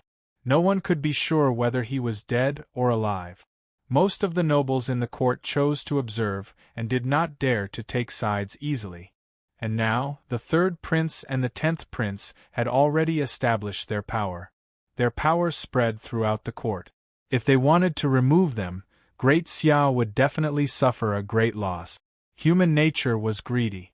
For the sake of that dragon throne, there were times when people would do anything. Fan Lingyue was the best at grasping people's hearts. Step by step, she pushed Great Xia into a mountain of blades and a sea of flames. Great Xia could not avoid it and could only endure. In the pavilion, the two people each had their own thoughts. However, on the surface, they were still calm as they brewed tea and tasted it. Other than being enemies, they were also friends in the past. "How's the taste?" Fan Lingyue asked softly. "It's slightly bitter in the mouth and sweet in the aftertaste." "It's good tea," Ning Chen commented. "This tea comes from Northern Meng's Yunwu Mountain." The environment there is extremely cold, so the taste of the tea is different from the rest, Fan Lingwei explained as she poured another cup of tea and pushed it in front of Ning Chen. I really didn't expect you to have such outstanding attainments in the art of tea in the Central Plains, Ning Chen said emotionally. The art of tea was easy to learn but not perfect. It required a lot of time and energy to practice. However, this principle seemed to have no effect on Fan Lingwei. He really wanted to know if there was anything in the world that this woman could not do. Hearing the praise in Ning Chen's words, Fan Lingwei smiled faintly. She studied the culture of the Central Plains for no other reason than to better understand this beautiful land. Only by knowing yourself and your enemy would you be able to win 100 battles. Is Mingyue all right? Fan Lingwei lowered his head and asked while making tea. I can eat and sleep. I can't be any better, Ning Chen replied. Then I'm relieved, Fan Lingwei replied softly, then continued. I really didn't expect that you would be able to barge into Northern Meng's imperial palace and kidnap Mingyue. Fortunately, Emperor Xia is also dead, so we can be considered to be tied. You sent concubine Wan, didn't you? Ning Chen asked. Yes. Fan Lingwei didn't deny it. Who is she? Ning Chen asked the question that he had never dared to confirm. Qing family's eldest daughter, Qing Wuhan, Fan Lingwei replied honestly. As expected. Ning Chen sighed inwardly. When he was in Northern Meng's capital, he had heard that Qing family's eldest daughter hadn't shown herself for 9 years. At that time, he didn't take it to heart. It was only when Emperor Xia was assassinated that he thought of this matter again. The timing of Qing Wuhan's disappearance and concubine Wan's entry into the palace was too coincidental. No matter how he looked at it, it was suspicious. The army behind you is too close to Beichue City. Mingyue is afraid of noise, so you should retreat a little. Ning Chen took a sip of tea and said very naturally. How much? Fan Lingwei poured another cup for him and asked. Like before, 200 li. Ning Chen said after thinking for a while. All right, but I want to see Mingyue, Fan Lingwei said. Ning Chen didn't immediately agree and said, This matter is a little troublesome. I need to think about it. He had to be more careful with this woman in front of him. Right now, little Mingyue was his only advantage, and he couldn't afford any mistakes. The Northern Meng army will retreat when you've thought it through. Of course, the limit is 3 days. Fan Lingwei said calmly. Ning Chen nodded. He needed to make some preparations to prevent any accidents from happening. Let me remind you, the old monk in the southwest is about to be unable to sit still. You also know that if those monks stop meditating and chanting, it won't be a good thing for Great Xia. Fan Lingwei suddenly changed the topic. Hearing this, Ning Chen's hand that was holding the cup suddenly paused. This was a huge matter. Once that old monk took action, Great Xia's southwest border might not be able to be protected. Although Marquis Wanchuan's strength was second only to Marquis Kaixin, it wasn't enough to contend against a 3-disaster Xiantian expert. Du Yi Temple wasn't just a simple temple. It was a Buddhist country with over 10,000 disciples and was extremely difficult to deal with. Fan Lingwei, if you drive the tiger to devour the wolf like this, you'll draw fire to yourself sooner or later, Ning Chen warned as his face gradually darkened. You don't have to worry about this. Since I have the ability to drive the tiger, I also have the ability to kill the tiger. You should think about how to tell your empress about this matter, Fan Lingwei said, unmoved. The worry in Ning Chen's eyes was difficult to conceal. Just the matters in the imperial city were already very difficult for Zhang Sun. If another problem occurred in the southwest of Great Xia, Zhang Sun might really not be able to hold on. Fan Lingwei, you've brought so much war to the world. Even if you win the war, the ones who will suffer are still the people of the 2 dynasties. Ning Chen sighed softly. Life is full of emotions. First it's bitter, then it's sweet. If you don't experience the bitter end, how can you cherish the sweet end? Just like this tea, if it's sweet as soon as it enters your mouth, the aftertaste will just be a dull aftertaste, Fan Lingyue said indifferently. But life isn't like tasting tea. Even after suffering, it doesn't mean that happiness will come. You can't decide the lives of others, Ningchen said in a low voice. Fan Lingyue glanced at the former, a hint of mockery flashing across her beautiful face. In this world, it has always been the strong dominating the weak. Are you really so naive as to think that everyone can decide their own fate? Ningchen was silent, not replying. Fan Lingyue stood up, his eyes turned to the south as he continued. The weak depend on the strong, and the strong depend on the stronger. This is the nature of humans. It's impossible for there to be absolute fairness in the world. Also, what the weak want isn't fairness. What they need is an expert who can guide them. Since they want something, they naturally have to pay the price. Speaking up to here, Fan Lingyue turned and looked at Ningchen. She said calmly, "Jiming Marquis, what do you think the Xia Emperor meant by giving you this title? He wants you to know your destiny and know your place. In the eyes of the Xia Emperor, you are nothing more than a servant. No matter how talented you are, you can't escape the status of a servant. The Xia Emperor is a strong person, so he has the authority to do this, and you can only accept it." Ningchen sighed softly. He couldn't refute that. What Fan Lingyue said was the truth, and there was nothing to argue about. Fan Lingyue saw everything clearly, but because of this, she was very cold to everything. She only cared about the end result. As for the process in the middle, it was meaningless to her. Just like the millions of civilians in Yangue City, their deaths were only because Fan Lingyue didn't want to waste too many soldiers in Yangue City. Massacring the city was the simplest and most effective method. In the history of Huaxia, such things had happened before. In the most powerful Yuan dynasty, the Mongol cavalry had massacred many cities because they didn't have any extra soldiers left. He couldn't refute Fan Lingyue's way of doing things, but he also couldn't agree with it. Their different ideologies were the main reason why the distance between them was growing. Fan Lingyue, I admit that I can't convince you. However, I'll still say the same thing. I'll do everything I can to stop you. Ningchen stood up and looked at the beautiful but emotionless face of the woman in front of him, and said seriously, "I hope you can do it." Fan Lingyue said calmly. The atmosphere of the conversation had already turned stiff. There was no point in continuing. Ningchen cupped his fists and said goodbye, then turned and left. Today's negotiation had just begun. Even so, the information he received was enough to give Zhang Sun a headache. When he met that little bald donkey in northern Meng, he already felt strange. He didn't expect that Fan Lingyue would really drag the Du-Yi temple into the war. After Ningchen left in the pavilion, Fan Lingyue picked up a cup of tea. Just as she was about to drink it, she suddenly coughed violently. The tea was dyed red in an instant. If possible, she really wanted to borrow another 10 years of time from the heavens.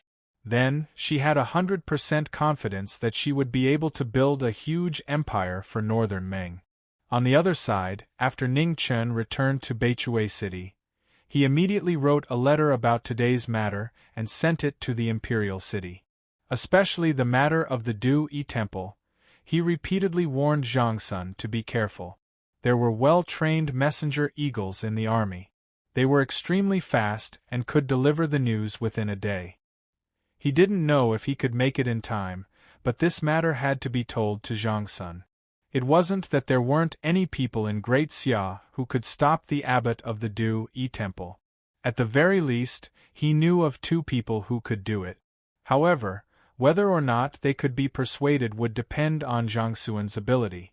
For monsters like Xiantian, unless they were willing, no one could force them to do anything. A rank 9 expert could be killed by a large number of people, but only Xiantian could stop Tian. Little Ming Yu waited quietly at the side. After seeing that Ningchen was done with his business, she walked over and tugged at his sleeve. Ningchen then remembered that little Ming Yu was still eagerly waiting for the result. Thus, he smiled apologetically and told the little girl about the negotiation conditions between him and Fan Lingyue in detail. Do you want to see her? After speaking, Ning Chen rubbed little Mingyu's hair and asked. Yes, Mingyu answered honestly. She grew up under the care of Sister Lingyue. Unfortunately, ever since the war between the two dynasties began, they never had the chance to meet again. I need to prepare.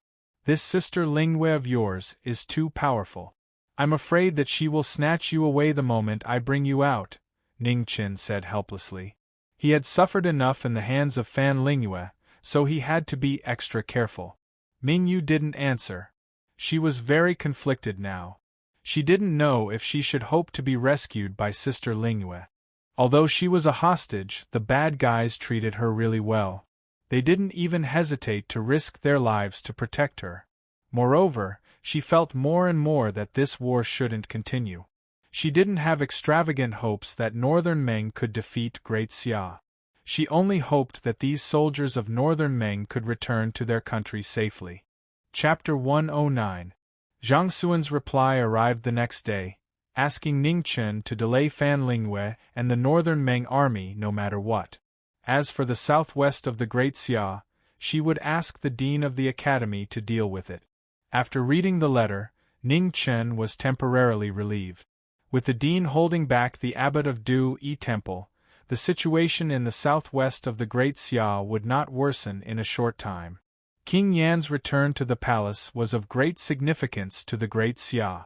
This was also the key reason why Zhang Sun could let the dean go to the southwest border without worry. The reason was simple: the imperial city or the academy must have an absolute master in charge. The situation in the southwest was no longer his concern, so he could concentrate on thinking about how to deal with Fan Lingyue's request. Logically speaking, with the Marquis of Bloody Robe, a half-step to inborn master, and 2 ninth-rank imperial guards in the barracks, there should be no problem in meeting. However, he was still a little worried. Fan Lingyue's intelligence was too terrifying, so no matter how careful he was, it would not be too much. Fortunately, the young general had to stay in Heaven's Gate, so Fan Lingyue had lost a great help. Last time, Emperor Xia buried gunpowder under Marquis Jiming to kill him. Unfortunately, the power of the things developed by the Heavenly Workshop was limited, so he was lucky to escape. However, this method should be good to deal with Fan Lingyue. If he could take this opportunity to kill this woman, it would be the best result, and the Great Xia would have one less terrifying enemy. Without Fan Lingyue, the Northern Meng army was like a tiger without its teeth, its threat reduced by 70%. Thinking of this, Ning Chen wrote down the required medicine and handed it to a general to secretly buy it in the city. It was already night time in the city, and the lights were bright. Although the Northern Meng army was just 30 miles away, and the atmosphere in the city was a little tense, the people still had to live, so everything was not much different from usual. The moon rose and the night deepened. Ning Chen walked to the tower and looked at the Northern Meng army in silence. When the patrolling soldiers saw Ning Chen, they did not dare to disturb him. This was the new Jiming Marquis, the ruthless person who dared to kidnap the Northern Meng emperor. It was said that the main character of this negotiation was not the Marquis of Bloody Robe, but the Jiming Marquis in front of him.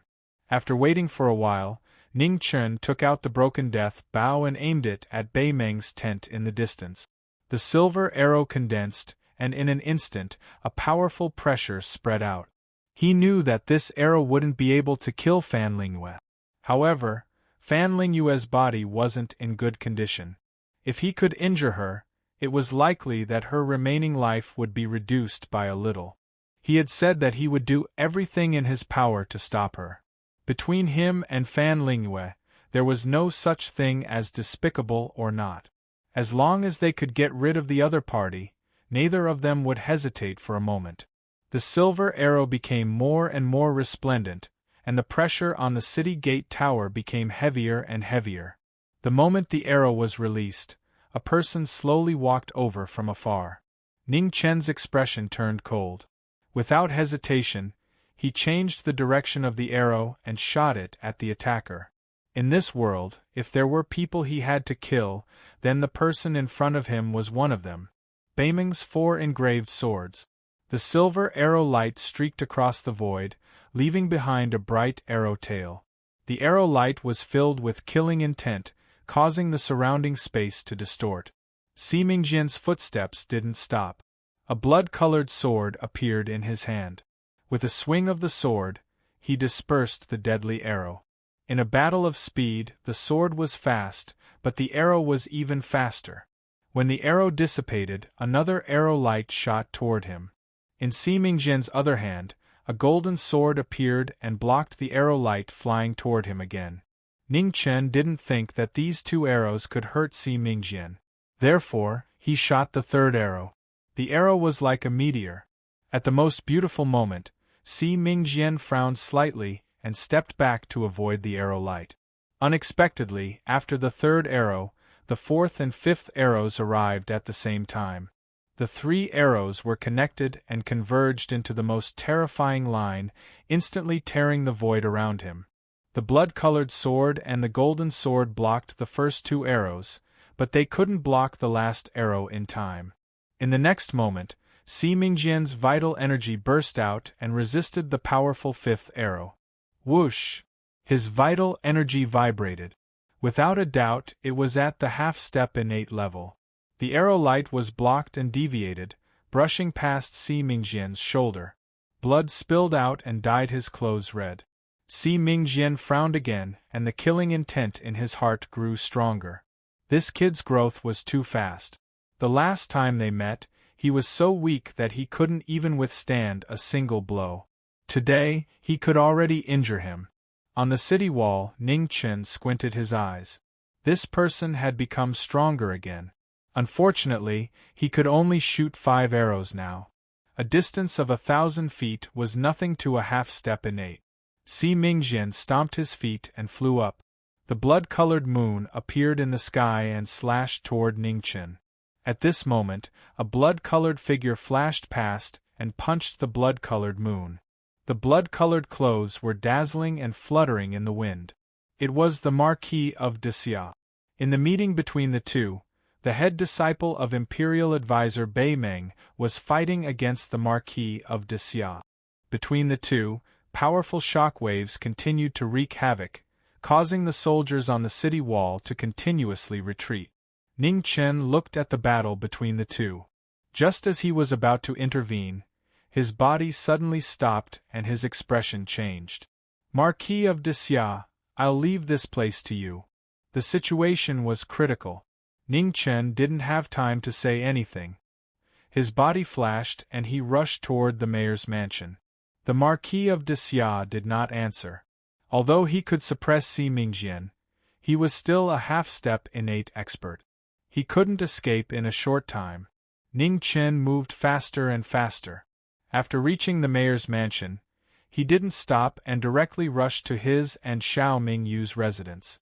Now that he and the Marquis of Xia had entered the mayor's mansion, they were surrounded by the imperial guards. However, he still felt that something was wrong. Pushing open the door, he saw that Xiao Mingyu was still sleeping on the bed without any surprise. Ning Chen was relieved. Fortunately, he was overthinking. However, at this moment, a sword light came silently without any warning. It was merciless. In the sudden crisis, Ning Chen only had time to see the shadow reflected by the moonlight. He subconsciously turned his body and saw the long sword piercing his shoulder and coming out of his body. The sword pierced through his body, bringing out a large amount of blood. Ning Chen's body staggered and his left hand grabbed the sword edge. At the same time, he endured the pain and forced himself to turn around. He turned back and hit the assassin's chest with his palm. Bang! The black-clothed figure met the attack with his palm and blocked the palm in front of his heart. Waves of the world east. Facing each other in close proximity, Ning Chen fully strengthened his body. Blue light gathered around his body, and the power of his palm increased by 30%. The powerful palm power was unstoppable. The black-clothed figure decisively abandoned his sword and retreated 30 feet to avoid this powerful attack. He didn't want to fight. Ning Chen stepped out of the room. With a shake of his left hand, the sword flew out and fell to the ground. He waved his hand and closed the door. He immediately turned around and looked at the assassin with a cold expression. Fan Lingyue sent you? Did she tell you to leave immediately after saving Mingyu? You think you're smart, but you're really stupid. At the end, a cold smile flashed across Ning Chen's face. Fan Lingyue was such a smart person and knew what was important. If she wanted to kill him, she wouldn't choose this time. He had to admit that the person in front of him was really stupid. What Sword City wants to do is not allowed to be told by others. The black-clothed figure pulled out another sword from behind and said coldly, "Are you a disciple of Sword City? Second or third?" Ning Chen was slightly surprised. No wonder he dared to go against Fan Lingyue's orders. So he wasn't from Northern Meng. Third sword, Jian Luiying. The black-clothed figure's tone carried a trace of arrogance. Idiot! Before he finished speaking, Ning Chen's figure had already disappeared. His ink sword flew out and was held in his hand. He stabbed it at the person in front of him. Clang! The two swords collided. Sword chi scattered in all directions. The stone tiles around the two were riddled with holes by the scattered sword chi. It was an evenly matched move. There was no winner or loser. Even if Jian Luiying's cultivation was higher, Ning Chen's foundation was superior. Jian Luiying was shocked. He didn't think that a mere 8th-rank youth would have such strength. Such a foundation was rare in the world. Ning Chen wasn't in the mood to care about what Jian Luiying was thinking. He moved his sword and used his ultimate move. Suddenly, a shocking wave swept out, splitting the sky. First defense, shocking wave splits 10,000 li. This shocking move was unparalleled. Jian Luiying also used his strongest move. Thousands of green light turned into a majestic sword flow that met the shocking wave. It was as if the earth had been struck by a heavenly tribulation. The earth trembled and collapsed. Even the house shook. The commotion attracted the attention of the two Imperial Army commanders in the residence, and they quickly rushed over. Seeing this, Jian Luiying's heart sank. He immediately turned into a ray of light and left. The two Imperial Guard leaders wanted to chase after him but were stopped by Ning Chen. There's no need to chase. You're not his match. Be more careful in the future. Don't let today's situation happen again. After saying this, Ning Chen put away his sword and turned to walk back into the house. The two Imperial Guard leaders accepted the order and left the small courtyard, returning to their posts. In the room, little Mingyu had already woken up. It would be strange if she didn't wake up when they were fighting outside. Ning Chen was a bit scared. Luckily, little Mingyu hadn't gone missing. Otherwise, things would have gotten out of hand. You're injured. Mingyu looked at the blood on his left shoulder. Her face flashed with worry. It's nothing. It's just a normal meal. Ning Chen walked forward and rubbed the little girl's hair. He was telling the truth. Ever since he came to this world, he had been injured the most. He couldn't even count the big and small injuries on his body. There were too many people who wanted to kill him, and they were all powerful people in this world. It was inevitable that he would be injured. Northern Meng Army Camp Si Ming Jian and Jian Luiying rushed back together. Fan Lingyue was waiting in front of the tent. When she saw that only the two of them had returned, her expression immediately turned cold. I need an explanation, Fan Lingyue said coldly. A half-step Xiantian and a peak 9th grade. She had even told them what to do. How could they still fail? Humph. Jian Luiying didn't want to say more. He was about to go back to rest when he saw a slender hand reaching for his life. Jian Luiying was shocked. He moved his hand and hurriedly blocked the attack. Bang! The slender hand was weak, but it was unstoppable. With a bang, the former was pushed back. Did I say you could leave? Fan Lingyue said coldly. Jian Luiying's body swayed, and he vomited a mouthful of blood. His eyes were filled with shock. The Northern Meng Army advisor was actually a peak 9th grade martial artist. Chapter 110. In front of the commander's tent, Jian Luiying's arrogant expression was much more restrained after receiving that palm strike. He honestly explained the situation just now. Fan Lingyue's mood was very bad. Among the 3 disciples of Sword City, Jian Luiying, who was ranked 3rd, was the best at hiding. He was originally the best candidate, but she didn't expect that he would become her biggest failure. Ning Chen was a smart person. If he failed this time, it would be even more difficult to rescue Mingyu next time. Both of them were injured. It could be seen how intense the previous battle was. You may leave. Someone will deliver medicine later. Fan Lingyue waved her hand and sighed. Jian Luiying and Si Mingjian cupped their fists and bowed before leaving. Fan Lingyue stood in front of the tent and quietly looked at Sword City in the east. Since Jian Luiying had already arrived, she should be arriving soon too. The 3-day deadline was quickly approaching. Tomorrow was the last day. Ning Chen sent a messenger to deliver a letter. In the letter, he expressed his intense anger at what happened last night. In the end, he didn't hide his distrust of her at all, stating that he could only accept a meeting in front of Beichui City. Fan Lingyue replied with an apology. Her words were sincere, explaining that she didn't manage her troops well enough and that her subordinates acted on their own. In order to express her apology, he could choose the meeting location. Both of them knew what was going on, but they didn't fall out.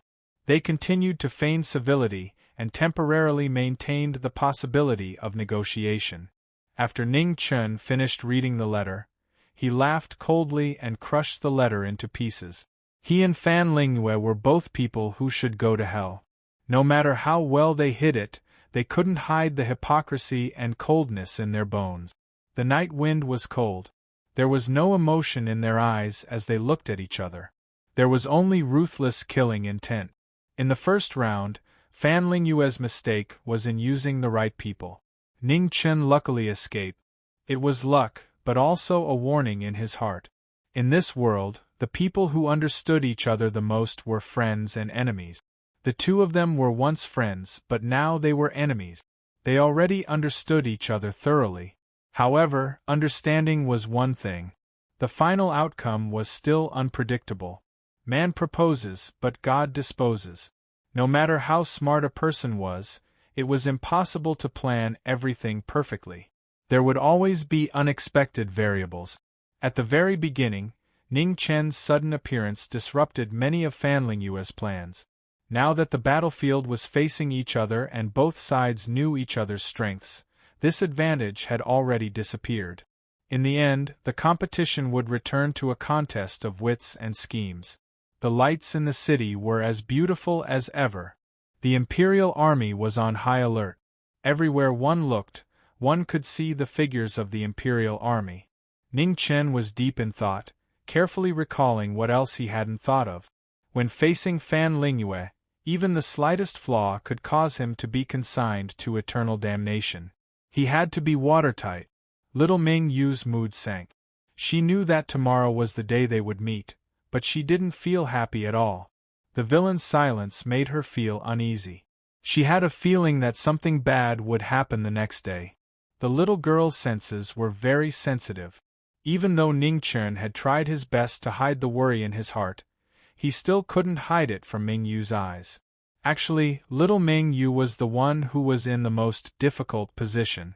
She was sandwiched between the 2 of them and didn't know who to hope for.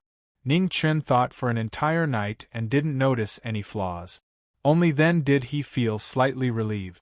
The sun rose and the first rays of the morning sun shone on the earth, illuminating a beautiful golden world. The gate of the city lord's residence opened.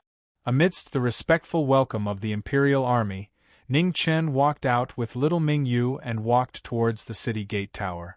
In this meeting, everyone had their own plans and schemes. As for the result, they could only leave it to fate. The Imperial Army was ready to set off. The soldiers in the city were also on high alert to deal with any accidents that could happen at any time. The ground in front of the city wall was filled with gunpowder. Only Ning Chen and Marquis Blood-Rogue knew about it. Ning Chen was very clear that when they met, Fan Lingyue would definitely be very careful. He didn't have many chances, so Marquis Blood-Robed was the most suitable person to ignite it. Holding hands, they walked out of the city and waited below the city. On the city wall, Marquis Blood-Robed stood with rapt attention, ready to listen to the former's signal at any time and shoot this crucial arrow. In the distance, the northern Meng heavy cavalry walked over with heavy step. Qing Huo was leading the team, wearing heavy armor and full of killing intent. When the two sides were 1,000 feet apart, the northern Meng heavy cavalry all dismounted and knelt down in front of Mingyu. "Long live your majesty! Long live your majesty! Long live your majesty!" The armor clanged, but it couldn't stop the heavy cavalry's determination to kneel down. Fan Lingyue was strict in managing the army, and no one was an exception. "Rise." The scene was extremely quiet. Mingyu's expression was indifferent as she spoke calmly. Although she was young, the majesty of an emperor was already fully displayed. "Thank you, your majesty." The heavy cavalry stood up and stood upright. Looking at the dense square formation in front of him, Ning Qin sighed. How could the current army break through? Ta! At this moment, 2 unhurried footsteps came from afar. The heavy cavalry slowly separated, respectfully welcoming the 2 most respected people today. Blue clothes fluttered in the wind, white clothes like snow. The same beautiful face, the same cold expression, but it brought Ning Qin the greatest surprise. The beautiful figure coming toward him didn't have a trace of emotion. The scenes of the past had all turned into smoke. The most unexpected meeting came so suddenly, like a sharp knife stabbing into his heart again. Ning Qin's heart ached. It was the same as when they first met. Little Mingyu felt that something was wrong with the bad guy, and gently shook his arm.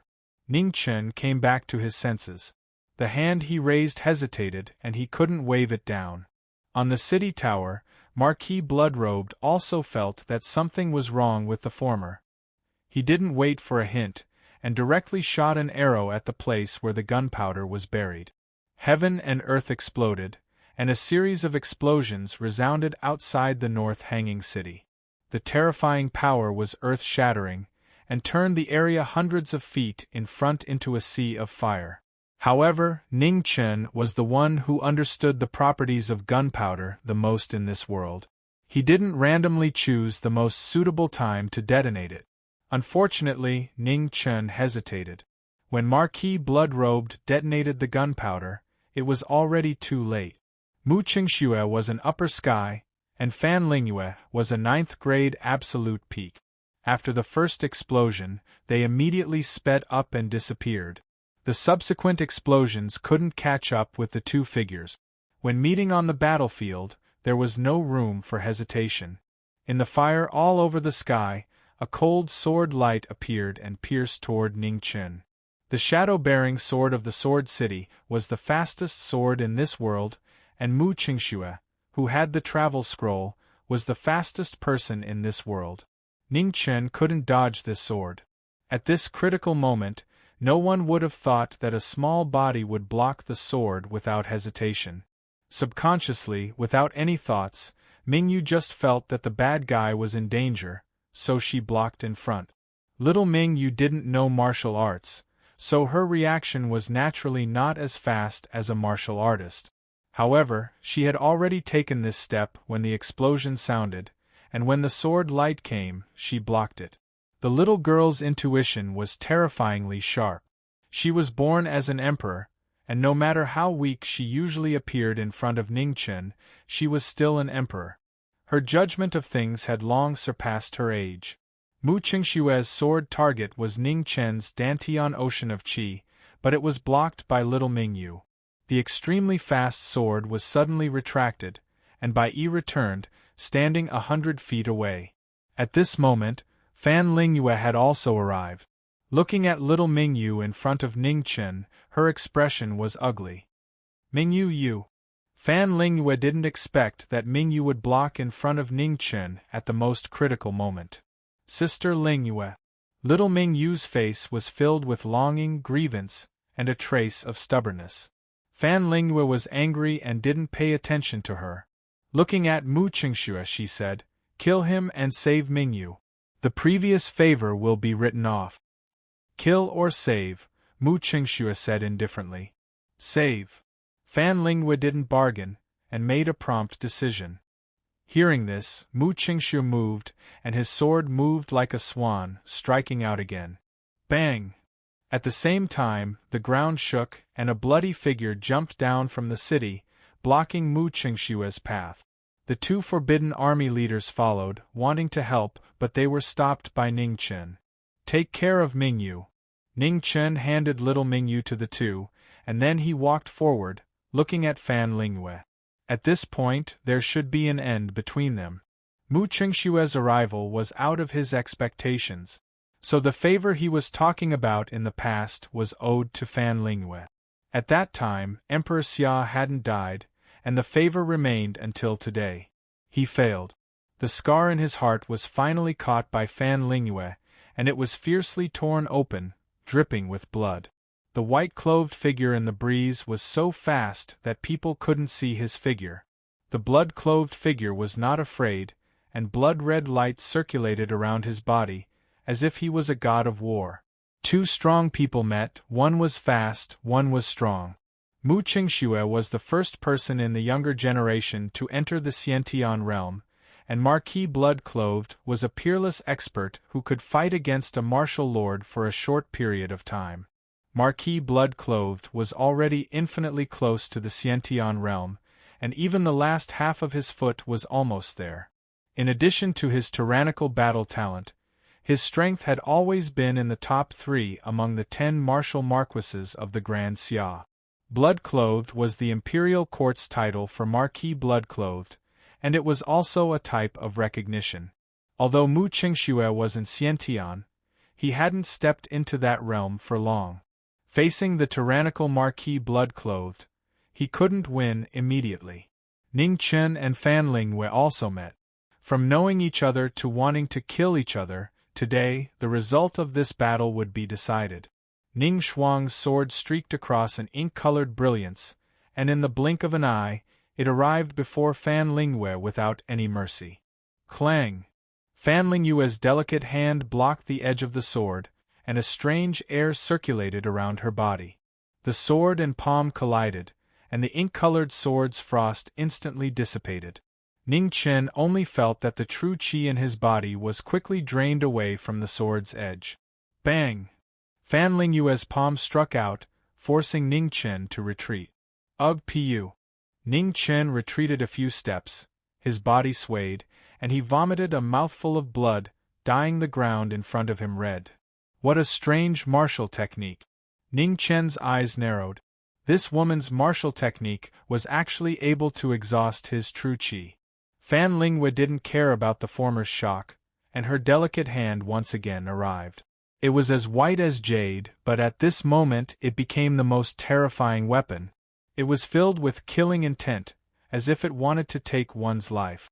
Ning Chen moved his body to the side, and in the next moment, the true qi on his finger disappeared. As expected, Ning Chen quickly retreated, and retreated 3 feet away, his eyes constantly flickering. Chapter 111. Fan Lingyue's martial arts could indeed drain the true qi of the person he came in contact with, be it the sword or the body. Moreover, the longer the contact, the faster the true qi would be drained. The military advisor of Northern Meng was indeed the scariest person in the world. Fan Lingyue had almost no weakness in terms of wisdom or martial arts. He made all his opponents feel powerless. The ink sword in Ning Chen's hand condensed frost again. Snowflakes drifted around him. His figure flashed and his sword pierced through the air. Fan Lingyue's figure also came forward. White light circulated in his hand as he reached for the ink sword. Clang! The moment the sword and the palm met, the ink sword left without stopping. On the tip of the sword, a wisp of frost disappeared, and quickly condensed back. Ning Chen chose to drag the battle without hesitation. He wanted to consume as little true qi as possible. He knew that Fan Lingyue's body was unwell, and he could not fight for a long time. This was also his only chance. The battle between the two sides became more and more intense. On Marquis Blood-Robe's side, the battle between strength and speed had reached the most white-hot level. The blood-stained clothes made him even more powerful. Between the moves, bloody light shone brightly. A large area of the void was distorted and cracks appeared, as if it could collapse at any time. Mu Qingshue's sword was so fast that even its afterimage could not be seen clearly. All that could be seen in the sky was a flash of white light. Bright blood steel condense. Amidst the brilliant light, a blood-colored steel appeared in the sky. It had a radius of 100 feet. The blood-colored light soared into the sky, giving off a sense of oppression that only an innate master could have. Mu Qingshue's body felt like it was stuck in a quagmire. His speed decreased by 30%. Marquis Blood-Robed raised the bright blood steel and turned his palm to suppress the speed. The battle was not going well. Mu Qingxue retreated 100 feet and soared into the sky. The shadow-bearing sword spun rapidly. The mist in the sky turned into sword chi and formed a pair of dazzling snow-colored wings behind him. Sword leaving traces. In a short moment, the beautiful figure in the sky had already disappeared. The sword left a trace and instantly arrived in front of Blood-Robe. Swish! Blood splattered and Marquis Blood-Robe's body was dyed red again. Marquis Blood-Robed did not retreat at all. Instead, he used his palm to meet the sword. Bang! The snow-colored wings were affected by the palm wind, and a small part of them fell off. Mu Qingxue raised his sword to block the attack, but his body was sent flying 30 meters away by the huge force. 10 sword strikes for 1 palm strike. Marquis Blood-Robe's every strike was swift and fierce. Eventually, Mu Qingxue was unable to dodge. His blood and qi were boiling inside his body. Although he was not injured, he was still affected. While Marquis Bloodclad and Mu Qingxue were locked in battle, Ning Chen's side also encountered trouble. The more Fan Lingyue fought, the stronger she became. Her cultivation technique was raised to the peak, and white light shone around her. Every step she took was brilliant, and every move she made was powerful. She was like a goddess descending to the world, suppressing him to the point that he felt like he couldn't break through. The frost essence of the ink sword dissipated upon contact. Within the white light, the true qi was rapidly drained away. Ning Chen retreated again and again, feeling depressed. Ever since he started practicing martial arts, this was the first time he was in such a sorry state. Fan Lingyue didn't hold back in the slightest, suppressing him step by step and forcing him to take his life with every move. He wanted to get rid of this great calamity today. Absolute suppression caused this battle to have no suspense, and the outcome would be decided very soon. However, at this moment there was a sudden change. Fan Lingyue's body suddenly stopped, and she coughed violently. The white light around her also dissipated rapidly. Her sick body couldn't withstand the exhaustion of a long battle, and began to show signs of exhaustion. First defense, raging waves splitting 10,000 miles. This was a rare opportunity. Ning Chen's eyes focused. His sword raised 100 zhang tall wave, and in the midst of the raging waves, a sword slashed through the sky. In the loud explosion, the world was miserable. Sand and dust flew wildly, covering the vision of everyone in the surroundings. In the midst of the sand and dust, the white light rose again. When the sword and the palm collided, Fan Lingyue let out a muffled groan, and retreated a few steps. Then, she used her delicate hand to disperse the force, and struck out with her palm. With a bang, Ning Chen was sent flying again, and blood spurted out. After landing on the ground, he stabbed his sword into the ground and barely managed to stabilize his body. Cough, cough. Fan Lingyue coughed violently, and blood kept flowing out from between her fingers. The white light around her body also began to become extremely unstable, sometimes strong and sometimes weak. Seeing this, Mu Qingxue frowned. His figure flashed, and a sword light slashed towards Ning Chen. Soon after, he swept Fan Lingyue away from the battle.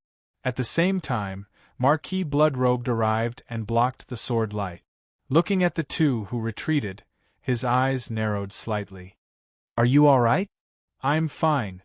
Ning Chen wiped the blood from the corner of his mouth and shook his head with difficulty. This battle was too embarrassing. If it wasn't for Fan Lingyue's body being unable to withstand the exhaustion of a long battle, he would have lost without a doubt. The heavens were still fair. They gave Fan Lingyue frightening intelligence and martial talent, and also gave her a sickly body. The northern Meng army retreated in a grandiose manner. The soldiers in the city heaved a sigh of relief. The pressure from the 10,000 heavy cavalry was too strong. It was like a flood of iron that wanted to swallow everything in front of it. After the cavalry retreated, Marquis Bloodrobed brought Ning Chen back to the city lord's mansion. Both of them were injured and needed to recuperate. Especially Ning Chen, who received 2 palm strikes from Fan Lingyue. After returning, he kept coughing out blood. Little Mingyu stayed by his bedside, silently serving him soup and medicine. Her sad little face never smiled again. In the northern Meng army, Fan Lingyue wasn't any better. Half of her blue clothes were dyed red with blood, looking very miserable. Retreat. Half a day later, a military order was issued. The army retreated 200 miles according to the agreement. Marquis, Northern Meng has retreated. Outside the room, a general sent a message informing him of the situation.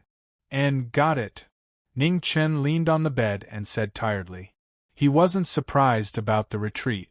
Fan Lingyue was a proud person. Since she promised to retreat, she would definitely retreat. Scheming was scheming, and promises were promises. They were not the same thing.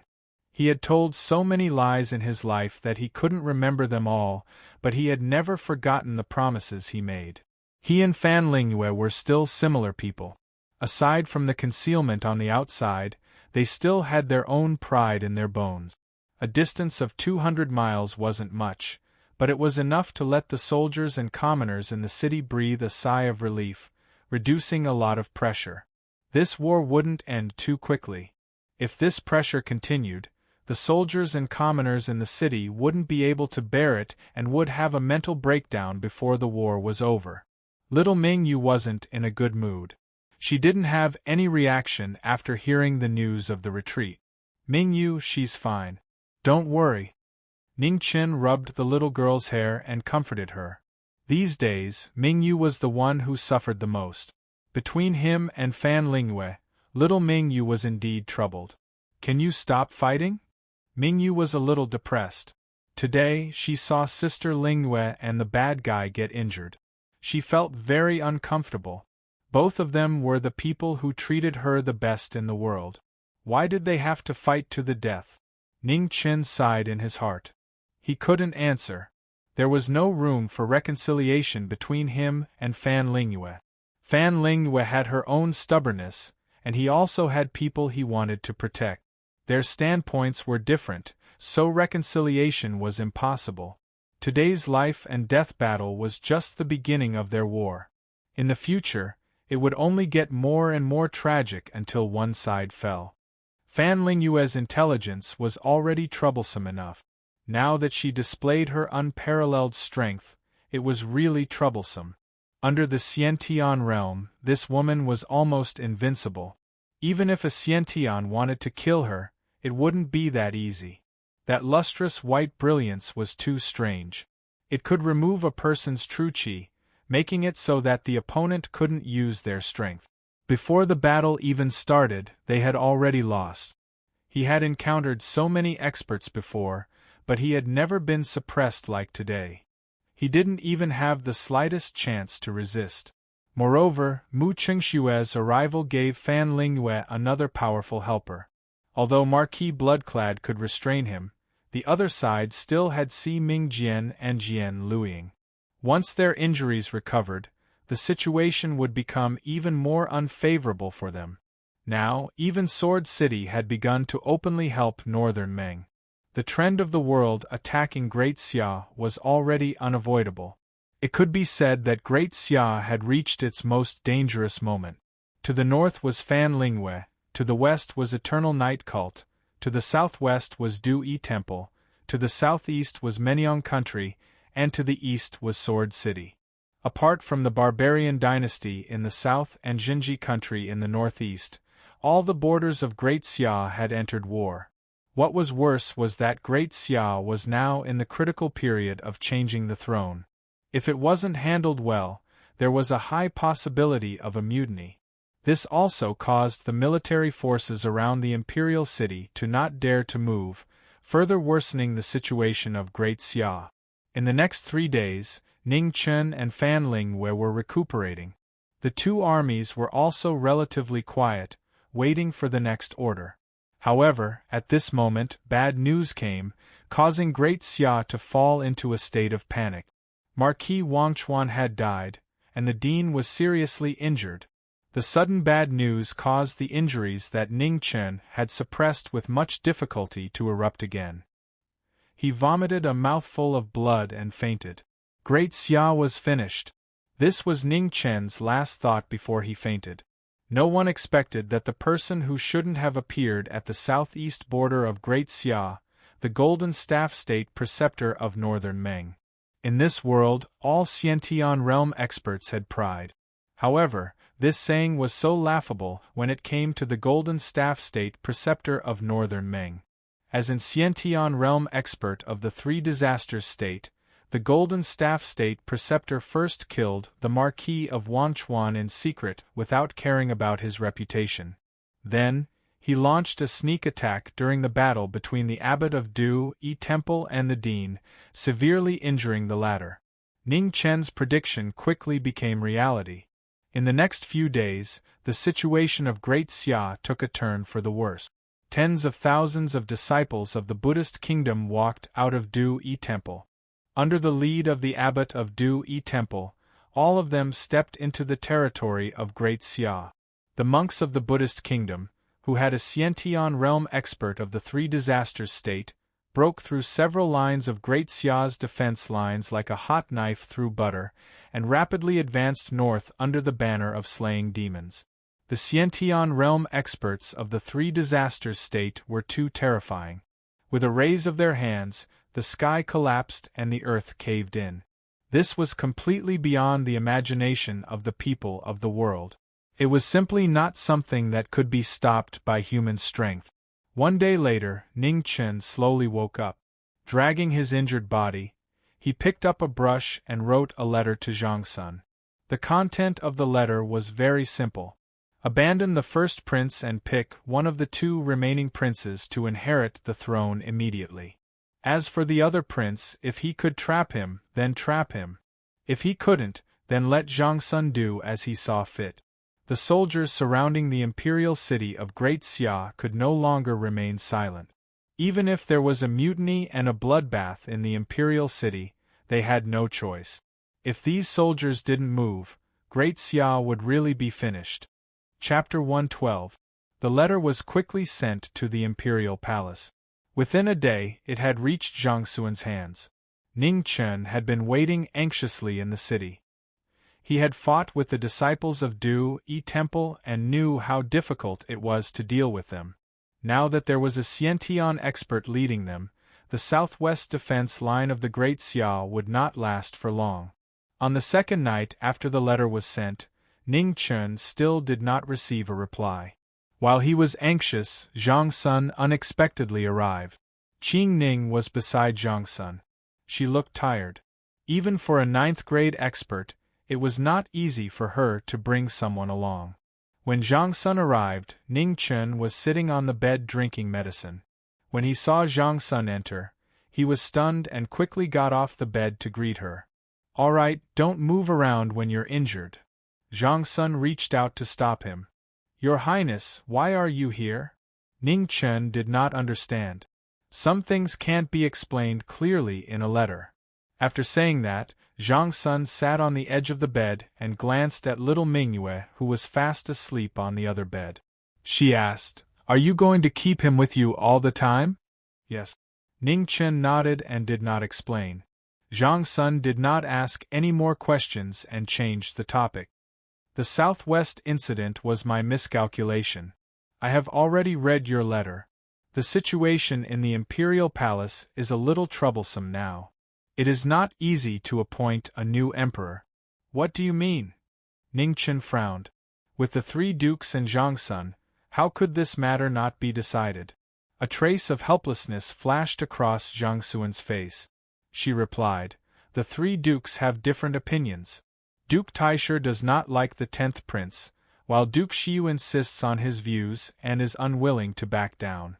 As for Duke Jingwu, he hopes that the 3rd prince will succeed the throne. Without the agreement of the three dukes, the matter of the new emperor can only continue to wait." "What time is it now? Why are they still dawdling?" Ning Chen's tone was very irritated. However, there was no other choice. The choice of the new emperor had to be careful. If another incapable ruler like Xia Rui appeared, the great Xia would be completely finished. After a moment of silence, Ning Chen continued to ask, "What about the 1st prince? Did he say anything?" In the Xia palace, the only person he felt guilty towards was Xia Zi. This prince had once saved him, but he had suggested to his eldest grandson to give him up without hesitation. Zhang Sun shook her head and sighed softly. "Zi didn't say anything. He only said that he would respect my choice. Regardless of whether the 3rd prince or the 10th prince succeeded the throne, he would do his best to assist." Hearing this, Ning Chen's heart was indescribably complicated. The crown prince of the Xia dynasty was a true gentleman. His righteousness was admirable. Unfortunately, such a person was born into the wrong royal family. I'm unable to interfere in the matter of the new emperor. Only you can make your own decisions. However, this matter really can't be delayed any longer. The soldiers around the imperial city must be mobilized. Ning Chen looked at Zhang Sun and suddenly thought of something. "Empress, how many Xiantian pills are left in the palace?" "2. What's wrong? Why do you ask?" Zhang Sun was puzzled. There were originally 3 Xiantian pills in the palace. One of them should have been given to eunuch Pei by the Xia emperor. The other 2 were in the dark hall behind the heavenly mandate hall. Only she and the 3 dukes knew the layout of the mechanism. "Sister Qing Ning, if you were given 1 Xiantian pill, how confident are you in breaking through to the Xiantian realm?" Ning Chen asked. "Less than 40%, Qing Ning replied honestly. "What if there were 2? Ning Chen frowned and asked again. 60%, Qing Ning replied. At this time, Zhang Sun roughly understood what Ning Chen meant. A trace of hesitation flashed through her eyes. There were only 2 Xiantian pills left in the Xia dynasty. Although she was the empress, it wasn't good for her to make decisions on her own. "Empress, you have to bear some responsibility. Apart from Sister Qing Ning, I don't trust anyone else," Ning Chen said seriously. "I understand." Zhang Sun nodded. She shouldn't hesitate anymore. Even if someone was dissatisfied with her, she had to bear the responsibility. Currently, the Xia dynasty's top fighting force was weak. They really needed a new Xiantian expert. If possible, it would be best for Empress to invite eunuch Pei as well. One more Xiantian expert is always one more force, Ning Chen suggested after thinking for a while. Although eunuch Pei had wanted to kill him before, he couldn't care so much now. The situation in the Xia dynasty didn't allow him to think about anything else. "I will try my best, but there isn't much hope." After His Majesty was buried in the imperial mausoleum, eunuch Pei followed him to keep watch. "It's very likely that he won't come out again in this lifetime," Zhang Sun nodded and said. Ning Chen couldn't do anything about this. He wasn't omnipotent and there were things he couldn't do. Eunuch Pei had followed Emperor Xia all his life. Apart from Emperor Xia, he wouldn't listen to anyone else's orders, including Zhang Sun and the 3 dukes. "What do you think if I send you to the southwest?" Zhang Sun suddenly asked out of nowhere. Ning Chen had a headache. He couldn't be sent to the Xia dynasty like this. He wasn't a firefighter. He couldn't be sent wherever there was a problem. What about here? Ning Chen asked tactfully. I will send Marquis Taiping to continue the negotiations. With 2 marquises here, we should be able to buy some time, Zhang Sun replied. How many soldiers can you give me? Ning Chen asked after thinking for a while. This was what he was most concerned about. If there were too many, then he would go. If there were too few, then goodbye. 5,000 imperial soldiers, Zhang Sun replied. 5,000. Ning Chen almost jumped up. Why didn't you go fight yourself? Weren't you just sending him as cannon fodder? Those were 10,000 disciples of the Buddhist kingdom, not some random cat or dog. Moreover, their leader was a monster in the 3 disasters realm. Only 5,000, Zhang Sun said very seriously. Although the cities in the southwest also had guards, Ning Chen was only in charge of these 5,000. I'm not going. Ning Chen refused without hesitation. He hadn't lived long enough and didn't want to throw his life away. You have to go even if you don't want to. Do you think I'm discussing this with you? Zhang Sun snorted. At this moment, Ning Chen finally understood why Zhang Sun had come personally. She had calculated that he would definitely refuse. Writing a letter was completely useless. Your Highness, 5,000 really can't fight, Ning Chen said bitterly. He knew that he could use gunpowder to blow things up, but it wasn't always useful. At the very least, that Du Yi Temple's abbot definitely couldn't be blown up by gunpowder. Do your best to stall. As long as you can stall for a month, reinforcements will arrive, Zhang Sun advised. Really? Where would Great Xia get reinforcements? Ning Chen's face was full of doubt. He didn't believe it at all. If I say there will be reinforcements, then there will be reinforcement. Why are you asking so much? Zhang Sun said impatiently. Ning Chen still couldn't believe it. For the sake of his little life, he asked in a low voice, There will definitely be reinforcements? There will definitely be reinforcements, Zhang Sun confirmed. I want to take the little emperor with me, Ning Chen said after some thought. All right. Zhang Sun nodded. She knew that this matter was very difficult to change. Moreover, having the little emperor by his side wasn't necessarily a bad thing. All right, I'll go, Ning Chen agreed. Zhang Sun had already made her decision. She had only come to inform him, so it wasn't up to him whether he went or not. You leave tomorrow. Within 3 days, whether it's Qing Ning or someone else, even if I have to throw away my face as the Empress, I will still fight for a Xiantian level expert for you. However, you have to do your best for me.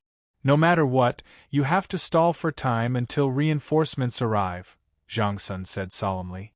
Okay. Ning Chen nodded. He would do his best. Zhang Sun had helped him so many times, so it was time for him to repay her. All right, I'm leaving. I will quickly resolve the matter of the imperial city. You don't have to worry. After saying this, Zhang Sun looked deeply at the youth in front of her, then turned and left. Be careful. Qing Ning only said 2 words before leaving with Zhang Sun. After the 2 of them left, Ning Chen closed his eyes weakly and leaned against the headboard. He knew that Zhang Sun had been forced to do this because she had no other choice. Great Xia no longer had any capable generals. To put it bluntly, he was sending the 5,000 imperial guards to their deaths. As for whether anyone could return alive, no one knew. In this world, only Zhang Sun would be so rude to him, even if it meant sending him to his death. To be honest, he wasn't confident that he could stall for a month. Although the imperial guards were all martial artists, ordinary warriors could deal with the Buddhist kingdom's disciples. Furthermore, soldier against soldier, general against general. He still didn't know how to stall Du Yi Temple's abbot. His sword was still far from being able to come into contact with a 3 calamities realm Khanate expert. Zhang Sun said that she would send him a Khanate expert, but it wasn't of much use. The Buddhist kingdom's indestructible Vajra body could be said to be difficult to injure. It was impossible for a 5th tribulation Khanate to injure Du Yi Temple's abbot. Unless this fifth tribulation eminence was King Yen. Unfortunately, Senior still had to guard the imperial city to prevent shameless people like Imperial Preceptor Golden Staff from sneaking an attack. The night passed in silence. At dawn, Ning Chen walked out of his room with the confused little Mingyue and walked towards the southern city gate. The 5,000 Imperial Guards were ready to set off. 2 Imperial Guard leaders stood respectfully at the front, waiting for orders. "Are you ready?" asked Ning Chen as he walked forward. "We await Marquis' orders at any time," said the 2 Imperial Guard leaders solemnly. Ning Chen sighed inwardly and ordered, "Let's go." The next moment the city gate opened. The horses galloped south in a grandiose manner. Marquis Bloodrobed stood in front of the city and sent them off silently. He knew that it would be difficult for them to meet again after this farewell. "Where are we going?" asked Mingyue. "Southwest of Great Xia," replied Ning Chen. "War?" continued Mingyue. "Yes." Ning Chen nodded. "There are so few people." Mingyue could tell the problem at a glance and curled her lip. "We have to fight even if there are few people." "There's no other way," said Ning Chen softly. After Ning Chen left 50 kilometers, Fan Lingyue received the news. After thinking for a moment, she still didn't send anyone. She understood Ning Chen, so she had never been too worried about Mingyue's safety. However, once Mingyue fell into the hands of others, her outcome was unimaginable. If she didn't have a foolproof plan to save Mingyue, she didn't dare to take the risk. Ning Chen had to die, but it had to be after saving Mingyue. This order couldn't be reversed.